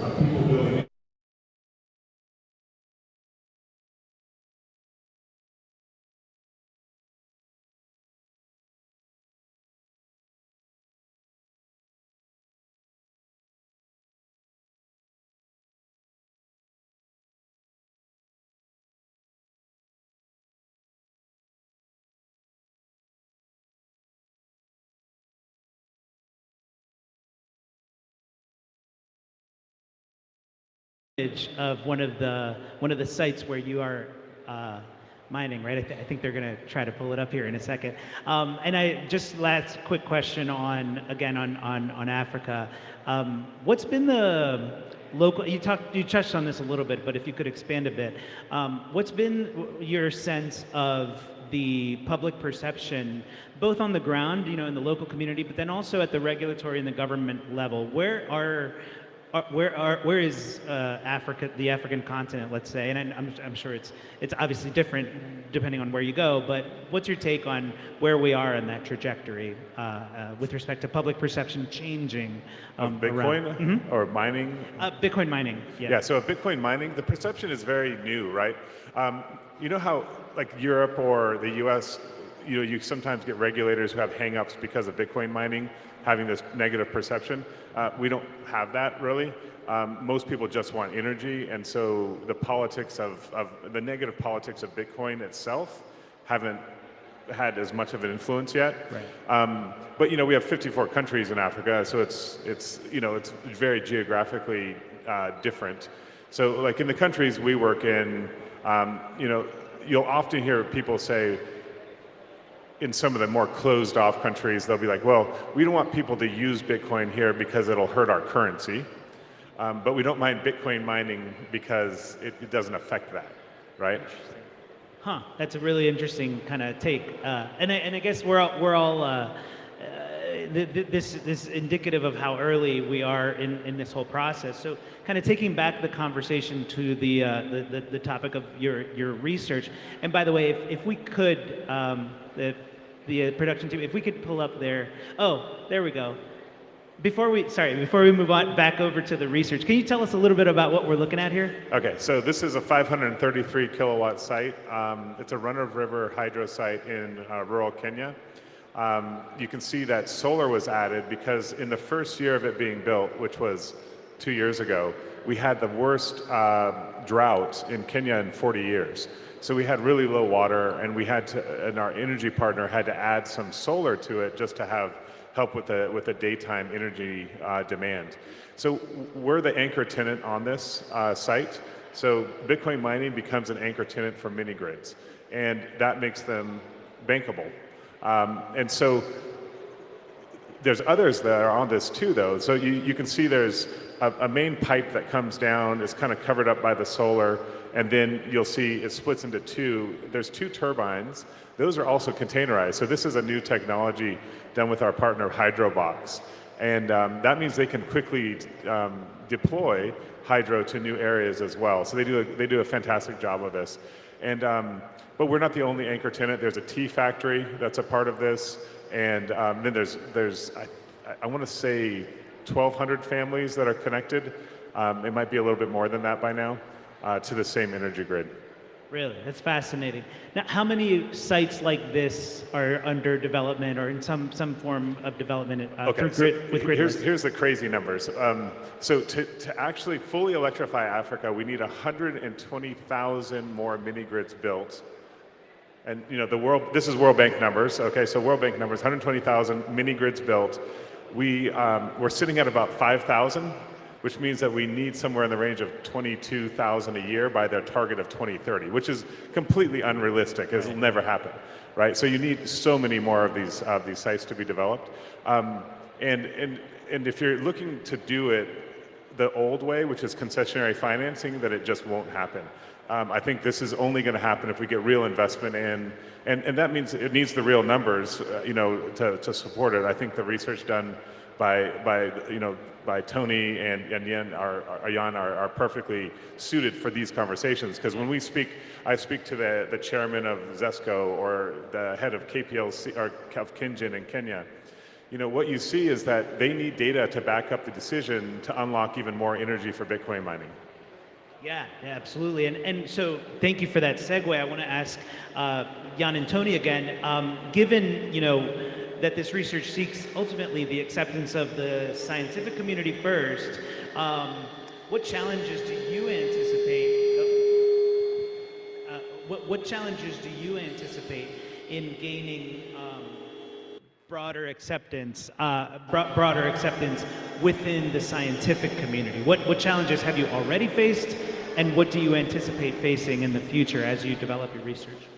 I mean, in the scientific community, the challenge for us will be, because we are mostly Bitcoiners as a background, so we have to convince with data, being transparent, and essentially what we're planning to do is publish it as a research paper, and trying to be as transparent as possible. So we will release the data set with all the assumptions, or everything, like all the data generation steps will be made publicly available. We're going to draw up different scenarios, for example, with different miner efficiencies, which will lead to different estimates of power consumption and CO2 emissions. So I think, that's the major challenge in getting the recognition of other scientists in the academic community. Because, for example, like Cambridge, we don't have this positive stamp of, okay, it's coming from Cambridge, so it has to be good. There we still have some convincing to do, but I think we are on the right track for that. Maybe also to add on this, what's important for the scientific community. I mean, the research is not only done by Anna and me. There are a lot of other people involved in our research team. We have a lot of it's multiple professors that really have a standing in finance and climate change research and other things that are part and supporting our research, that are also reviewing our research and making sure it's robust. And the credibility of this, you know, other team members, especially the professors that are helping us with that, this is really, you know, giving credibility first to the scientific community, and then, you know, the politicians and others that rely on the scientific community for this. And yeah. Understood. Now, I'm curious, what, you know, with partners in the industry or miners who become partners in your research, what would be your request or your call to action for the mining companies or the individual miners in the world to be helpful to your research? What could we do to help advance your goals, your research goals? So a big part of our research is really relying on field data. Like, so when we account for the Bitcoin mining energy footprint or the carbon equivalent footprint, maybe I start with this a little bit to explain how that works. So there's a certain share of the Bitcoin mining network that using on-grid energy mix to mine. So basically, like for example in the US, you have an on-grid mix which has roughly 40% renewables, 60% fossil fuels. But then, so that's quite easy. So we know roughly how much hash rate is in which country and what the on-grid mix of energy is in those countries. So that's quite easy. There's a lot of public peer-reviewed data. You know, there's accepted data on the energy mix per country in the world. We have rough data on the hash rate per country. But with that, yeah, after that it gets difficult because now we need to know from the miners what share do they mine off-grid, or is their energy mix different from the country's energy mix they are operating in? Like there's a lot of off-grid stranded energy mining from microgrids whatsoever, and usually most of the off-grid mining that is happening is zero emission mining. It's mostly renewable or methane mitigation or everything else. So basically our call to action to everyone, maybe also here in the audience that is a miner, is we basically rely on field data. We want to know what is your energy mix, how much hash rate, how much megawatts of energy do you run on different sites, with what energy mix, what are you doing, because this is all part of our model for the non-off-grid mining that we need to calculate. And what we see currently, so the data we have at hand so far is the following. So if everyone would be on-grid, and I think we have a nice chart on this, if everything would be on-grid, we would now have a roughly 40% zero emission mix. So that means 40% is green energy of the total Bitcoin network, 60% is fossil fuels. If everything would be on-grid. Now, well knowing that not everything is on-grid, and the data we have so far shows that roughly probably 55 to 60% of the Bitcoin network at least is based on green energy, zero emission energy.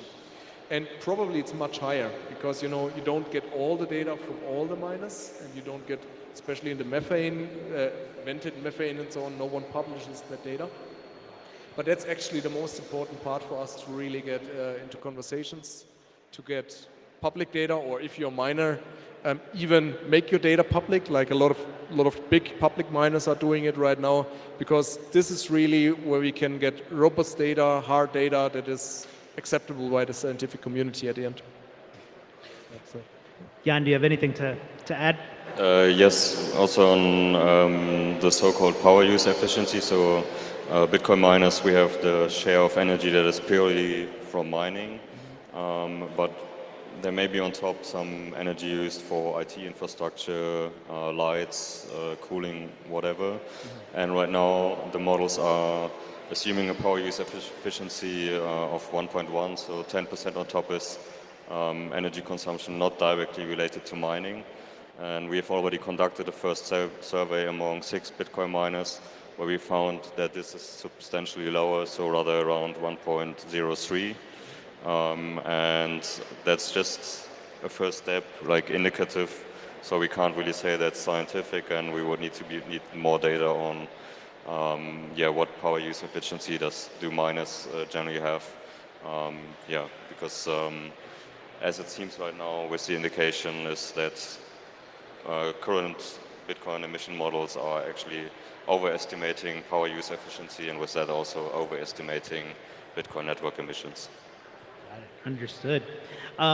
Eric, I want to turn to you with maybe one last couple of questions. So as a stakeholder in this kind of ecosystem, as an operator, and with the lessons that you have learned, as you've over the past 2.5 years, what kind of perspective or advice, I guess, could you offer the other stakeholders in the ecosystem, miners, policymakers, investors, as we all kind of collectively try to move the ball forward on the topic of, developing research that influences, policy? Is there any lessons that you've learned in terms of how to have these conversations with communities or with regulators? Anything you could offer in terms of that? What you've learned? Yeah, I mean, it just takes time with everybody, right? I think the thing we found is, we start the conversations early with people, and then we maintain them. But I guess maybe one of my bigger insights over time has been, we do this. We're really focused on the decentralization of the Bitcoin network at Gridless. We're really trying to do a lot of small sites. So if you think about it, that's like horizontal scaling of a company, not vertical scaling. Unlike Volcano Energy, which is doing vertical scaling, and Bitcoin needs us to use a lot of energy, so it needs both types, right? It needs huge amounts of energy to secure the Bitcoin network. And we all benefit from this work. I guess I have a question for you, actually, which is, when you're doing things like Volcano Energy and you're trying to do things at large scale, have you found the research done on carbon offsets or how much greener Bitcoin mining has become to be helpful in the financing of it? So for us specifically, Volcano Energy's financing hasn't necessarily been impacted or wasn't impacted from the outset. You already had too much money? We're just funded by Bitcoiners who want to see, this ecosystem proliferate. So we thankfully didn't have that dynamic of having to go and have convincing conversations, research-backed conversations about the benefits of this business model. We're fortunate in that. So yeah, we haven't had that issue. But I wanted to kind of tag on a little bit to what my question to you, just from the perspective of Volcano Energy. One of the lessons that we're learning, and we have our community engagement team here with us today, one of the things that we've learned is, to echo what you said, you have to start early in the education process with the local communities that you work with. We have a full team of community engagement folks whose job it is to build rapport and build community, from within the towns that we're working in, so that they understand the benefits of what we are doing. Now, that doesn't amount to, being able to offer data, to researchers like Jan and Tony, but I think it's an equally important part of the dialogue. The overall goal is early and frequent education of the communities that you are impacting. Because maybe in one part of the world, it's obvious to them. It's like, of course, a new power plant, give me more, right? Whereas in another part of the world, it might not be so cut and dry. The acceptance of the thing that we are, we're building. It's like either way. I think if you move to large, so when you're dealing with small energy, it always makes sense, because you're moving into communities that don't have any electricity. But when you're dealing with government, so we often talk to them too. And one of the interesting things, it's like one of the countries we deal with, they have done their own feasibility studies of new energy that needs to be developed across their country. That's their job. And it doesn't make sense for them to make an investment into this space because they know that the population is not dense enough for them to get enough users, and so they don't build it. I remember sitting down with them, and they said, well, so we've done these 6 sites. They bring these 6 sites up. They're all perfect for run-of-river hydro. We've done the full feasibility study, but we won't build them. And we said, well, could we talk about building them for you, right? We'll actually put the CapEx up, and we'll build these sites. And then we will use Bitcoin mining as the anchor tenant who's the buyer of first resort rather than the buyer of last resort. And, you know, it's funny because they see this huge value for it, and they still have to create new processes and procedures within the government. So the government bureaucracy often gets in the way of real progress, or it just takes a lot longer. So, you know, we've been having this conversation for a year now, and we're really close to getting something signed. And when we do that, there'll be 4 of those 6 are actually viable projects. So you can see 4 new communities will have energy. Bitcoin will be the buyer first resort, and then as the community gets on with that wholesale pricing of power, which is actually lower than the national rate, they you know, will use less of that energy. But it's still stunning to me that it takes this long to get there, because if you have there's this ability by governments to do a little bit of jujitsu here, right, where they can use private enterprises to electrify their country, and they can also, if they're smart about it, this is the really hard part, is convincing the government to take a revenue share on Bitcoin. They just want to get paid, you know, dollars or cents on that kilowatt hour. But if you can convince them to take Bitcoin, they can start building a Bitcoin, you know, strategic reserve like you already have here in El Salvador, you know, but it's a hard thing. They don't even have a framework for revenue share. Yeah. That's fantastic. Thank you. And with the little bit of time that we have left, I want to just ask a very broad kind of question, kind of forward-looking question to all of you. Let's assume, you know, we reach the goal of collecting the data that we need, putting out the policy or the research that you guys are working on. It has the impact of positively, you know, moving the needle in terms of regulatory changes around the world. What does that world look like to you? What's different about that world than the world we live in today, if we are all collectively successful?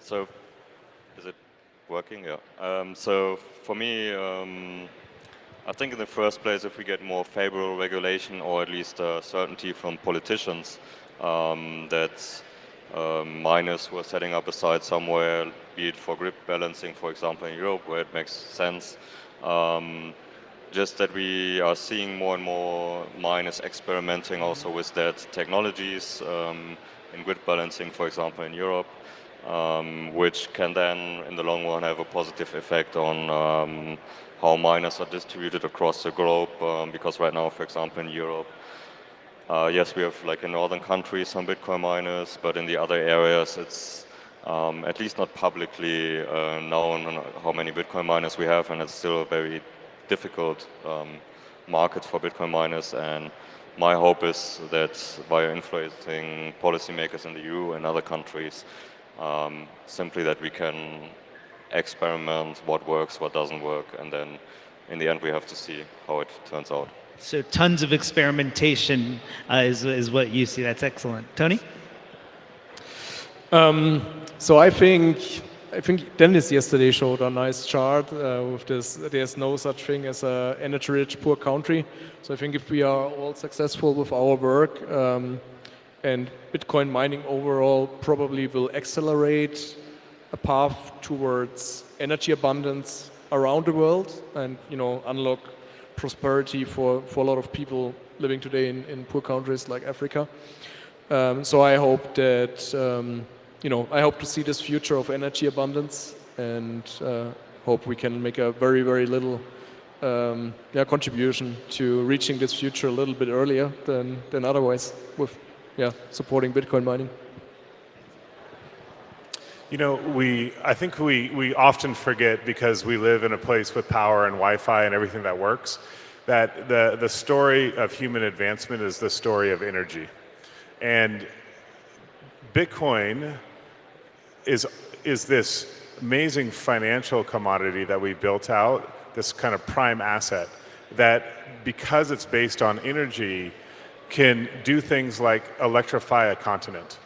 Right? And that's something that I don't think we should take lightly. The fact that you can actually use Bitcoin not just as a store of value, not just as a means of exchange, not just for that, but also to use it to lever energy up in other parts of the world is this amazing thing that we shouldn't forget.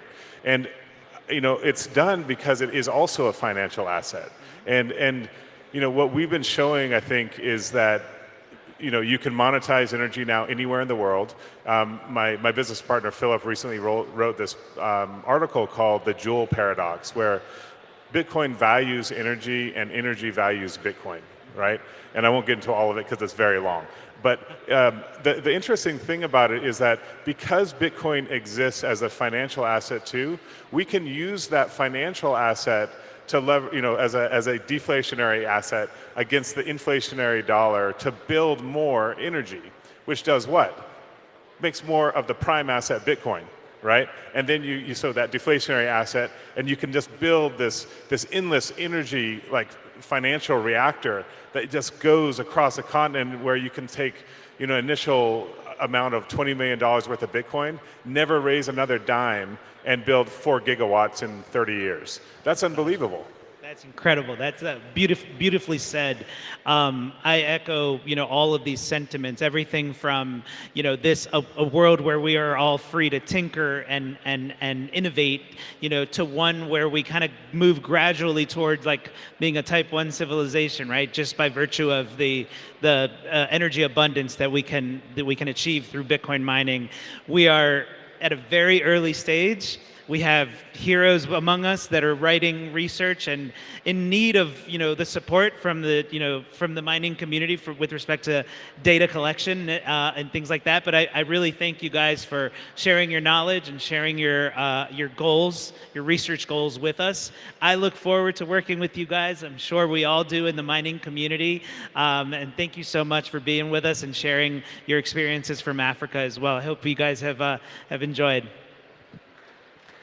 Thank you, guys.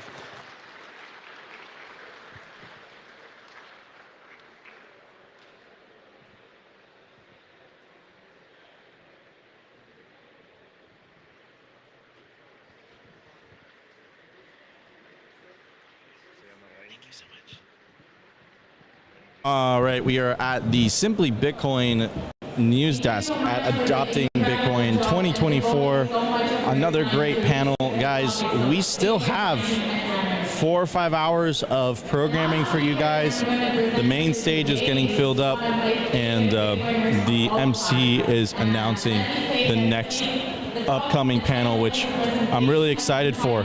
I believe it's going to be a keynote by Giacomo Zucco.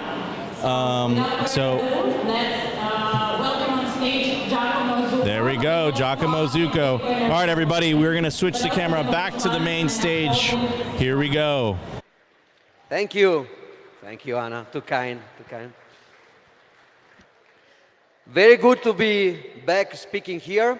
As you may know, I'm the director of Plan B Network. So you will see a lot of talks about Plan B Network. Also, my co-founder, Roxy, is around explaining what Plan B Network is and does. But the organizers asked me not to do a Plan B Network talk and to go back to my funny talks because they needed some fun at this time. So I said, okay, I will do a funny talk. Let me know, guys, when you have the slides. And I asked Kemal, okay, what is the topic, a funny topic I can discuss? And he said, you should do Bitcoin covenants. I mean, probably you overestimated my skills to be funny about that topic, but I will try something. I will try to make a very quick overview of the Bitcoin covenants idea. I will not be too technical. I will just try to give you an impression. Can you get it?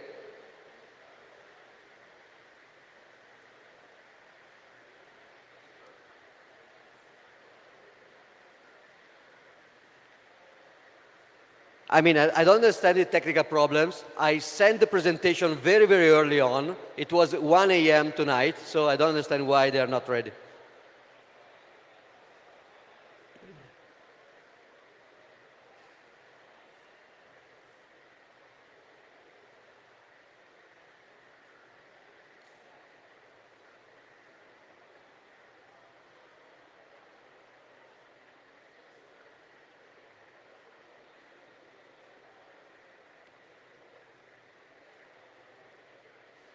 Well, let's start with our slide. I will try to do my best. So, you may have heard, how many of you know what Bitcoin covenants are and feel confident about that? Raise your hand. Okay. How many of you think that we will have Bitcoin covenants in production soon? Okay, that's a black pill. How many of you know that we already have covenant in Bitcoins today? Okay, that's one of the tricky parts that we will discuss a little bit. Oh, here it is. The purpose of the presentation is twofold. For one thing, I will try to have slides.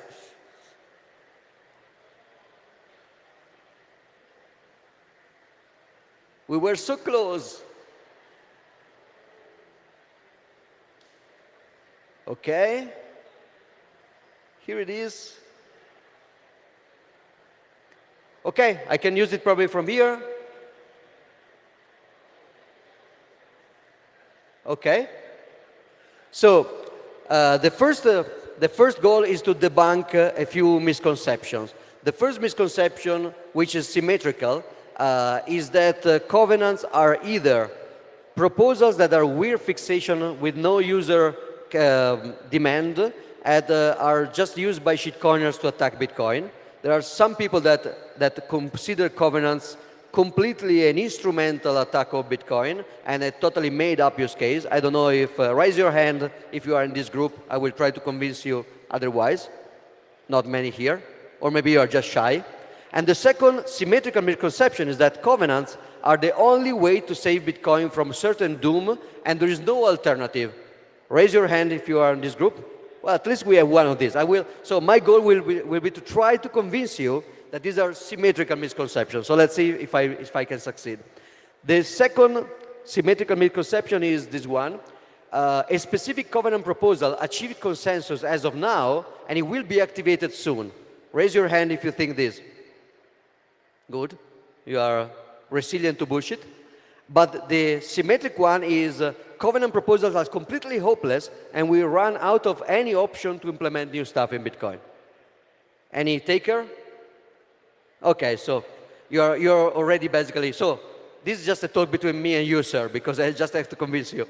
And by the way, I will make a quick history of covenants and I will also try to use this opportunity to tell you about 3 laws of Bitcoin changes, 3 laws of Bitcoin improvements.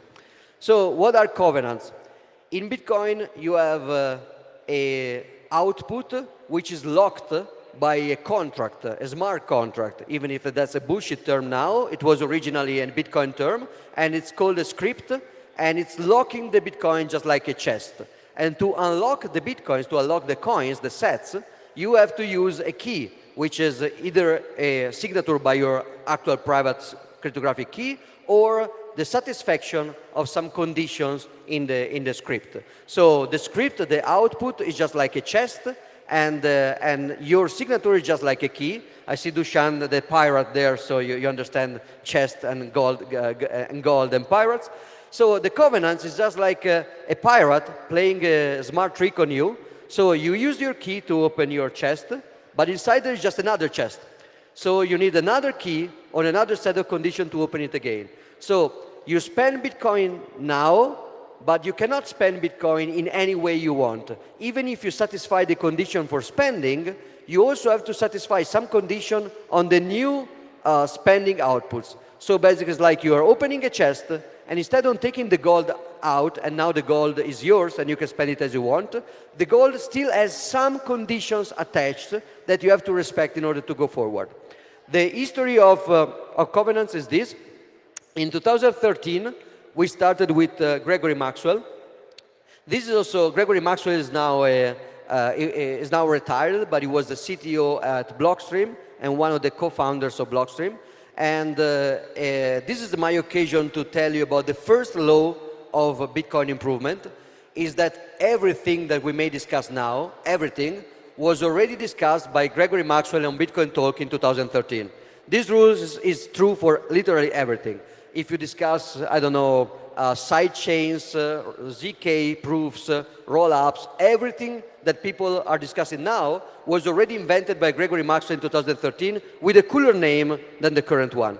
So in Covenant's case, Gregory Maxwell called it coin covenants, drawing from the image of the covenants of a real estate property. Sometimes you buy a property, like a house or a land, and there's some condition on the property. It doesn't come entirely in your hands, free to be used however you want, but there's some condition on top that you have to satisfy in order to keep going.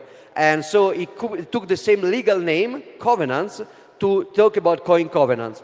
So he's saying here that he's following up his presentation of the idea of coin witness, that by the way was the first ever presentation of the idea of a trustless sidechain using zero knowledge proofs. And he said, I also have another proposal, but this one is not at all serious. It's downright amusingly bad, and he describes a covenant construction. And he said that this is very bad because it could be used to encumber future spending with condition that will limit the freedom of the users. So he makes a joke here, and he said, imagine that Luke Dashier, many of you may know Luke as a Bitcoin developer, he could start stamping coins with a covenant that only allows or makes the user pay higher fees unless the TX out amounts were round in tonal numbers. So if you know Luke, this is a funny joke, inside joke among Bitcoin OGs, but there was some kind of concern that this idea was mostly used for bad application. Gregory Maxwell, interestingly enough, had a technical vision that this was doable on Bitcoin, but he didn't have any good use case proposal back then, only bad use case proposals. So after about 2 years, we had a formal proposal to use this kind of covenant idea for something good.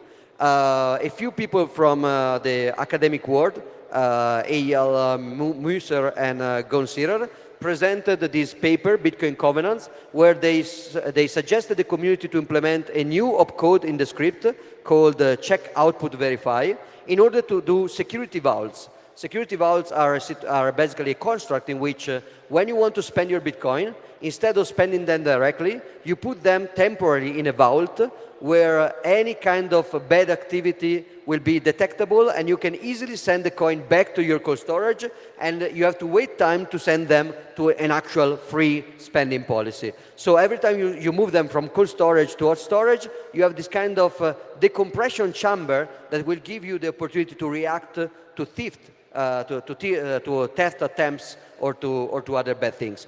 I use this example to illustrate the second law of Bitcoin improvements, which is even a good technical proposal will not receive a lot of attention when it's presented by shitcoin scammers.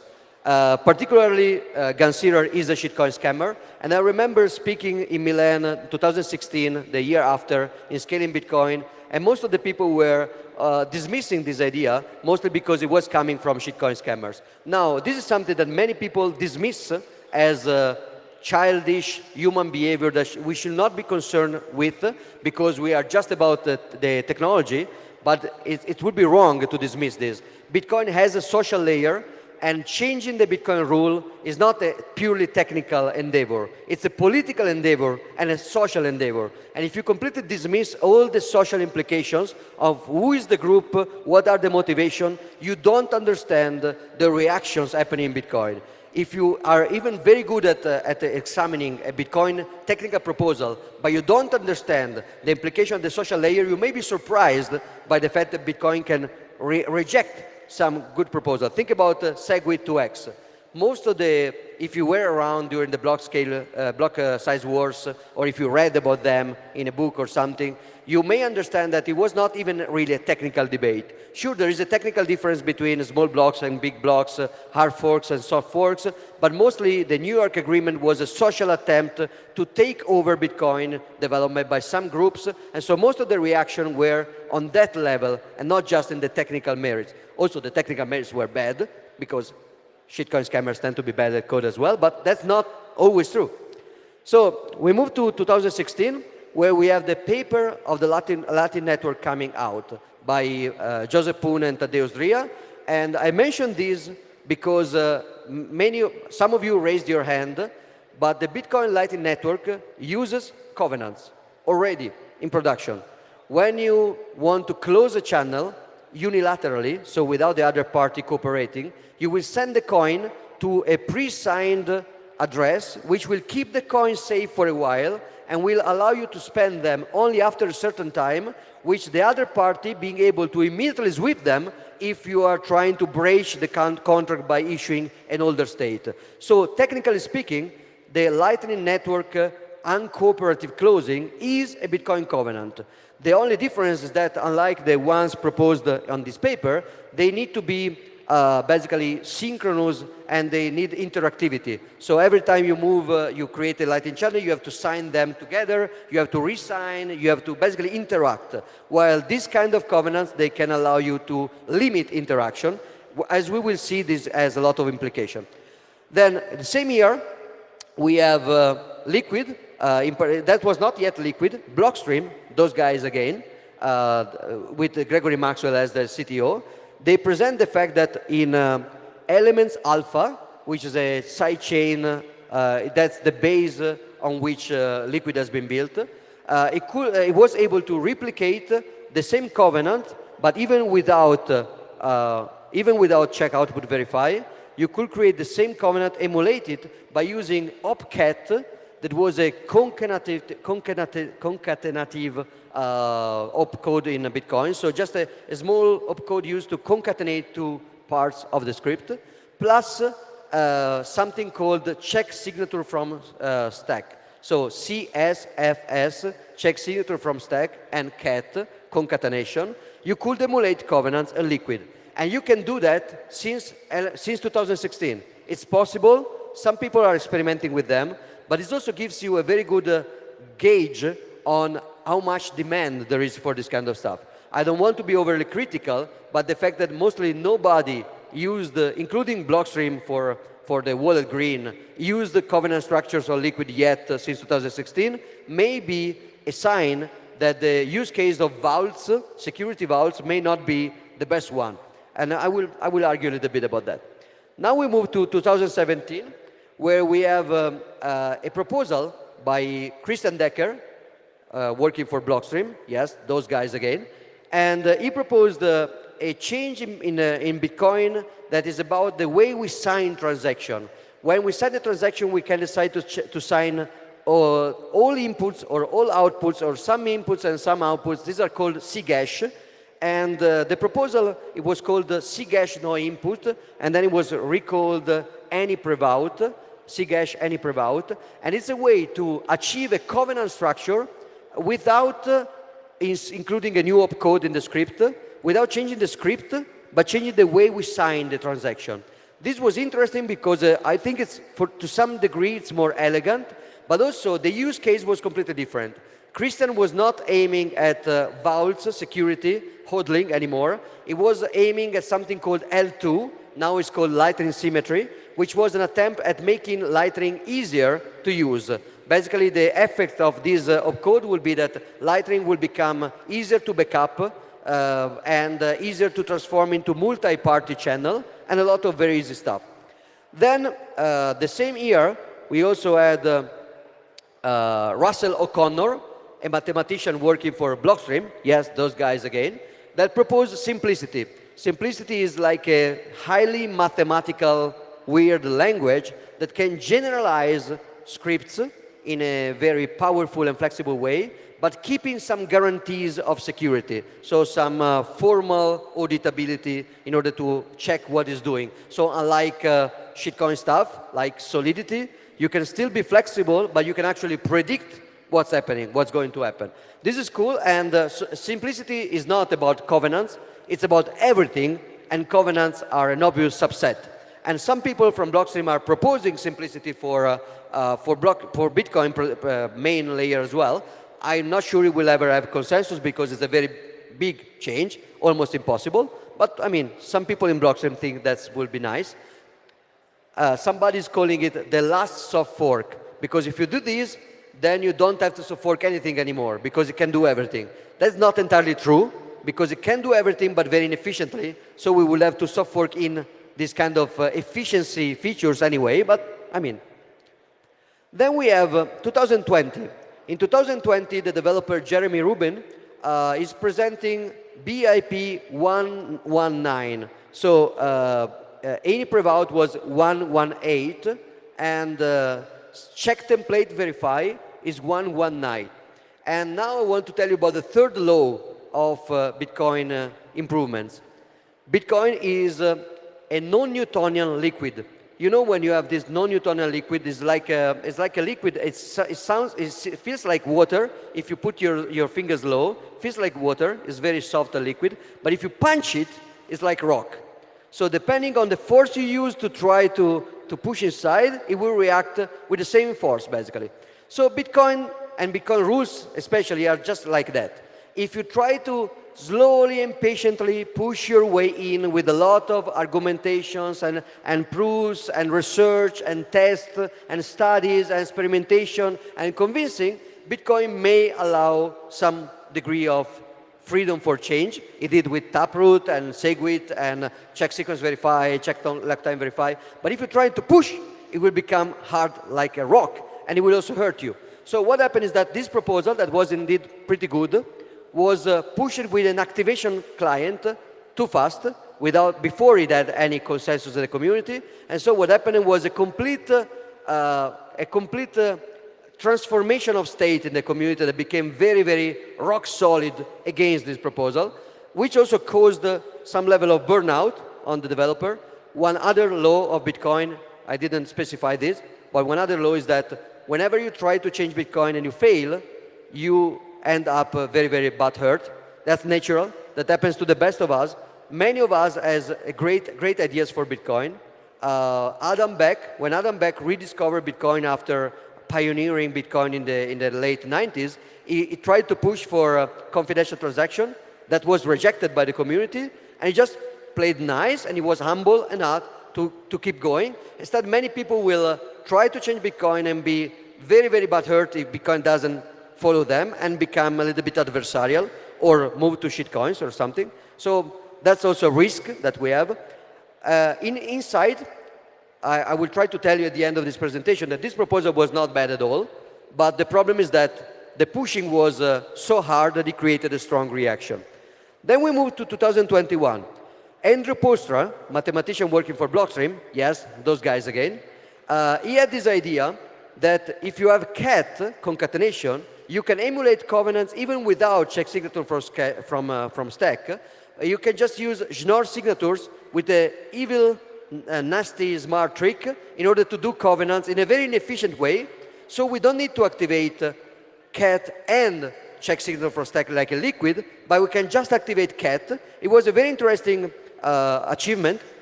Of course, this is also a very simple change to do from the implementation point of view of the soft fork. So the change to the Bitcoin code is minimal. The counterpoint is that the change to the wallet behaviors will be maximal. So in order to insert these into Bitcoin, that's very, very easy. But in order to do your wallet stuff, your Lightning stuff, or your ARC stuff by using cat, that would be super complex and very difficult to audit. The same year, we also had Anthony Towns inventing another trick, which is basically, it's called tap leaf update verify. It's another idea that can use Taproot to do covenants in a very generalized way. So there was a lot of discussion in 2021 as well. Another proof that in 2020 there was no consensus at all, because new ideas were still coming out and still being confronted. And now we are 2022, Zeman, ZMNSCPXJ, he had a proposal which was called op-evict, that was basically it was building on top an alternative on Town's taplib update verify. So even taplib update verify was not the last stage. It was still a lot of improvement to be done. And then there was Russell O'Connor, who is the inventor of simplicity, working for Blockstream. Yes, those guys again. And he came up and he said, I remember this post in the mailing list was terrible to me, because Russell starts the email saying, there is any prevout proposed by Christian, and there is a check template verify proposed by Jeremy Rubin. These are the most are the proposal with more traction, and I will now tell you exactly which one is better. So I started reading with a lot of expectation. Finally, I can understand which one of the two proposals is better, so we will have a final saying. And by the end of the email, Russell is proposing yet another of code, different from any prevout and different from check template verify, which is ticks hash and check signature from stack. So it was going nowhere, basically, going nowhere. 2023, we have Salvador Ingala, that after presenting it briefly in Bitcoin Azure conference, he comes out with Merkelize all the things, MATT, which is a proposal to use basically a series of a code, SHA-256-cat, check contract verify, OpenInspect output, input. There are several opcode. It's a package with many opcodes that can do a lot of beautiful things. The demonstration by Salvatore are incredible. You can do whatever in a very elegant way. And then you also get O'Byrne creating this idea of opvault, which is the opposite of MET. MET is very general, while opvault is very particular. Let's just do vaults and do them well. Very efficient to that specific use case and very safe in a way, while the concern with MET is that it could be unsafe because you can do literally everything and it's recursive. Then something else happened, which is retardinals. So you can see here an article, quote, Taproot Wizard CEO, the probability of opcat being activated is close to 100%. In addition, many well-known figures in the crypto industry, including Solana Labs co-founder, have added that BIP 420 to the username on the X platform to show support. Taproot Wizard launched the Quantum Cat Ordinal series. So you see, shitcoiners are taking one brilliant idea by Andrew Postra, and they are turning that into a clown show to sell shitcoins with the retardinals. This, as you can imagine from the second law of Bitcoin improvement, didn't do very well to the discussion about ordinals. To lie to people by presenting something controversial as close to 100% and to sell your shitcoin to scam retails while you try to push for some software upgrade is not the best way to get the community to accept the software upgrade. And again, you can try to dismiss this like in a very autistic way. Let's not talk about people, let's talk about code. That's not how changing the consensus code works. We unfortunately have to talk about people, scammers, use cases, intentions, and risks, and political risks as well. So after retardinals, we have 2024, where with a lot of new ideas, Riordan is a good guy. He was a little bit sympathetic with the retardinal scammers, so sometimes I'm nasty with him. I called him retardant code, but he's a good guy. And he created the proposal Enhance, which is a package of stuff, basically check sig from stack, internal key, and CTV, in order to improve Lightning. And I think that marketing-wise, this operation was very good. Enhance is fixing a marketing problem of covenants, which is trying to push a change for use cases that nobody really cares about. Nobody really cares. I'm sorry to say that. I'm friend with many people working on vaults, but nobody really cares for vaults. Nobody's even doing multi-sig yet. Nobody really cares. And even people doing multi-sig are fine with multi-sig for now. It's complicated enough for them. Nobody's doing vaults. You can do vaults, but people are mostly using covenants for lightning, for spending, for sharing UTXO to reduce the fees on chain. That's the use case that's exciting people. And Lightning has a lot of problems.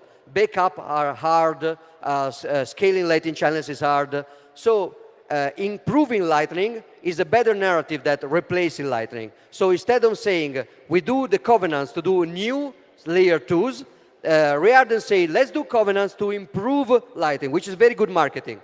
The second stuff happening there is the great script restoration, a proposal by Rusty Russell from Blockstream. Yes, those guys again. And the proposal was to basically reinstate not just cat, but all the old script that Satoshi deactivated, but in a very methodical and structured way by studying all the cross implication, by doing simulation, by doing a serious research job, which is better than just let's YOLO cat in and let's see. And the other event was Kaleidoscript, covenants in Bitcoin via 160-bit hash collision without any soft fork. So covenants are possible today by doing a collision effort. It takes some hours to spend, but it's possible today in production without any soft fork. This was achieved by several people in Starkware, but also Andrew Polstra in Blockstream. Yes, those guys again. And I will close this talk by encouraging you to check this stuff on your own, understanding that there is no consensus because many of these proposals have a lot of trade-offs in different ways. For example, some of them are very generalized, like simplicity or MET. They can do everything. Some of them are very particular, like OpVault or Enhance. They are targeted to some specific use case, which has pros and cons. Some of them are flexible and they can do everything, like MET. Some of them are very specific, like CSV. CSV is very contained, so it cannot be used to do nasty stuff or to have some strange game theoretical consequences. And some of them are very backward compatible, like Kaleidoscript doesn't need any update. Some of them require a script change or a CGash change, so that will be harder to implement. And there are other trade-offs. Some of them are very advanced. For example, CTV at this point has been studied and experimented with and researched a lot. CTV is very, very you cannot do more to experiment on CTV. While MET, for example, is just a very early stage proposal with a lot of stuff to discover and study on top of that. Then there is the methodology. Some of them just want to have a minimal impact, and some of them, like the great script restoration, want to do a giant, years-long study on all the possible consequences of activating this stuff. And then there is the style. Some of them are pushy and shitcoiny, like OpCat, and some of them are made by Maxi people, so people that are conservative and Bitcoin only. They may not even call themselves Maxi, but they are. And so there are different kind of use cases. So, you know, people that follow some of my talks know that I love Venn diagrams. So last night at 1 a.m., I wanted to do a Venn diagram with these 6 characteristics, but then I realized that the only way to do Venn diagrams would be to do this, and it was 1 a.m., so forgive me, but I will let you do the Venn diagram on yourself. You can place all this stuff in one of the circles, but they are not even circles, so it really sucks. Some resources, easy ones to check. bitcoincovenants.org. You can check the history of covenant proposal, some of it at least. utxo.org, a lot of possible use cases for CTV. Merkle.fun, a lot of possible use cases for MET, Merkleize all the things. Blog.blockstream.com, yes, those guys again. You can read a lot about simplicity and any prove-out and all this stuff. And this is the link to the original Covenant proposal in 2013 by Gregory Maxwell, with all the debate that started it all. Now, this is pretty boring, I know, but first of all, I hope that I convinced you that that this idea is the bank. Covenants are not a weird fixation by shitcoiners.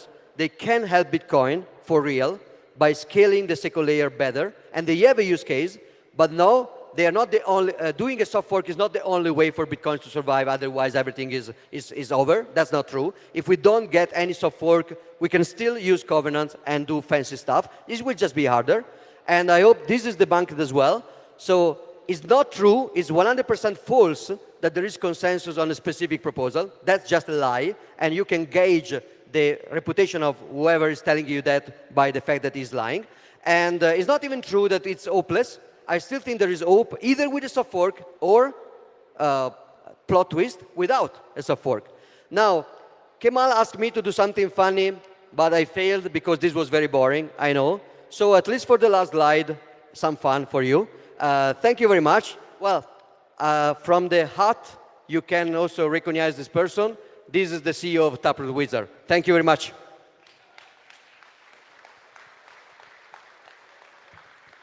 Great job, great job. All right, y'all. I am Brandon. I'll be hanging out with you for the rest of the afternoon. Well, all right, everybody. We are back at the Simply Bitcoin news desk at Adopting Bitcoin 2024, Day 2.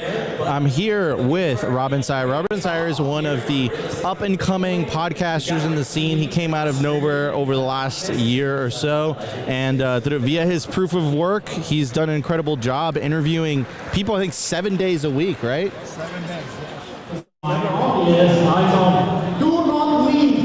Since February, 7 days a week, yes. That's absolutely incredible. I mean, 7 days nonstop. That kind of reminds me of like Elon's work ethic, man. Just like honey badger, don't stop. ...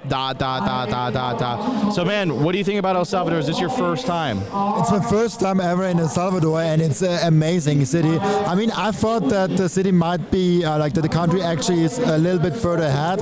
So I couldn't pay everywhere with Bitcoin, but I think the process just takes a little bit of a while to actually get ahead. And I think the main thing, my main takeaway right now from El Salvador is that the people are extremely hopeful. The people are now looking back and seeing like, okay, Nayib Bukele brought some hope into the country. The family members are returning to the country, not going back. This brain drain away from El Salvador stopped now, and people are actually coming back. So I think that's really great. And the Bitcoin medium of exchange side of things just needs more time to be really developed in El Salvador. 100%, yeah, and I agree. I feel that hope and energy in the local populace. You feel it. Now, I don't know if this is because of Nayib Bukele's leadership or because of fixing the base layer of society. Again, if your society has a broken base layer, corrupt base layer, which is fiat, I think that impacts a lot of facets of just the overall experience of their citizens. I think there's a psychological component to living on a fiat standard, and I think that if you fix that, I think I tweeted this out the other day. A lot of the madness that I think we see in the world today is due to broken money. And I remember it was like Lynn Alden or something that liked it or quote tweeted it. So I think there's a lot of really negative effects of fiat that people don't see, and I don't think it's a coincidence that the first country that made Bitcoin legal tender has improved at the rate it has improved. I don't think that's a coincidence, and the reason for that is I've seen what Bitcoin has done to my life. I've seen what Bitcoin has done to companies. I've seen what Bitcoin has done to anybody who adopts a Bitcoin standard, right? 100%. So it's so great to see, because I spoke just yesterday with someone who discovered Bitcoin, and he's around 50 years old, and he changed his complete life with that. Because once you get the hope and once you save in the money and you see that the money is actually not depleting every year, the cost is going up every year. I love the website Priced in Bitcoin, where you see all the prices falling within Bitcoin. That's, I think, the main hope factor that people actually get, where they finally have a foundation they can work with. And when we have that, that's an amazing step. And then you can build on that. You can make the country safer. You can make the family safer, and you can build on that with education and all the things that happening in Salvador. I love it. Absolutely, absolutely. We're also joined on the panel with two guests. Could you guys introduce yourselves from right to left? Yeah, hi. Thanks for having us. So I'm Jan Wüstenfeld, and I'm a lead researcher at Millennium Green Tech, and we've just had our panel on Bitcoin mining and how to like accurately measure CO2 emissions of the Bitcoin network, to get better data on that, to have something to go to politicians and tell them and show them Bitcoin is not boiling the oceans, but it's something that they should at least be neutral towards or even embrace as a technology. Absolutely, 100%, right? I never forget the Pierre Rochard video where he takes a CO2 kind of counter and he puts it behind an S9 or S19 or whatever it was. And, you know, like Bitcoin miners don't emit CO2, you know, it's like hot air. And then the other misconception is Bitcoin miners use stranded energy or energy that was already going to waste, or else it wouldn't be economical to use that said energy, right? You can't just set up a mining operation in the middle of Manhattan, right? You're going to go out of business, right? So I think that's like this other kind of misconception. But I think some politicians are a little bit malicious. They're a little bit, they're not really interested in the truth. I think they're really more interested in an agenda. And I think that the climate narrative and the energy narrative is a very convenient way to try to control people. Like, let's be frank here, right? Anyway, so what's your name? I'm Tony. I'm also part of the research group. So Jan and I and a few others, some professors. We're working closely with Daniel Batten also on our research. So I'm very excited about all things Bitcoin and energy. So I'm an energy engineer by practice. I studied that in 2006 with a big focus on energy economics, renewable energy and so on. And my first touch point with Bitcoin was like for a lot, a skeptic one. I thought, okay, hey, this consumes a shitload of energy. But then I had a few years later, my counterintuitive aha moment is that Bitcoin and Bitcoin mining actually is something net positive for the environment and for humanity, helping us towards energy abundant future. Absolutely. I think Bitcoin mining actually makes renewable energies possible without the need for government subsidy, right? 100%. Definitely a lot of need for education and research to inform politicians. And really, like, even if those politicians don't want to be informed, at least inform the public and really break through that echo chamber and really kind of establish the narrative that Bitcoin miners are here to help and that they're a net benefit for the world, not a net negative. Anyways, we are going to pass it back to the main stage, but I do want to give a shout out to our guests. Of course, we have Robin Sear from the Robin Sear podcast. Go subscribe. We have Tony from? I'm not here for a company, but my main company, nothing to do with Bitcoin, is Blockbrain. We got Tony from Tony, and then my friend.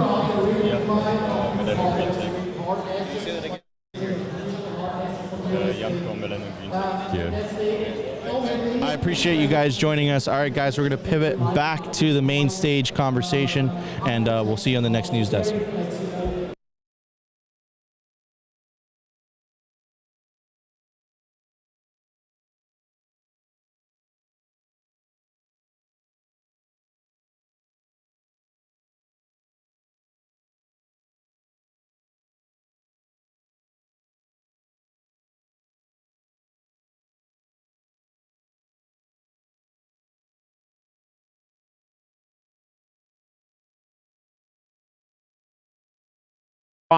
And so far it's pretty close to zero what kind of digital assets that people really have cared about in the long run. And I think one of the reasons is that it has always been done in a very wrong way, and the whole premise of crypto is wrong. Let's look at the way, or let's look at what's the story behind here, and that's now the other topic I start talking about and why is it such a pile of bullshit? Why is it such a pile of bullshit? Of course, whenever something gets a big pile of shit, it means there's a lot of attraction, a lot of flies are coming in because they see something as a story.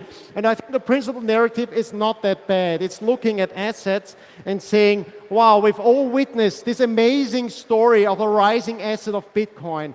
And it's just this tiny little thing here, oh, it's not a pointer, where it has replaced, in a way, parts of gold. It's become this digital gold story, hard to mine, but flexible, accessible to everyone. And then, like this very tiny sliver here, of course, dollar is not a hard asset, but it's a relatively hard asset to lots of people around here. And just a tiny thing that you can't even see here on the picture is the business case for the most profitable company per employee at the moment in the world operating. That, of course, is a stable coin issuer. And it shows you that, of course, appeal of trying to figure out ways. Of course, still those two asset classes are small compared to the much larger assets of stocks.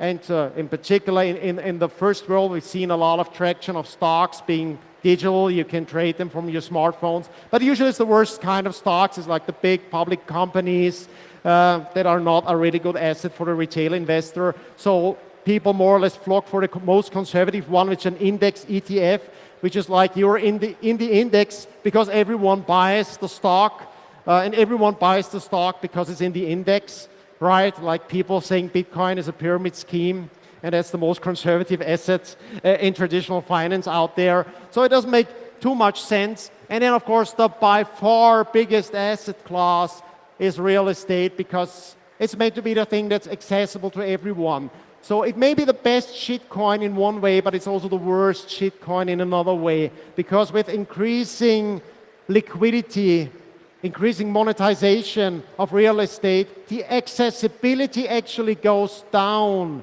And that leads to all that kind of zero-sum logic about gringos buying our land kind of stories. And it's really the problematic thing about it.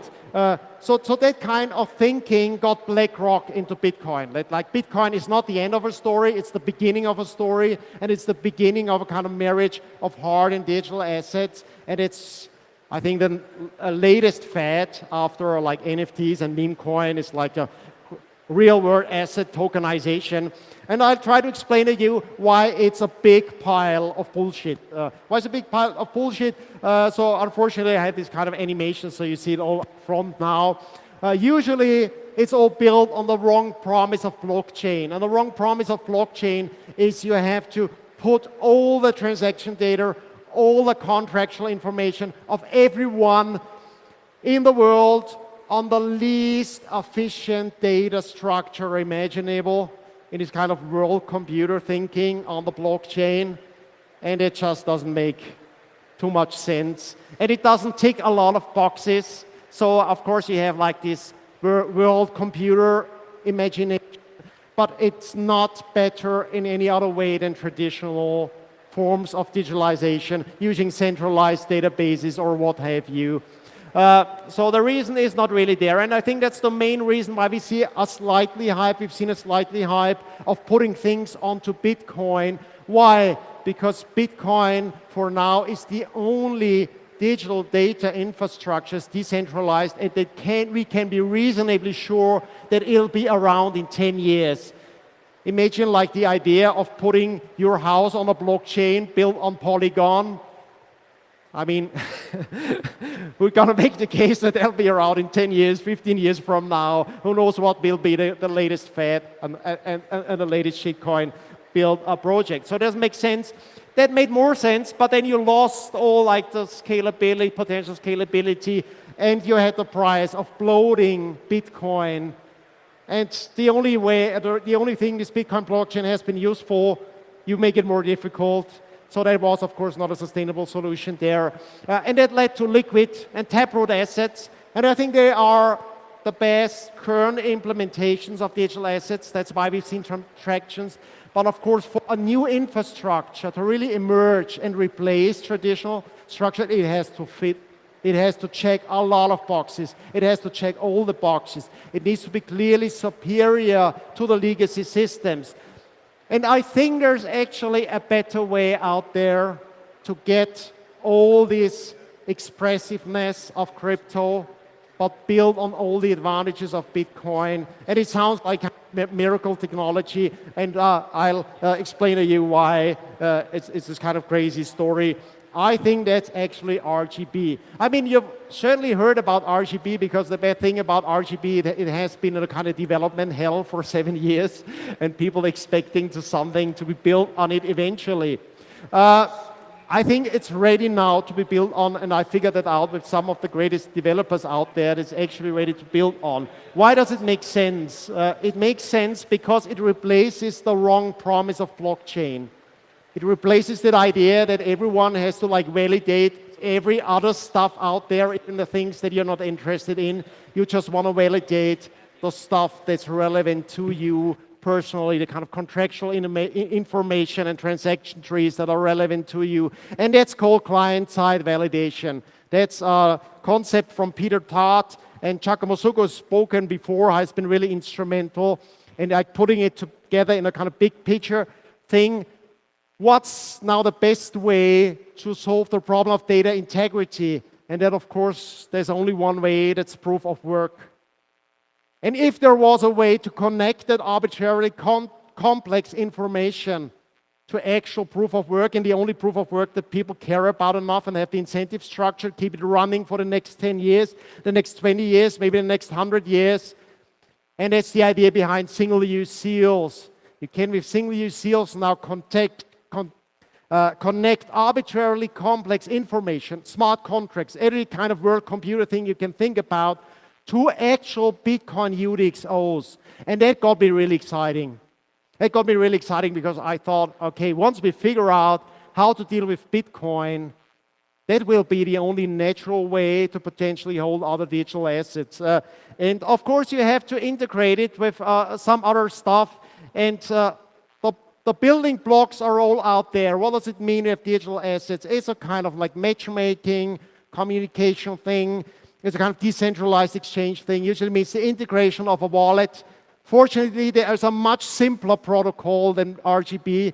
The simplest communication protocol out there is Nostr. Lots of people are building for the reason of Nostr, and I think it's a great match to build on Nostr, so we can actually now have Nostr relays that are gated by digital assets. We can use Nostr clients as kind of dashboards, even governance dashboards for real assets that you use. And you can use all the properties of Bitcoin. No one has to hold your Bitcoin in custody. You can do peer-to-peer, permissionless transactions to other people. You can swap natively digital assets to Bitcoin, use Lightning as well. So of course, seems a bit like future stuff, so you have to figure out, what's one of the strongest use cases here to come up with. And I think it's a particular class of real estate.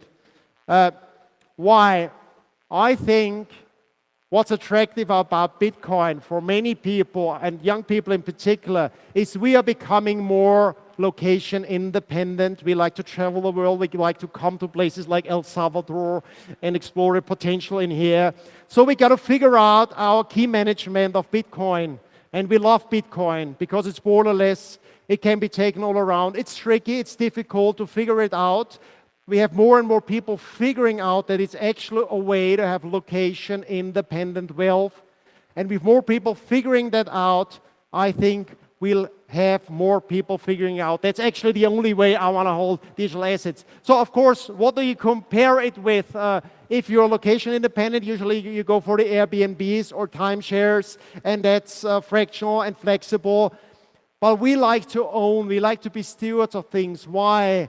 And it's the reason that Austrian economics give us, because we're individualist. We have a subjective approach to the world. We want to choose something that's maybe not a one-size-fits-all thing that already scales. We want to identify with stuff.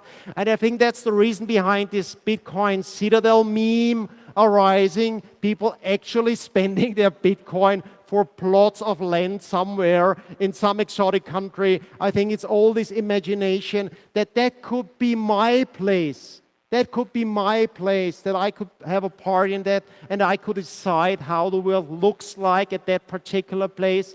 And I have potentially none of the downside of increasing rental prices of real estates, because it's usually just figured in fiat. Of course, you can spend your Bitcoin, but let's admit very few people actually look at it that way.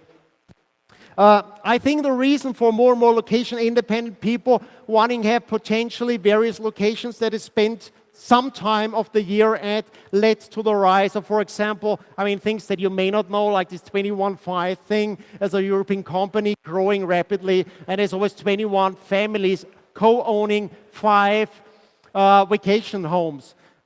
Which it's growing because it makes sense for the economies, but it's inflexible, and you really pull yourself down in 5 boxes with the same 21 people. You don't have the flexibility peer-to-peer thing of Bitcoin. So I figured, like in that future I mentioned, I found one use case here, and that's a project already running by Bitcoiners. They want to do co-owned citadels, co-owned places for Bitcoiners to congregate at, to spend time at, and it's actually up and running. And what's the thinking? What's one way to have a very flexible digital way to express co-ownership in potential vacation places or impermanent places? We are able, building on RGB, to divide ownership in one real estate property into 52 differently priced digital assets. And every digital asset, of course, represents your choice of ownership, your ownership of usage of 1 week in the year. And every year, it'll spawn this usage right that you can transfer 24/7 to your friends and family around the world.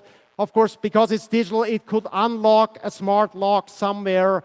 You could swap it with other people. You could swap your weeps with other people. You could sell those other people for those assets for Bitcoin later on. You could use Lightning for smaller parts of that and all that kind of stuff. So I think it's a use case where it really makes sense. It's a small niche kind of use case. You want to note that down, citadel.garden, sorry for the botched slides, and figure down that refold code here. It's a kind of site, a project where I think it's the first use case where it really makes sense to use RGB built assets, which is fairly new because it appeals to Bitcoiners who have figured out key management, and it appeals to location-independent people who want to have a reason to co-own places because they want to come back to those places and spend time with like-minded people at places, and don't have the kind of economics of having a second home, a third home, a fourth home that's empty most of the year, which doesn't make too much sense, to be honest. So I think it's a good use case to figure it out. I think that'll be the future eventually, once we figure out all the hard stuff, how Bitcoin can disappear under the hood and make it possible for everyone to understand digital assets. And then, of course, fixing key management for people. That will be fixed for Bitcoin because Bitcoin will become more and more important as the first and really native form of wealth for location-independent people. And that's basically the story of the sovereign individual. The book that predicted Bitcoin also predicted that kind of mobility and that it will change the world. And by figuring that out and bringing that together, I think Bitcoin really has cleared the path to make use of impact of location-independent people in the place. So I'm really excited about that kind of technology. I hope you'll reach out if you share that excitement as well. Thank you for your attention. Thanks for being here. All right, awesome stuff. Nice job, Raheem. Well, we have a great talk coming up. We've got Chris Wood, a chief strategist of Jefferies, and then we've got Matthew Siegel of Van Eck, one of the OGs in the Bitcoin space. Matthew going to give a brief presentation, then they're going to do a fireside chat. Here's the clicker. Yeah, this one. Yeah, all right. Yeah, wherever you like. I need a mic. Yep, got it right there for you. Thank you, thanks. Thank you, cheers, thank you.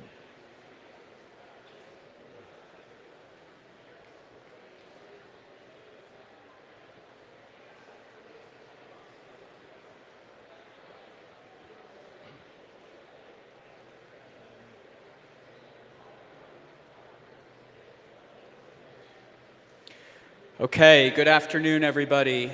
Thank you for sticking around through the sleepy hours of the day. I'm Matthew Siegel. I run digital assets research at Van Eck. Van Eck is a traditional fund manager, about $100 billion in assets under management.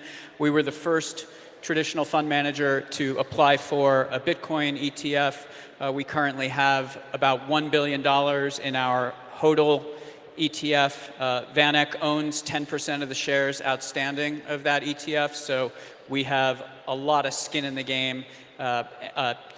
Today, I'm going to give a brief election takeaways for Bitcoin, and then spend a few minutes with my old friend Chris Wood, who was the first strategist on Wall Street to introduce Bitcoin into his model portfolio, which of course has dramatically outperformed. Okay, so the first thing to note, I think everybody knows, but the election was a resounding success.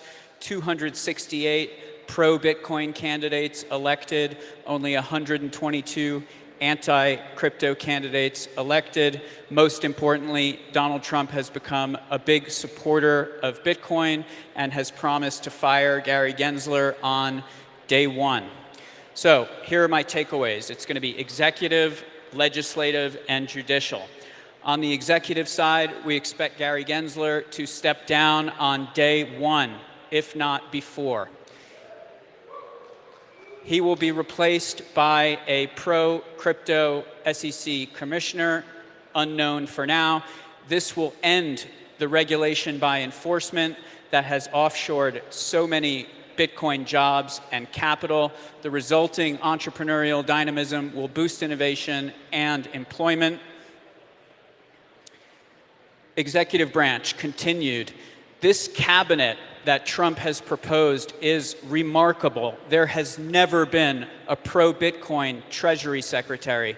The Treasury Secretary's job is to say that the strong dollar is in the interest of the US economy. Whether we have Howard Lutnick or Scott Bessent, that message is likely to change. Both will likely to champion increased adoption of Bitcoin and potentially shitcoins in the US. Secretary of Defense bought Bitcoin in 2021. National Security Advisor bought Bitcoin in 2021. Executive branch continued. We do expect that additional ETFs will be approved next year.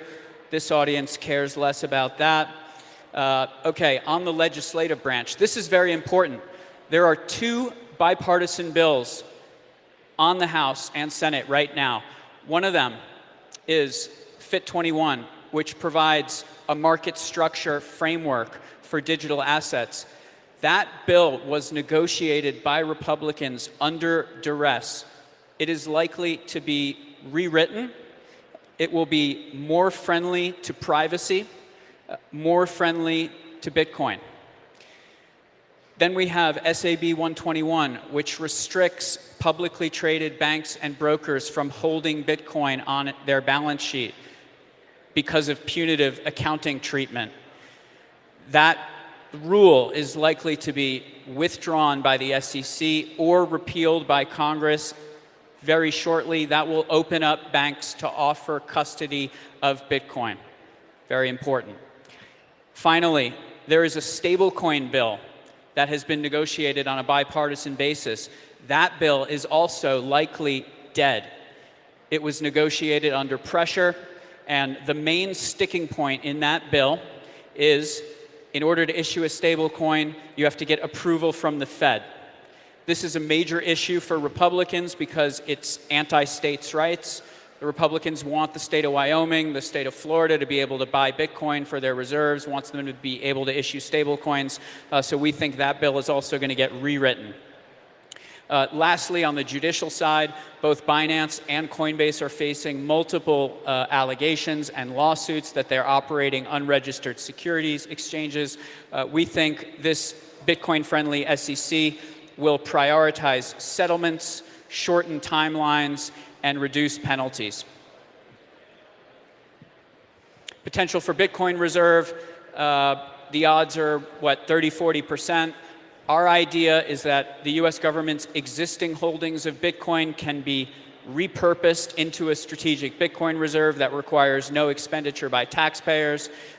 Trump has plans to build 10 freedom cities. These are new cities that will be built on federal land.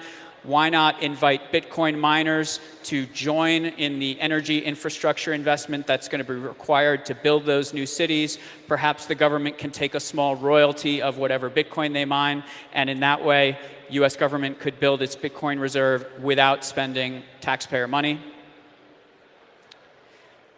The biggest impact that I see over the medium term is the prospects for the BRICS countries to use Bitcoin as settlement in trade. Vladimir Putin, a few weeks ago, proposed this very fact. Russian Sovereign Wealth Fund is investing in Bitcoin and AI infrastructure across BRICS. We think the US will follow. One day, Putin will be dead. Russia will be reintegrated into the financial system. US has to keep up. Donald Trump understands the shared synergies between Bitcoin mining and AI. The 2 decades of no electricity growth in the US are likely over because of the demands from AI. We believe that if the US can reinvigorate our nuclear and baseload power supply, we can become energy dominant, AI dominant, and Bitcoin dominant all at the same time. Lastly, how we think about price. We see this cycle topping out around 180K. That would be 1,000% return. The previous smallest Bitcoin cycle ever was 2,000%. Let's see. It's a very volatile asset, so tough to be precise. Medium term, about 450K. That's half the market cap of gold. And then long term, $3 million. That assumes that central banks own Bitcoin at a 2% weight. They currently own gold at about an 18% weight. And it assumes that roughly 10% of global trade is settled in Bitcoin. That's our view. So now I want to spend some time with my old friend, chief strategist at Jefferies, one of the first, if not the first, Wall Street strategists to put Bitcoin in his model portfolio. And Chris, I want to ask you, how often do you think about Bitcoin, and how often do your clients ask you about Bitcoin when you're on the road? Well, yeah, does this work? Yeah. I first sort of looked at crypto in 2017. But I only put the allocation for my I have a long-term portfolio for US dollar denominated pension funds, which I started back in 2002. There I had the biggest weighting in gold mining stocks, and Asian equities. So what I did in the beginning of 2020, I put a 5% allocation to Bitcoin, reduced the allocation to gold mining stocks. And the reason I did that was by the beginning of 2020, it finally became possible for institutional investors to own Bitcoin because the custodian arrangements had been developed. Before that, they couldn't get custody, so institutions couldn't own it. In terms of when I'm talking to institutional investors, fund managers, the majority of people don't ask about Bitcoin, but there's a minority who've always believed in Bitcoin. So you either believe the Bitcoin story or you don't. So maybe 20% believe it right now. 20% are believers? Well, but they realize it's here to stay. Gotcha. It doesn't mean to say they all own it, but... So one of Chris's overarching macro themes is that we've been in a big bubble, and the bubble is not in any particular asset, but the bubble is in the credibility of central bankers. And as that credibility diminishes, Bitcoin can rise. So where do you think we are in that central bank credibility bubble, and does it pop with a bang or with a whimper? So basically, the antecedents of this was we've been in a period, I'm talking the Western world now, I'm not talking Asia, because my background is Asia primarily, but in the Western world, we've been in basically a growing trend towards socialization of credit risk, which actually began in the end of the late 90s when they bailed out long-term capital management, which was a hedge fund. So that was the first time the central bank so clearly bailed out a private sector player. But clearly this socialization of credit risk reached its most extreme 2008-9 with the global financial crisis, when basically there was one rule for Main Street, another rule for Wall Street. That clearly was the antecedents of Donald Trump's popular movement. But technically, the Federal Reserve began in 2008 unorthodox monetary policy, otherwise known as quantitative easing. So the Federal Reserve balance sheet has increased dramatically since that period, as has actually the balance sheets of the other major G7 central banks, Bank of Japan, ECB, Bank of England. And my base case, ever since they adopted quantitative easing, is that they would never be able to escape this unconventional monetary policy. So right now, the Fed is kind of shrinking its balance sheet, but it's shrinking from a level way higher than where it started. And my base case is they'll never be able to escape unconventional monetary policy. And so if that's your base case, then it raises the issue of what the exit is. So what happened post 2008-9 is they basically transferred the private debt. There was a contraction in private debt, but the debt went on the government balance sheets. And the Federal Reserve increasingly is financing a lot of that government debt by buying treasury bonds. So the fundamental distinction between monetary policy and fiscal policy has been is increasingly being erased. But something else happened. After 2009, in the G7 world, they re-regulated the banking system, and Western banking system right now is predicated on the concept that government bonds are risk-free. Now, on the other hand, nobody believes that the government bonds of Pakistan, either Brazil or even here in El Salvador are risk-free, but there's this convention that G7 government bonds are risk-free. So in my view, the end of this system will blow up when the market starts to react against the notion that these government bonds are risk-free. So we're in a process where that's beginning to happen. So in 2020, we had the pandemic. The Federal Reserve chose to address the issue of the pandemic by the biggest increase in monetary expansion we've seen in decades. That's the reason you had the inflation. And all the G7 countries basically reacted to the pandemic in the same way. They printed money and they essentially paid people money to do nothing. So that proved to be inflationary. Now, what was interesting in the emerging markets in Asia, because the central banks and finance ministers realized they assume they have to behave in an orthodox fashion, so that otherwise people won't buy their bonds. So they did not print money. They didn't give money out to people for free. You didn't have the monetary expansion. In India, they gave out food, not money. So since 2020, the government bonds in the emerging markets have massively outperformed the G7 government bonds in US dollar terms. So that's the first evidence of the market beginning to question this risk-free assumption. Right now, in the 12 months with the interest rates having gone up in America, in the 12 months to September, if you take net interest payments and entitlements, they were running at 91% of total US government receipts. And that's in a healthy economy. So in any US downturn, the fiscal situation becomes unsustainable. Then what could well happen in a situation where the fiscal situation becomes unsustainable, then the government will fix the price of bond yields, i.e. they'll say the 10-year yield is pegged at a certain yield. That will be very dollar bearish, and and at that point, the investors should totally react against US Treasury bonds, and it will become clear they're not risk-free. So that's basically the direction of travel. But we now have this interesting situation where Elon Musk is telling us he's going to cut $2 trillion from the federal government budget. I mean, if he really does this, that would be dramatic and could change the whole narrative. That would make, if he really does that, that would make gold and Bitcoin less interesting investments.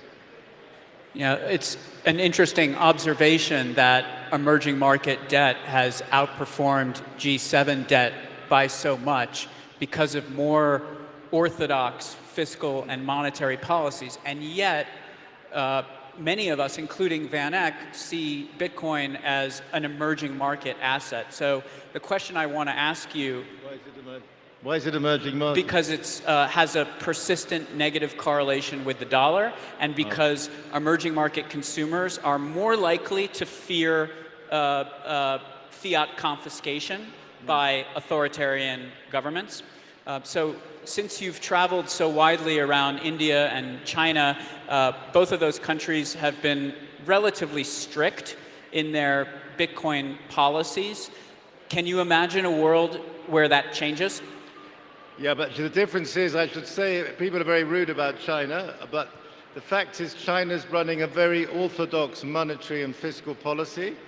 China was ever since Ben Bernanke, the former Fed chairman, started quantitative easing, the Chinese have made it clear. They said, we do not agree with this quantitative easing. America's abusing its reserve currency status. And we recommend to change the global currency system so it's based on the SDR.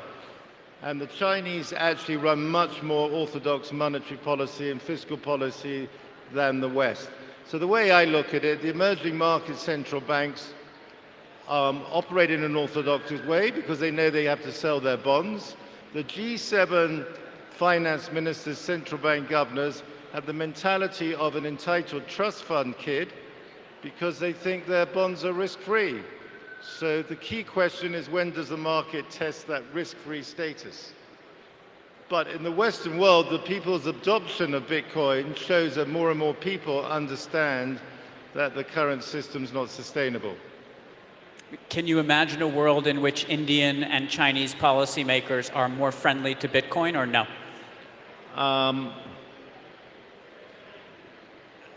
No, they're not. But China has not really banned Bitcoin, right? What you should understand about India and China, they have closed capital accounts. So that's why they don't like Bitcoin. They have closed capital accounts, therefore they don't want their money. Bitcoin represents a way people can get their money out. That's where it's coming from. Got it. So in your model... By the way, the Chinese are not pretending to run a free market system. Just like they're not pretending to run a universal suffrage. The Chinese have never said they're going to become a democracy, despite people in the Western world thinking they were. They never said that, and they've never said they're going to open their capital account. In your model portfolio, where you've introduced Bitcoin, you have not added any other crypto assets. But I know that in your personal life, you've made investments across venture capital and other coins. How do you see the difference between the two? And do you see Bitcoin maintaining its differentiation among institutional investors? Yes, I just view digital Bitcoin and gold as the same investment. Gold is money, and I view Bitcoin as money. And the risk, if you only own gold as an institutional investor, is there's a generational demographic risk, because the millennials may never buy gold, and they may never buy gold mining stocks. So to me, they're not mutually exclusive. To me, they're completely complementary, gold and Bitcoin. Whereas I would say the other crypto assets are basically tech protocols, and Ethereum will be a great asset. Everybody uses the Ethereum network. If everybody stops using it, it will go to zero. So, it's a tech protocol. It's got nothing to do with money. But the thing about gold and Bitcoin is they're not part of the credit system. So they're IOU nothing. If you own cash, that's a claim on a bank. It's part of the credit system. gold has got nothing to do with the credit system, nor is Bitcoin. How do you handle the volatility of Bitcoin in an institutional portfolio? Are you, because if you introduced it at 5% in 2020, it must be 15% by now. Are you trimming it each quarter? No, I'm not. No, I'm not doing. Not in this particular portfolio. I also have a Bitcoin 5% in a Bitcoin ETF in my global equity portfolio.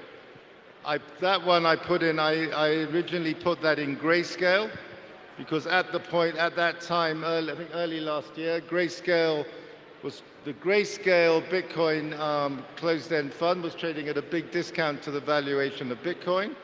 And some people who informed people correctly told me that grayscale, that if you read the judge's ruling on the grayscale case, it was clear that the SEC was going to lose the case. So therefore, it was clear that the SEC sooner or later was going to put up the white flag. And once they put up the white flag and surrendered, backed off the case, it was clear that the way was open for then they'd have to let the Bitcoin ETFs happen. So when was it? I think I put in about a 40% discount to Bitcoin. And then once Grayscale became an ETF, I changed it to Matt's ETF. Because the reason I put it on the Van Eck ETF is because I think Van Eck put most of its own money in the Bitcoin ETF, i.e. they put their money behind the Bitcoin story. Yeah, we eat our own cooking pretty aggressively at Van Eck. Okay, so last question for you. We've spent a couple days in El Salvador together, met businessmen, policymakers, taxi drivers. What is your impression of the experiment that is being undertaken here in El Salvador? No, obviously this is really interesting. So I think the best analogy, this is like a startup economy. I think that's the way to look at it. And I think the interest in it is just beginning. Obviously with the current US administration, this government here is very well positioned. But I think the best way to look at this is as a startup economy. And while people in this room are probably not interested in owning debt or bonds, actually, it's worth keeping an eye on the El Salvador government bonds because the smart money's been owning them because obviously the more the currency's backed by Bitcoin, the more it becomes an interesting investment. And these bonds have been doing very well. They're doing much better. The bonds are trading much better than what's suggested by their credit rating, which means that the credit rating is going to be upgraded. And the IMF has been making an issue of El Salvador's Bitcoin strategy. That's been viewed as a negative by the IMF, but in my view, the change of power in Washington, the IMF will sooner or later have to back off that stance. Yeah, I want to echo that. Van Eck runs some emerging market debt strategies, and the managers of that fund use policy analysis in order to guide their allocations. So they've been buying the debt of countries that have been adopting Bitcoin, and we've done very well on the El Salvador debt and still see quite a bit of upside. Chris, is there anything I've missed that you want to communicate? No, I mean, so the issue for me is when do I, so I'm going to keep my Bitcoin allocation, but yeah, I'm assuming, I'm just looking at Bitcoin on a halving. So my guess is this time Bitcoin goes up about 3 times on the halving. 3 times since the price of the halving, you mean? Well, basically, if you look at the dynamic, the amount it's going up is reducing every halving. Yeah. So the previous halving, it was up 7 times, right? Got it. So yeah. maybe it's up 3.5 times this. So we measure it from the trough to the peak, not necessarily at the halving. And on that basis, the smallest ever Bitcoin cycle was 2,000%. So we cut that to 1,000% to get our 180K price target. If you're being tactical about this, then you own Bitcoin on leverage. I'd take some money off the table at 150. Okay. But obviously, if you're a purist, you never sell. Okay. Thank you very much, Chris. Thank you, everybody.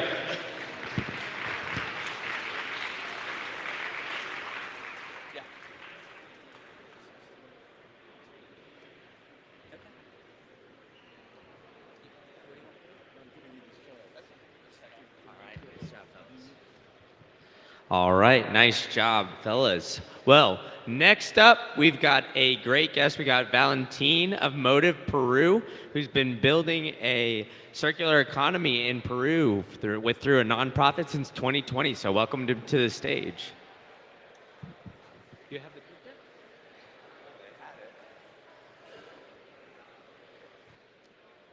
Yeah?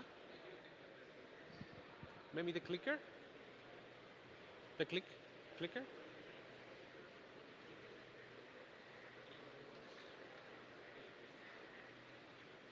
Okay. No. Hi everyone, my name is Valentin Popescu. Originally, I am from Peru. And very soon we will watch a video. I'm from Romania, but I came to Peru 17 years ago.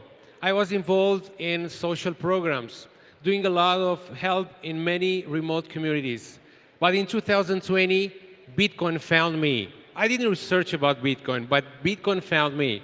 In the middle of pandemic, we start to help those remote communities. And here I have a video that explained what we do and next the challenges we have in this country from South America.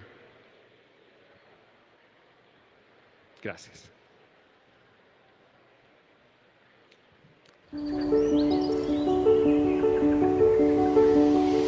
Hola, me llamo Sarita y lo que más me gusta hacer es imaginar. Yo sé que a Sarita le gusta imaginar, pero hay cosas que felizmente ya son realidad.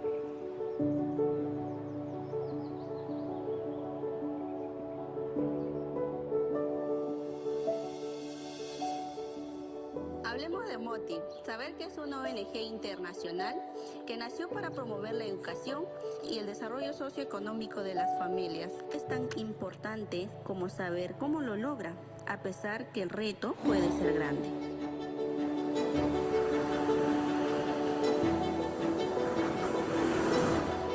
Si las olas son grandes, también lo somos nosotros. Es que en MOTI creemos en traer esperanza, promoviendo el uso del Bitcoin. MOTI Perú educa y equipa a los emprendedores en una economía circular a través del Bitcoin. Por eso, la esperanza ya llega. Acompañamos a niños, mujeres y jóvenes que quieren un cambio. Y el cambio comienza desde adentro. No solo que las comunidades capacitadas ahora puedan usar o descargar una billetera digital, Sino que nos basamos en 3 pilares: pilar físico, pilar académico, pilar emocional y espiritual. Usando Bitcoin, entregamos esperanza. Para esto, equipamos a las comunidades para hacer un centro de acceso a economías digitales descentralizadas, para atender a aquellos que tienen la necesidad de intercambio con Bitcoin. En suma, los participantes pueden tener un empleo, usando Bitcoin como método de pago. Víveres, ollas comunales y hasta zapatos son pasos para salvar vidas, donde cada familia asiste a los centros integrales Motiv. Las niñas y niños aprenden a cómo obtener una mejor economía. Los jóvenes y adultos tienen un nuevo espacio. La comunidad se integra con el deporte. Descubren las vías para una mejor alimentación. Y principalmente, reciben formación vocacional y empresarial para empoderarse. Hoy, comprar arroz para la casa. O una botella de agua. Con Bitcoin es tan cotidiano para los participantes que al menos 5 veces por semana utilizan satoshis de Bitcoin para realizar transacciones. Y hasta para pagar sus clases y útiles de los programas. Con el sistema Lightning tienen acceso a enviar y recibir Bitcoin en forma rápida y segura, obteniendo el beneficio económico mensual a través de la billetera digital Blink. El valor también trae esperanza. Nuestra estrategia es educar y equipar con 2 métodos, nuestros centros integrales y la generación de eventos especiales. Actualmente integramos las regiones y ciudades de Lima, Cusco, Huanchaco, Tarapoto e Iquitos.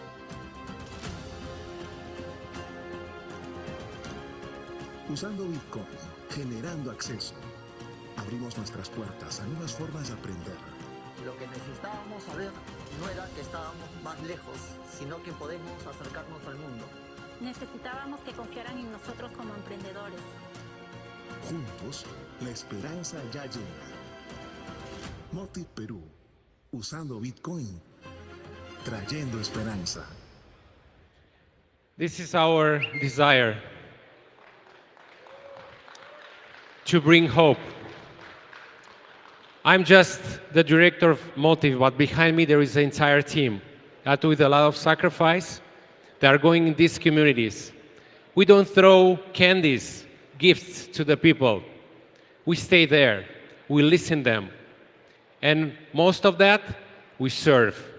And they will follow what we do and what we talk, Bitcoin. It's so, you'll think that it will be very difficult to talk about Bitcoin in those remote places.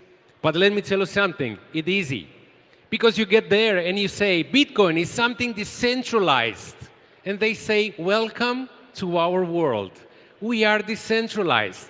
We don't have ID. Even we don't speak Spanish. They speak Quechua, which is an Inca language. So it's so easy to embrace, but it's so difficult for them to trust. So as NGO, you know that there are so many NGOs that just throw gifts. We are there to serve and make them leaders to go and outreach others.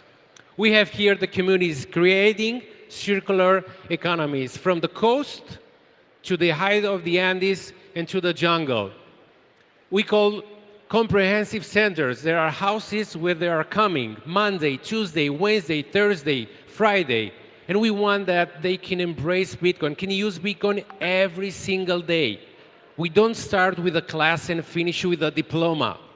My first Bitcoin is part of our program, but we stay there for 6 months or 1 year to make sure that they understand that Bitcoin can be part of them life and not just information. Accepting Bitcoin around the country, from the jungle in northern Iquitos to Cusco, several stores are accepting Bitcoin. And then we have the special events, the sports, medical campaign, surfing for all, and life-saving steps. We have my first Bitcoin, the classroom that you see people from the mountains learn about Bitcoin. But something, leadership, it's about service. We are there to impact. With this great tool, Bitcoin can bring hope, freedom. But you know what? If we don't give the examples, they'll be like, yeah, I want them Bitcoin and that's it. And then next week they will forget. But let me tell you something, because we follow this example. The guy who is here in my right side, his name is Franco. He's an orphan guy. He was in Lima, begging on the street. We're working in an airport, moving the luggages. And I tell him, come with me and let's serve together. You don't have to follow my example. You can be a leader with the right tool. And now he's washing the feet and care the orphans in the communities. And the people are impacted because I coming from Europe. They think that, yeah, this guy has everything, and of course he come in and help us. I want to be like you. You don't have to be like me. Be like Franco. He is one of the supermans that I have in my teams with this great tool called Bitcoin. But maybe you'll think, I don't trust. And I like this phrase. Don't trust, verify. Outside we have a stand which my friend Peruvian, his name is Johnny, has something from Peru, hot sauce. So if anyone loves hot sauce, Si le gusta el picante, encuentra la llama. Estamos por allá.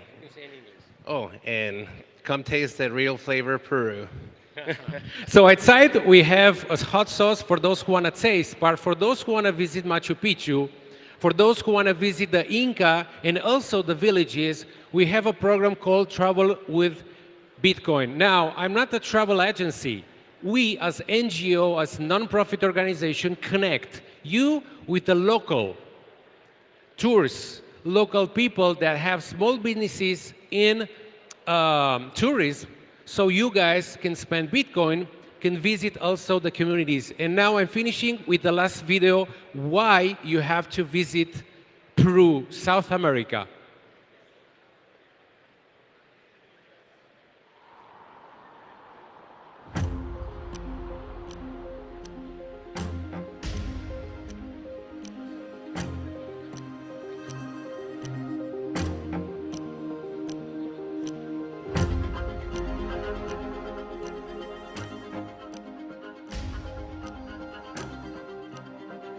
Volver al mar para sentir la lluvia, donde puedes montar la ola más ancha del mundo, o encontrarte con la historia, y por qué no, ser parte de ella.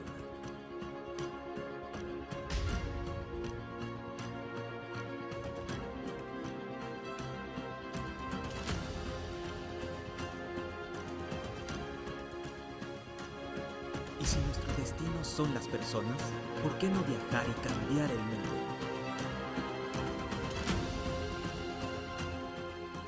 Viajando con Bitcoin, trayendo esperanza. Perú, el lugar donde deberías estar.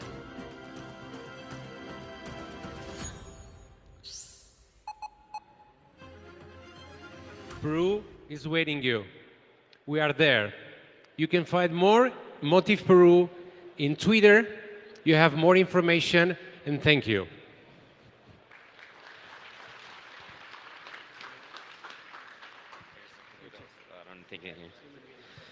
All right, awesome stuff there from Valentin, from Motive Peru. They're doing amazing things down there driving adoption. Well, we've got the art auction finishing up, so if you want to go and support that, you can go to timechainartifacts.com and see where that is. Go, bid on some of the great art that we've got here at this conference, or you can walk around the exhibit back there, start bidding on it as well. And then we have an outstanding panel coming up here about driving Bitcoin adoption with Herman, Hendricks, and Lee, all led by Charlie from Bitcoin Racing. Hey, driving Bitcoin adoption, Bitcoin racing. I'm here all night, ladies and gentlemen. All right, now why don't we give it up for them and bring them on up?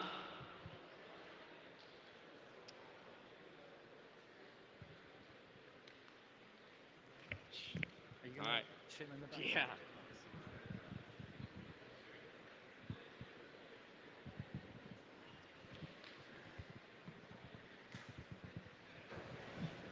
Okay, welcome everybody. Thank you for joining us for this afternoon's session on when will Bitcoin become a medium of exchange. And it's definitely going to be a really interesting question because predominantly Bitcoin is used as a store of value, and that's the main reason why I got started with Bitcoin. And spending Bitcoin is quite inconceivable because when you think about it, it's the best performing asset the world's ever seen. So when you spend Bitcoin, there's an opportunity cost because you're missing out on future capital. But spending Bitcoin is so important to help it become a medium of exchange. And we also need something alternative to central bank digital currencies. So we really need to push the adoption of using Bitcoin as a medium of exchange. And I'm happy to have these three gentlemen with me.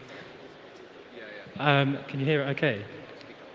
Sorry, I'm happy to have these three guys with us today who all work in different Bitcoin circular economies. And I'd like to start with you, Herman, just to introduce yourself, to talk about the project you work on, and also why this topic really resonates with you. How's it?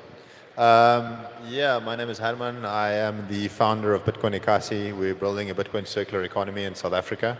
It's modeled off the Bitcoin beach, and we've got a staff of about 16 people whose salaries are paid entirely in Bitcoin, and they run a social development project for underprivileged youth from a township community near where we live. My name is Lee. I'm one of the co-founders of the Bitcoin Jungle project in Costa Rica, where we operate as a nonprofit and we really focus on Bitcoin adoption as a medium of exchange, as well as general Bitcoin education and financial literacy education. My name is Enrique. I'm head of education at Free Madeira. Free Madeira is a Bitcoin community in Madeira, an island in the Atlantic. Perfect. So I wanted to start by just going straight in and asking you, why do you think Bitcoin isn't being widely used as money at this current time? Obviously, there's hubs like your communities, but why is it not more global at the moment? Yeah, so I think largely adopting Bitcoin as a medium of exchange requires an actual problem to be solved. You know, so many places in the US, Canada, day to day, people don't feel friction in payments, so they don't feel motivated to go find an alternative. I think where a lot of these hubs have emerged, people day to day experience actual friction in payments, and so therefore they see a real solution in Bitcoin as a medium of exchange. Yeah, no, I mean, I just want to echo what Lee said. I think it's, I was quite surprised when I first started working on the project. I'd been trying to orange pill my family for years before that, and I was quite unsuccessful.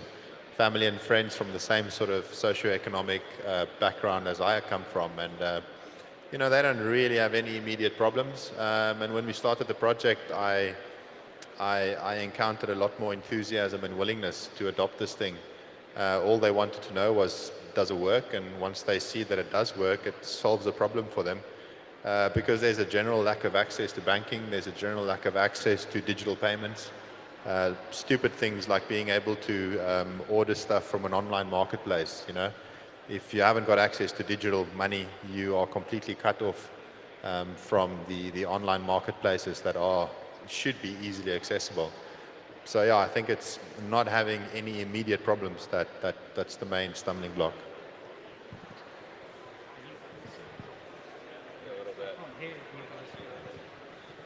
Sorry, we're just having sound problems because we can't hear each other when we're speaking.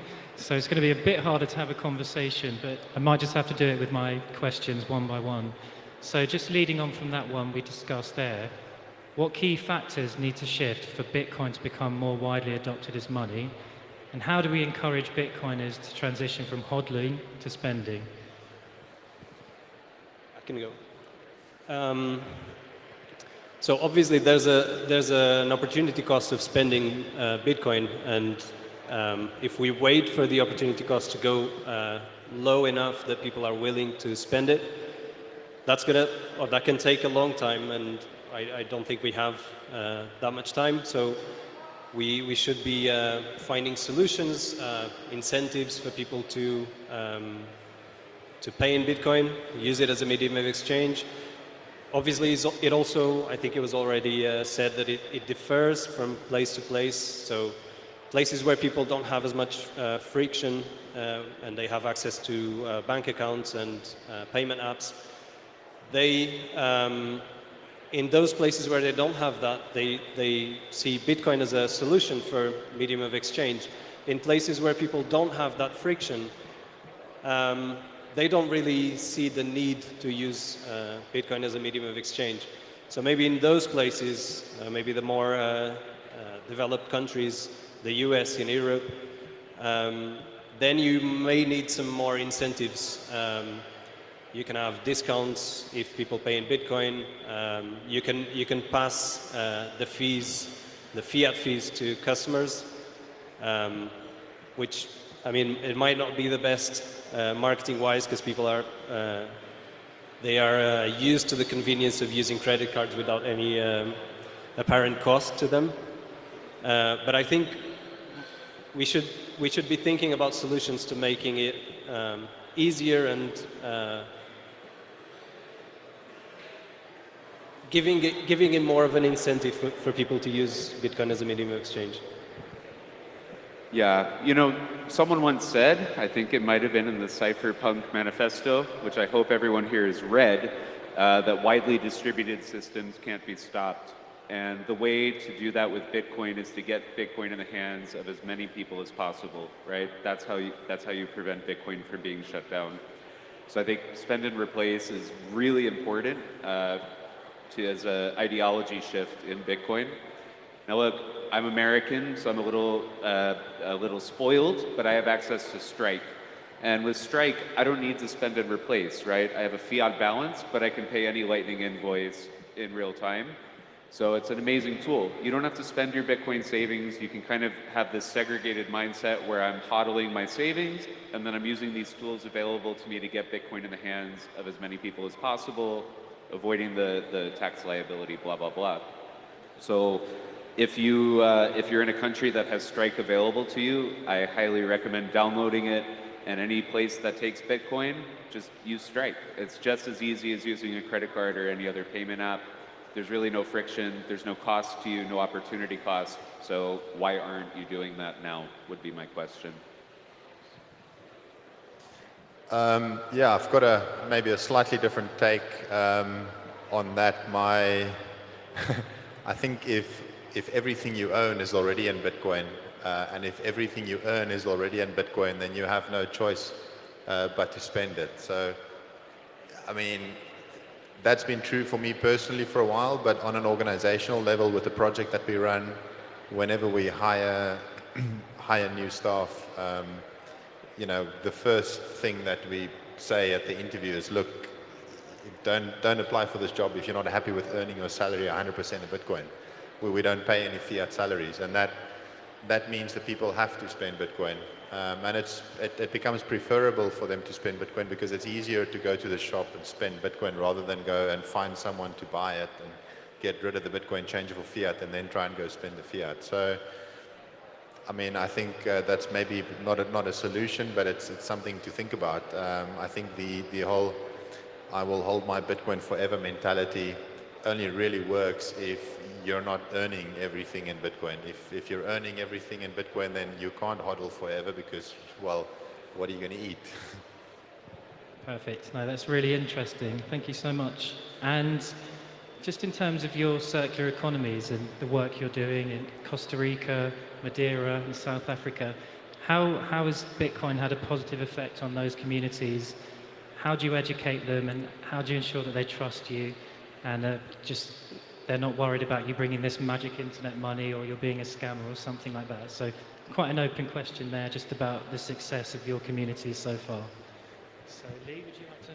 Sure. So in Uvita, in the town that's the home of Bitcoin Jungle, the measure of success I use is watching the merchants that accept Bitcoin grow and advance their economic opportunities. For me, the biggest example is our local butcher shop. He's a local guy, entrepreneur. He started this grass-fed butcher shop, right? His brother has the farm. He runs the butcher shop. And it was this really small operation, right? He was working 16 hours a day by himself at the store. And over the past 2.5 years of accepting Bitcoin, he found some great support from our local Bitcoiners who love grass-fed beef. And we've watched his business grow and evolve. He recently converted the other half of the butcher shop into a restaurant, a nose-to-tail animal-based restaurant, really focused on serving his grass-fed beef. And he built the entire restaurant off of the Bitcoin income that he has had over the past few years. We have plenty of examples of that. A local coffee shop was able to remodel and expand thanks to using Bitcoin. We've had a local merchant who, you know, is just a farmer and lives off the land, and she's been able to grow and hire an employee, go to more farmers markets and sell more goods. That's the real measure of success I use in our project. I touched on this on an earlier panel that we did, and I think for me, it's really incredible to see that even in very, very low income environments like the one that we're working in, you know, our project is based in, you know, what you would typically refer to as a ghetto or a slum. Poverty levels are very high. Salaries are quite low. But even in an environment like that, if a person's only saving $5 or $10 a month in Bitcoin, it's probably not going to become a meaningful amount of money to the extent that you're going to buy a house or a car. But it still gives people hope to see that they have some means to access value accumulation in the future. If you've never had access to any form of finance other than paper cash, especially if you live in an environment where inflation is quite high. You know, even $100 turning into $200 in the space of a year can have a meaningful mental shift. And I've seen that happen with people that we employ. It's not necessarily true that they're gonna, you know, go out and have enough capital to start a business or anything like that. But for the first time, they've saved some money that has increased in value rather than decreased in value, because they've never had access to any form of savings that's been able to do that. It's an entirely cash-based society, and it's a high inflationary environment. And it's incredible to see that mental shift. Well, I think so. In the last few days, the Bitcoin price has been running up, and we've had messages from merchants thanking us for helping them, for onboarding them. And so I think that's also a way we can measure the success of our initiative there. But also with Bitcoiners who come to the island or who have moved to the island and are basically living on a Bitcoin standard where they can spend sats for everything they need. Yeah, I think these are the ways we can measure success, and every once in a while we get stories of merchants who are paying each other in Bitcoin, so we know it's working, the circular economy. Is it slightly different for you because Madeira isn't as economically, Madeira is more economically successful than Costa Rica and South Africa, so the incentives for using Bitcoin are probably different from, you know, the ways you encourage people to start using Bitcoin, and the things that you tell them are probably different from the kind of route you take. So I'm just interested in how it works for you in a more economically developed country. Yeah, I think that's the very interesting thing that we have here, is that we have three different realities of three communities. We're all trying to push for Bitcoin adoption and education, but the realities in those three places are very different. Yeah, as you said, in Madeira is part of Portugal, which is part of the EU, so all those problems with people having access to the banking system, they're basically non-existent. Yeah, I think what we can see is that merchants, they see Bitcoin as a competitive advantage. When they see that their competitor is accepting Bitcoin and is having new customers because of that, people who, well, the Bitcoin community that is growing there, people who come from abroad and want to experience paying for everything they need in Bitcoin, merchants start to see that they have something to gain from also accepting Bitcoin. And so, Lee, for you, a question that you were interested in us going over today is, how do you ensure that when you start an economy, there's people start using Bitcoin and continue to use it, and Bitcoin companies, sorry, I'm getting my words messed up here. How do you manage the supply and demand between merchants and people paying with Bitcoin? Yeah, I think that's one of the toughest problems to solve. And actually, we've had real trouble trying to grow our project in other communities in Costa Rica. I think we were really lucky, and something I didn't know before we started Bitcoin Jungle was there was actually a lot of Bitcoiners living in the area of Uvita already. And so once we started the project, they kind of came out of the woodwork and were like, oh, this is cool, I'll spend my Bitcoin. It's really important to scale that supply and demand as equally as possible. Something we find is if a business says we're going to start taking Bitcoin, but then people don't show up to pay with Bitcoin, that enthusiasm, that institutional knowledge kind of goes away pretty quick, and that business isn't going to be taking Bitcoin for very long. So I view my job at Bitcoin Jungle to bring Bitcoiners to our area to spend Bitcoin. Like, I view that as my job, and then the job of the merchants is to be there and happily accept Bitcoin and know what to do with the point of sale or the wallet when someone shows up. So I think both sides have a little bit of work to do, and I work as hard as I can, and I know our merchants do too. Yeah, I'm actually going to visit Bitcoin Jungle after El Salvador. I'll be going there with my family. It'll be the first time for me in Costa Rica, and I'm very curious to see what you guys have done there, because it's such a different model from what we've implemented. And it's fascinating for me to see these different ways of doing it. But in our case, I mean, first of all, yes, it's the most important question you got to ask yourself if you're going to build a circular economy, trying to introduce Bitcoin as a medium of exchange.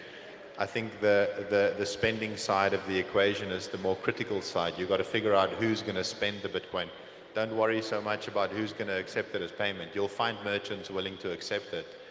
Focus on the spending side. And in our case, what we've done is we had a pre-existing organization, a mid-sized non-profit working in a poor neighborhood doing social development work. And simply what we did was we flipped the salaries of all our staff members over to Bitcoin, and we flipped our fundraising over to Bitcoin. So we haven't really changed anything about the organization, but whereas before we did fundraising in fiat, we now do the fundraising in Bitcoin, and we pay salaries in Bitcoin. And it's those salaries of the people who run the organization, who live in the community. Those salaries are the sats that power the circular economy, because they go out into their own community and onboard shops where they can spend their salaries. And without fail, every single person that we onboard onto Bitcoin, whether it's a new person that we employ or whether it's a new merchant, in our case, Bitcoin is always being adopted as a medium of exchange first, before a store of value. Almost everybody that stays with the project for some amount of time does eventually adopt it as a store of value, but that takes anything between 6 months to a year. In the beginning, it's an entirely medium of exchange only. Yeah, I agree. So while the two sides, the spending side and the receiving side, need to grow hand in hand, I agree that it's more important to have the spending side first. And Madeira is actually a good example of this. We waited until we knew there was going to be demand for shops accepting Bitcoin, so only then we started actively trying to onboard merchants. And so we organized Bitcoin Atlantis earlier this year, and a couple of months before the conference, we started trying to actively onboard merchants so that when Bitcoiners came from abroad, they would have merchants where to spend their sats. And I mean, at the time of the conference, we had around 60 merchants accepting Bitcoin, and since then, because I think that also gave some credibility to the whole thing. So merchants started to see that they had something to gain from it, and we're now at double that number. Yeah, for us, the fire really got lit in our town during Nostrica, the first Nostr conference that was held in Inuvita. That really lit the fire, where merchants were like, wait, these guys are actually bringing tourists here, they're actually bringing expats here, willing to spend Bitcoin. All right, I got to take this Bitcoin thing. That's how I get new customers. That's how I grow my business. So definitely holding an event was added legitimacy to our project, and also merchants saw opportunity as well. So Herman, how do you structure a circular economy, and how do you go about with the education? Because you said the area where you're working has around 20,000 inhabitants. So that sounds like a massive job. How do you go about educating all of them, and how do you structure that kind of circular economy to make it very efficient, to make people learn more about Bitcoin? I mean, I think it's important. In our case, what we try to do is we try to stay small for as long as possible. We're dealing with very high levels of illiteracy. General education is pretty bad. A lot of people can't read properly. It takes a while for people to wrap their head around any sort of technological thing. So yeah, we stayed small for quite a while, focused on only a handful of shops, focused on paying only a couple of salaries in Bitcoin, and built very slowly, because the reality is that yes, you can't educate several thousand people all at the same time. Now with the price doing what it does, things are beginning to speed up, and that actually concerns me a little, because it's getting beyond the point where we can have a direct contact with each person that comes on board.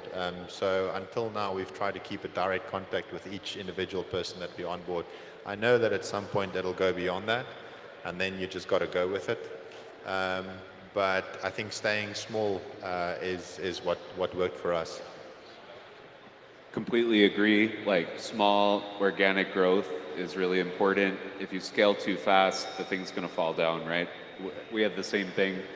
You know, like you said, we use Bitcoin as a medium of exchange first and a store of value second.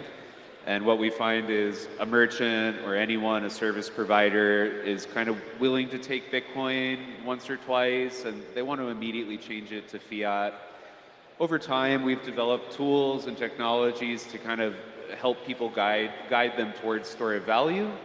And once they have a few sats sitting in a wallet for a while, number goes up, and then all of a sudden they're actually interested in learning about what is this Bitcoin thing, why is it a superior form of money, why is number go up, and then we're there to provide that education. But it's important to let it happen naturally. You know, if you push too hard, people kind of get suspicious, right? They think it's a scam, and there's a lot of scams in the world, so you can't really blame them.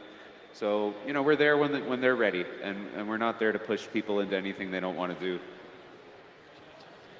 Well, in Madeira, in the beginning, we obviously tried to go to businesses and explain Bitcoin to them and convince them to start accepting Bitcoin. Now it's more that they come to us asking for our help. And on the other side, on the spending side, we have an influx of people who either move to Madeira or visit Madeira or are there for the projects that happen every quarter, like the sovereign engineering cohort. That is always an influx of Bitcoiners coming to the island. So I think now it kind of grows naturally, because Bitcoiners who visit the island or move there, they're already Bitcoiners, so they will look for places to spend their sats. And then with the education front of Free Madeira, we try to basically create new Bitcoiners and have more people, new people who live in the island want to use Bitcoin. So Lee, I think I'll ask you this question, because I'm really interested, how will it work if Bitcoin becomes the money of the whole planet? So not just in communities, but what will it look like, in your opinion, when Bitcoin is like the monetary standard for the world? You know, I don't think there's any single perfect solution, right? Clearly, Lightning isn't a perfect solution. Personally, I think Lightning is trending towards a network of professional node operators, custodial solutions, swap solutions. I think Boltz is going to be a part of that with atomic swaps between Liquid, Lightning, and on-chain. You know, I'm hearing great things about Rootstock that will help professional node operators continuously rebalance Lightning channels, which is a challenge for professional node operators. And I think the solutions will come as the demand comes. So we're not Satoshi, right? We're not going to divine the perfect solution in one day, in one project. I think it's an evolutionary process, and I think the solutions will come naturally as the demand for Bitcoin as a medium of exchange grows. So just in the last few minutes that we've got here, what steps and advice would you give to individuals or businesses to participate and support circular economies? Come visit us in Uvita. We're here. It's an amazing place for a family vacation. We're holding the Bitcoin Freedom Festival in February. That's the way to support it, right? Come visit us, spend your sats, you know, to a small business owner who really wants to receive those sats. Help us grow our circular economies. That's the way to help. Maybe not so much advice from me, but yes, come and visit these projects. But I think my question to people because when you talk about Bitcoin as a medium of exchange and spend your Bitcoin, the reply you often hear is, I'll never spend my Bitcoin, I'd rather spend my fiat first. My question in return to that is, why the hell do you still have fiat? What are you doing with fiat in your pocket? What are you doing dealing with fiat at all? I think, medium of exchange Bitcoin becoming a medium of exchange is where real freedom lies. Number goes up, might make you rich, but if you want freedom, then what we need to do is develop a global circular economy. That's for me the ultimate goal. Is I want to use Bitcoin to be free, not necessarily to get rich. And so, really spend and replace if you have to. But even better than that, convert everything you have to Bitcoin and just spend your Bitcoin. You guys are cypherpunks, right? That's why you're here. Yeah, just to add to that, I mean, the financial incentive might not be there, but we all believe that Bitcoin can bring a better future, and so we should align our actions with our values and start spending it, putting Bitcoin in new hands. And is there a way we can support you guys? I'd love to send some Satoshis over to help with the work. Where can we find out how to help you and keep this good mission going? I think the best kind of support is to come and visit. Actually, I mean, we do obviously accept donations. We're a established operating non-profit, but I'm more interested and curious to see people come and visit the projects and verify for themselves that it works and that there's good reason for doing it. 100%. I mean, you can always zap us on Noster, right? Greatly appreciated. We're a nonprofit. Everything will go back to our community. But really, showing up in these communities and showing merchants, showing the community that you exist, you like Bitcoin, you want to spend Bitcoin, that's the way to support it. Yeah, I'd say the same. Follow us. We're on Nostr, we're on Twitter, we have a newsletter, we share the work that we're doing, and come visit us and these other projects. Perfect. Thank you so much, guys. It's been really good. This was my first time hosting a panel. So you did a great job. You did great. I did say that they got rugged because I've never done this before, but hopefully you enjoyed it. But we've now got 21 seconds left. Wow. So I think unless you have anything to say in 15 seconds, we should pass on to the next crew. Spend your Bitcoin. Spend and replace. Yeah, hodl, spend and fucking replace. Thank you so much.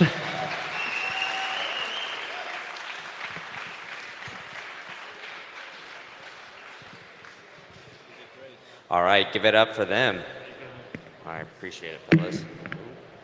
All right, now we have another great panel coming up. From good beans to Bitcoin. So give it up for Jorge, Jay, Kush, and Gabe for keeping the conference caffeinated. All right, fellas. Look at this. You can't coach this kind of stuff. Where do I sit? Come on, we can sit together.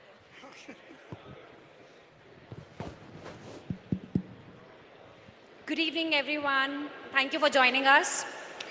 Here's the interesting panel from Bean to Bitcoin. I'm Khushbu Kullar, the venture partner and head of portfolio success at Lightning Ventures. We are a US-based VC firm and we invest in Bitcoin native startups. So I have an interesting panel over here with me. You have Jay, we have Gabe, and we have Jorge. So let's start with quick introduction. Like, how did you come into this space? And when was the first time that you came across Bitcoin? And when this intersection of coffee and Bitcoin happened? Let's start with you.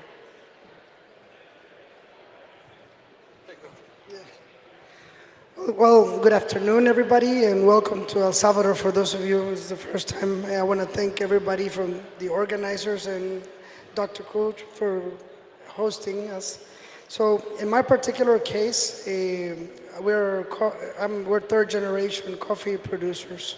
So when I relocated to El Salvador, after having lived abroad, I thought that it would be a great idea to just integrate a vertical and complex value chain as the specialty coffee industry. Because we've been always tied with a commodity financial instrument which has been unfair. So we started creating ties, relationships with roasters from our farm directly to the roasteries in Europe and the US. But something was missing until we opened Espresso Bar in El Zonte when we were approached by Mike Peterson and everybody at Bitcoin Beach, and they installed the first Bitcoin ATM at our coffee shop. So that kind of opened my eyes, and I learned this technology was the piece that was missing in a genuine direct trade relationships, peer-to-peer, just like coffee from farm to cup. So that's how I began to embrace and use Bitcoin as a means for value. That's interesting. Let's move to Gabe. What's your story? Well, thank you. And again, everybody, welcome to El Salvador, for those who are first time here. So I got started in coffee, really a while back. So I got started in coffee personally as a job in 2009. I was actually a barista in Switzerland. Bitcoin, well, you know where it was in 2009, so it didn't come into play then. At about 2013, I heard about Bitcoin for the first time. Like many of us, I guess, from that annoying guy in the office who kept bugging us about it, and that we all should have listened to him. But it didn't really make the connection until I started learning about it a lot more. Because at first, and I think this applies to a lot of us, Bitcoin, we see it as a payment network. Bitcoin, we see it as an investment. As a lot of things, but I think that eventually, like the more you study it, and the more you understand its principles, you can be inspired with it. And what really inspired me is just going peer-to-peer. It's just breaking down boundaries, removing gatekeepers, removing intermediaries from the equation. So we started, essentially, we have a coffee shop here in San Salvador, but we also sell roasted coffee worldwide. From our coffee shop to your door, and we can have it, most of the world in 3 to 4 days. We've started selling for sats about 3 years ago now, and we've done, I think, over 1,000 Bitcoin transactions. So, it makes me very happy, and Bitcoin really inspired me to just look at things that you're told are impossible and make them possible. Thank you. That's fascinating. Let's move on to Jay. Thanks, everyone. I started off in my coffee journey somewhere around 2006, and I'd never drank coffee prior to that. I went to a very good roaster. I was living in San Jose, California at the time, and they introduced me to high-quality roast coffee. And from there, I was hooked. Much like Bitcoin, it's a rabbit hole you can go down. You can stay at the top and drink bad coffee, or you can go deep and get some very good beans. So I started roasting on my own just for my personal consumption on the stovetop using a popcorn popper. And then about 10 years ago, I learned about Bitcoin. At that point, I saw it just as an investment. A good friend of mine who was orange pilled by VJ, he really orange pilled me. I went down that rabbit hole and really understood it and became a Bitcoin maxi, which was great. 2022, I went to the conference down in Miami, and I thought I was going to get a job in Bitcoin. I had a decent sales and marketing career, and I showed up with a resume and a suit coat. And they looked at me, first of all, and said, what's in your hand? We don't do resumes here. And second of all, like, what are you wearing? Like, you're in the wrong conference. So I ended up going home after Miami, and I thought, you know what? I love coffee. I love Bitcoin. Why not marry the two? I didn't want to roast my own, so I went to a roaster that I found locally. I talked with them, and I said I wanted to have El Salvador because of the Bitcoin opportunity there. I wanted to have Ethiopian, which is the only ETH I recommend. And then I wanted a blend from Indonesia. So what ended up happening is Jorge went to school with the owner of the roastery where I private label, and he said, I've got the perfect bean. So I did a tasting with him, met the roaster, and just basically I started the job to fail fast. And 2.5 years later, here I am still doing some coffee as a side gig. So that's kind of my story. Yeah, so okay, I have a follow-up question. You should, in fact, also highlight that story where you just were looking for a Bitcoin job, you went suited up at a conference. From there to what you're doing currently, where your tagline is, our roast is the proof of work. And now you also have a loyalty program. So if you can enlighten our audience, like it's not difficult. If you have the will, you have the way. So how you overcame all the challenges, how you got into Bitcoin space, how you saw the intersection between coffee and Bitcoin. So if you can highlight that. Yeah, sure. I think the one thing, the one thing I didn't do when I first got into Bitcoin a long time ago was read the white paper. I had a fiat mindset, and so I thought, oh, this is an investment and so on. But then once I started going down the rabbit hole, I read the white paper. And what is it, right? It's a peer-to-peer decentralized payment, right? So at that point, they'd also said you can't buy coffee with Bitcoin. So I set out to prove them wrong and show them that it actually was, a medium of exchange and basically a currency. So I have a little bit of programming background, but with all the tools out there in the community and now ChatGPT, I was able to build a website, use WordPress as a plugin. I know the developers out there are going to throw tomatoes at me, but it's good for a non-technical person. Ended up using BTC Pay Server as my back-end payment. I used WooCommerce as my online catalog. And I was able to use ChatGPT to write a PHP script that basically takes my back-end prices, which are in fiat, that I have to manage, obviously, because of supply chain, and then it pushes it out into Satoshis on my website. So I do not accept fiat at all. It's all Bitcoin. And I'd say 80%, 90% of it's all Lightning as well. So I had to learn a lot about balancing channels and liquidity and things like that, but it's great. At the end of the day, it was a very low capital requirement business. And anybody out there that's thinking, hey, I could do this, a couple things. One, you have to have a very good, high quality product. And I think if you look at everybody up here, we're asking them to spend Bitcoin instead of hodling or spend and replace. And you can't do that if you have a subpar product. So that's number one. But if you have that, especially if it's low capital requirement, do something about it. Just develop, get a minimum viable product. And from there, what you can do is you can pivot, you can fail fast, you can change your strategy. It's not life or death, especially if you're doing it as a side gig. So that's what I would suggest to everybody, and throughout the process, you're gonna learn a ton. 100% Bitcoin, kudos to you. Commendable. From proof of work to your proof of work, Espresso Pay. Please enlighten us, the audience, your BioWork project, BioCrop project. What's it about? Just enlighten us. Well, Espresso Pay came about pretty much putting into practice everything that we wanted to do to get out of that financial slavery. And we always believe that. And I always tell this to people to kind of open their eyes.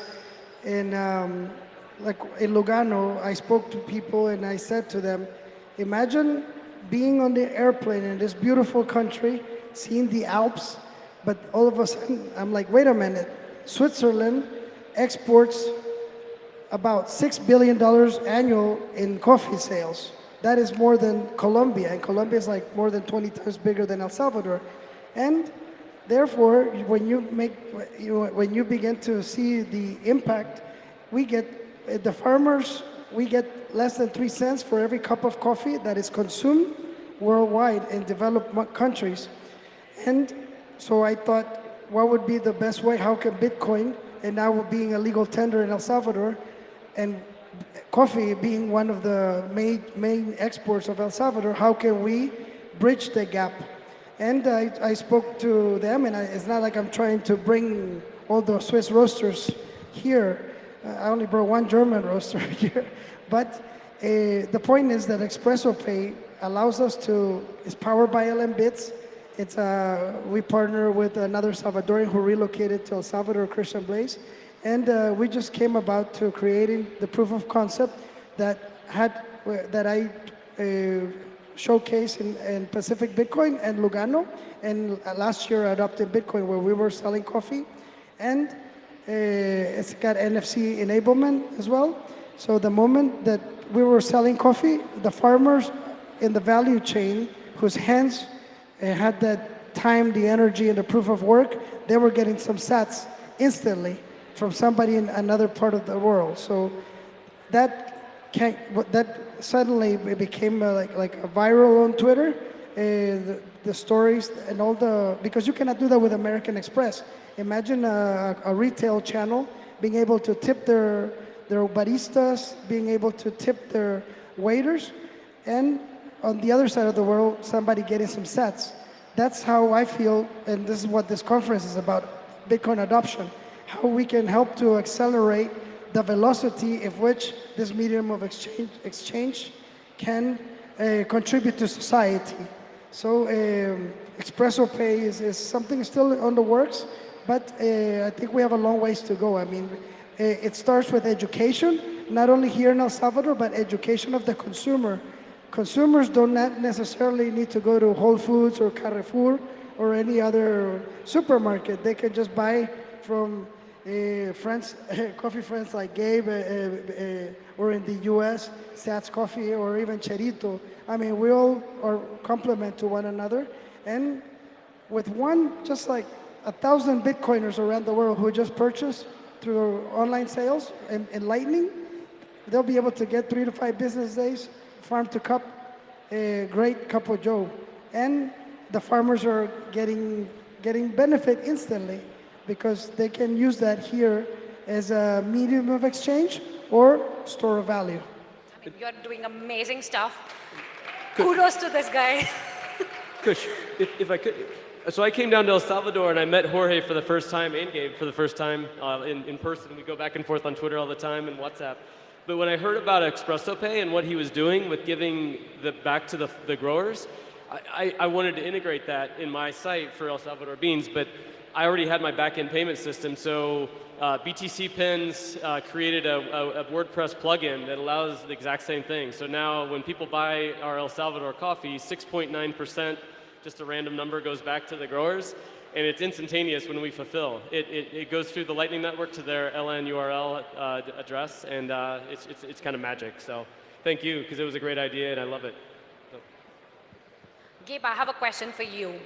What were the challenges you faced earlier? You were mentioning it to me. I want you to highlight it over here as well. I would love to know more.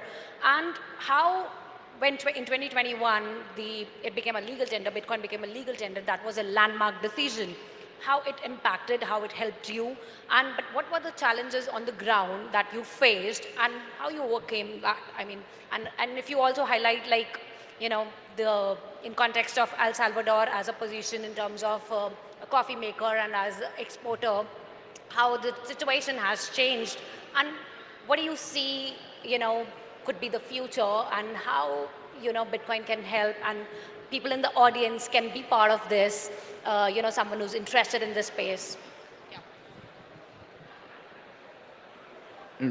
Sure, so let me just tell you a little bit. I think the main challenge that I had was like overcoming just the idea that you couldn't do it.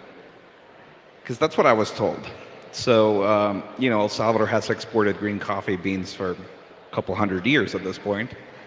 And that's all we're really good at it, like the whole infrastructure set up for that. But like for a roaster to export from origin, like direct to consumer, that's rare. I mean, right now I know like 10 people in the world who do this. And when we started almost 3 years ago, no one did it.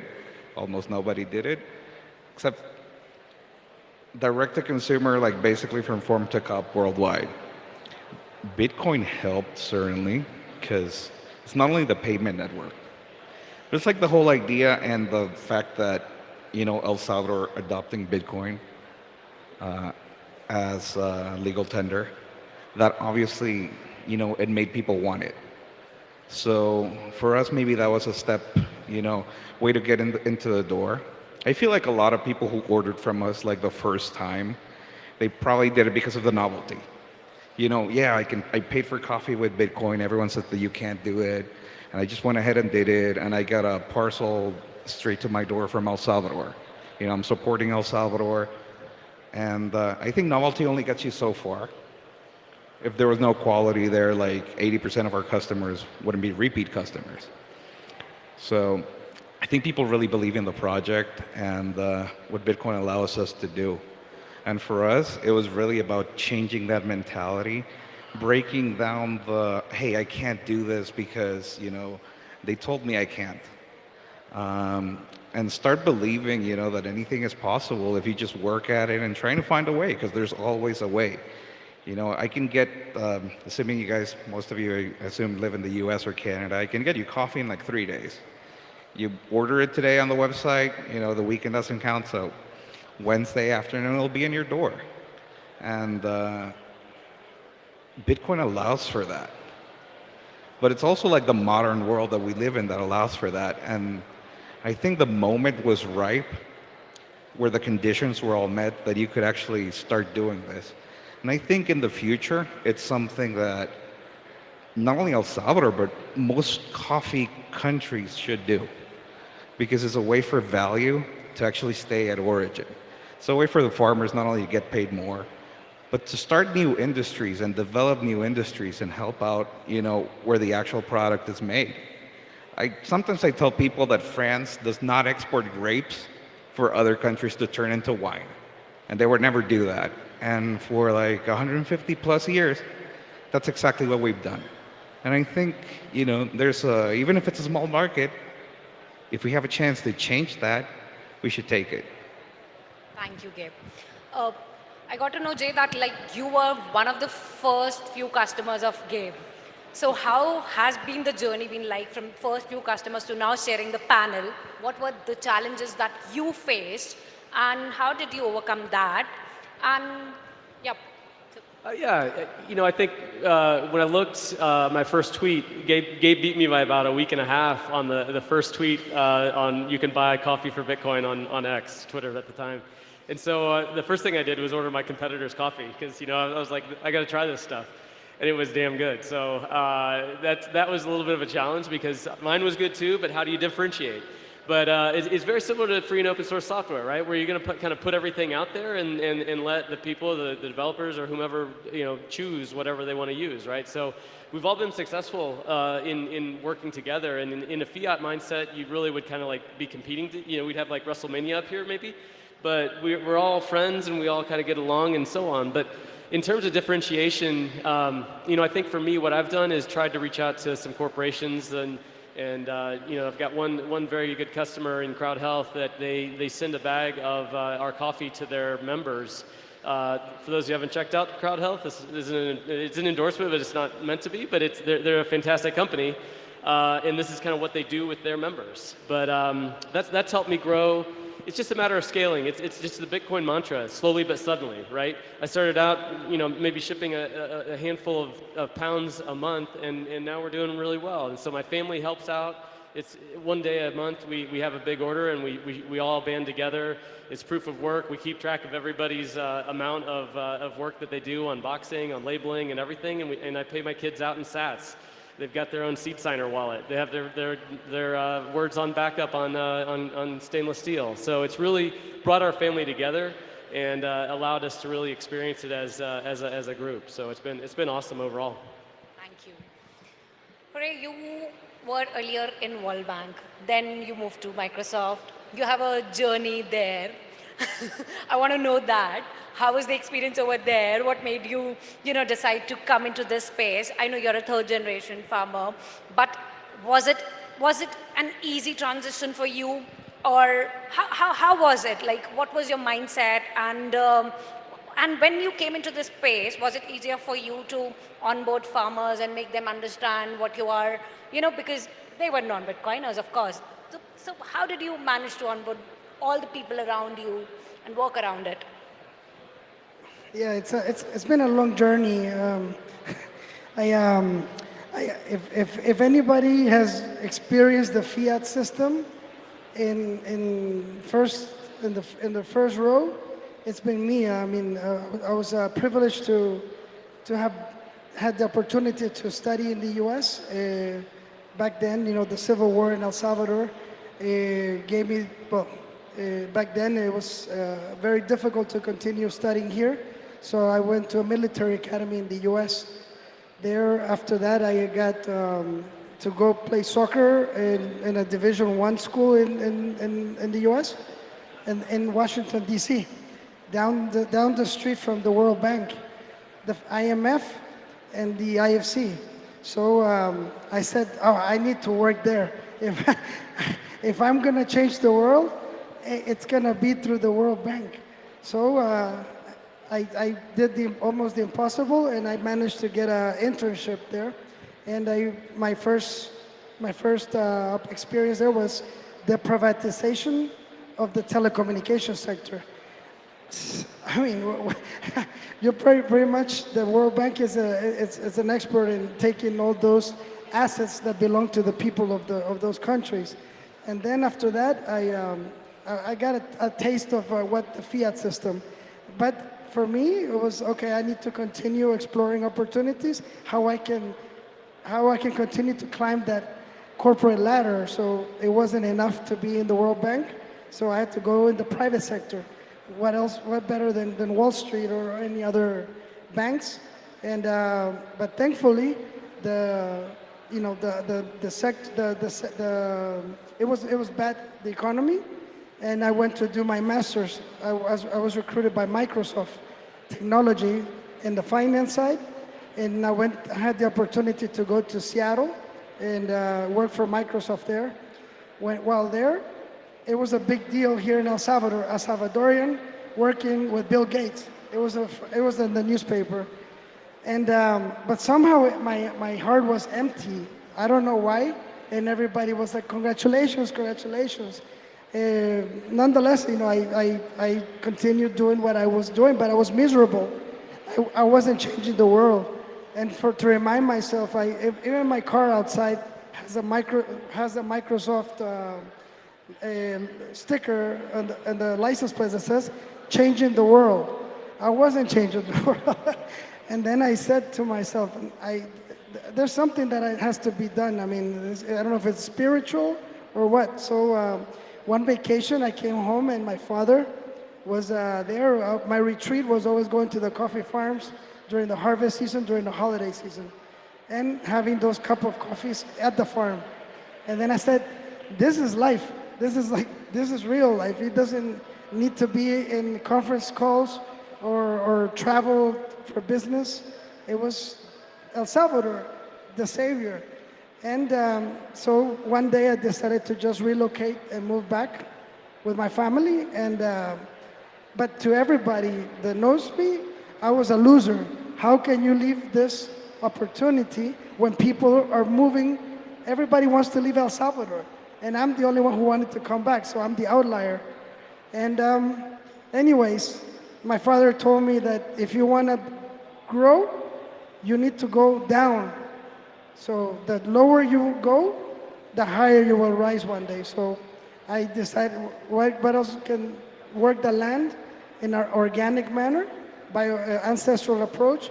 So it's like going back to university. When you go to the farm, you learn how to restore the soil, eliminate conventional practices like chemicals and all that. So that's when I decided that, okay, this is for me. I'm going to continue the family legacy.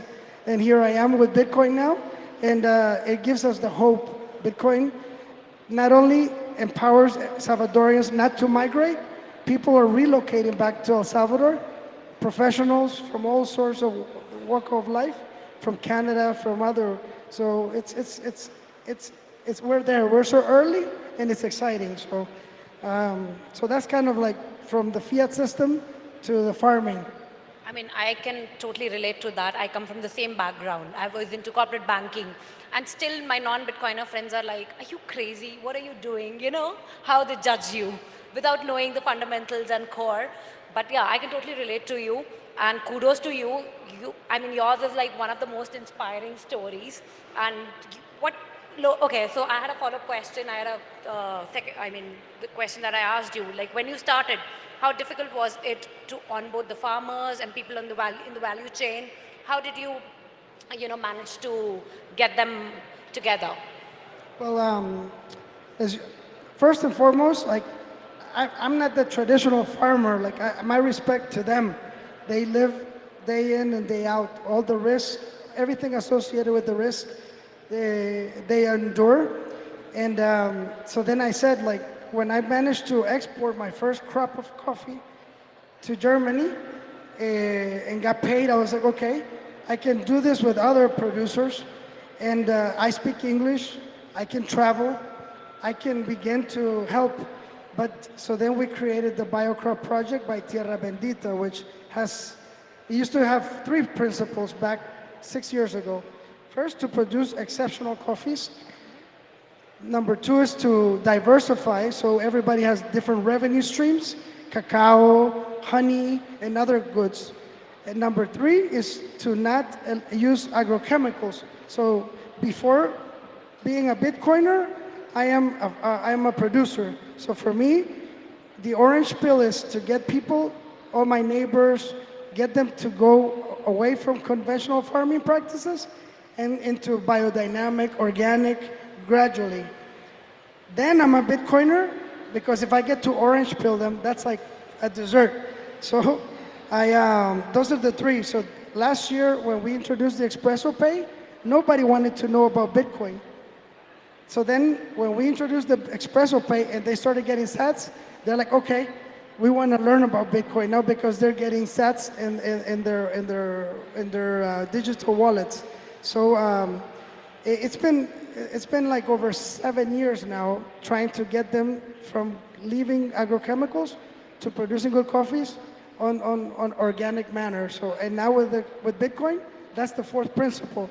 And now we just want education. Like, we want to talk to folks like My First Bitcoin and other NGOs that can go and educate the communities. And on my end, I get to educate the consumers to not buy fiat coffee. That stuff is generic shit coffee. It's bad. It smells bad.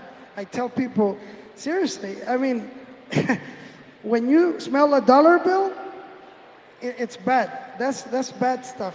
When you smell proof of work, Salvadorian single origins, that's the proof of work, because the sats are inside the bags. Those are the proof of work for us. You should tell them you have 2 booths over here. People can try out your coffee and know the difference. You know? Oh, I mean, you guys have no idea how privileged you are at adopting Bitcoin. I've been fortunate to go to Pacific Bitcoin, the Bitcoin conference, Lugano, but nowhere will you enjoy such great single origin coffees like adopting Bitcoin. So a big applause to the organizers, to Gabe, who also has coffee there. And we're privileged to have also a business partner. You're not a competitor, you're a business partner in North Carolina. And I hope to, I always tell people, I saw him at the farmer's market out in Nashville with his beautiful family, your daughter's doing the pour over. I mean, it's a community. So you guys are privileged to be served the best coffees in the world on the Bitcoin standard. So. Yeah, in fact, Jay, I would like you to mention, like, you are competitors in fiat world, but here you're not, you know. I want you to highlight that as well. Yeah, no, absolutely. We all get along together. I think the sum of the parts is definitely more than everything. So anyway, thank you so much. It's been really fun seeing you guys again and being able to tell our story. So thank you. Yeah, just last question. You have been into this business for quite a while as well. You have seen what are the challenges. You knew the challenges, but you were like, okay, I know the challenges and I could be part of it and I can overcome it.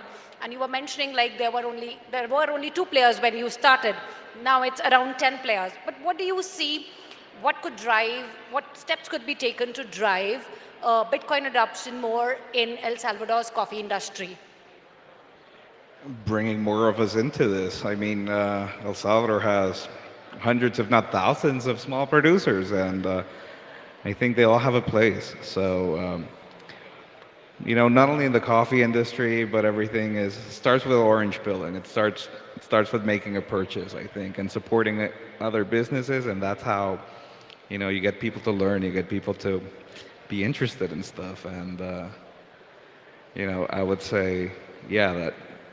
We need to bring more farmers into this. We need to bring more industries into this. Not only coffee, but every industry across El Salvador. It is Bitcoin country after all, so. Thank you. I mean, we can go for another half an hour, but time doesn't allow us. We'll do it off stage. Thank you guys for joining us. Please give a big round of applause to these incredible people who are doing real groundwork. Also, a big applause. Thank you. Welcome to El Salvador. I hope Thank you. I'm having it's my first time, but I am really amazed. It's beyond my expectation. It's amazing. And these amazing people is making it, more commendable. Thank you. Thank you so much for having us. So, this is a gift from us. I hope you guys give her. Thank you so much. Bitcoin and coffee, Salvador coffee. Thank you so much. Thank you so much, guys. Thank you. This is for you.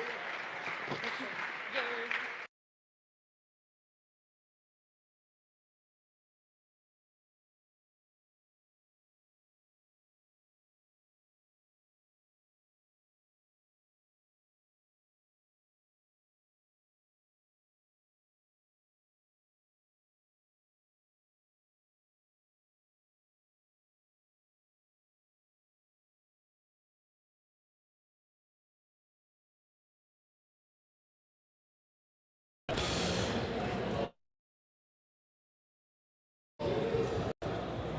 All right, everybody, we have Dr. Jack Cruz in the house about to take the stage. He is going to do an interesting type of setup, so it is going to be a little bit dark, but just pay attention to the signal and the red lights transitioning back to the main stage.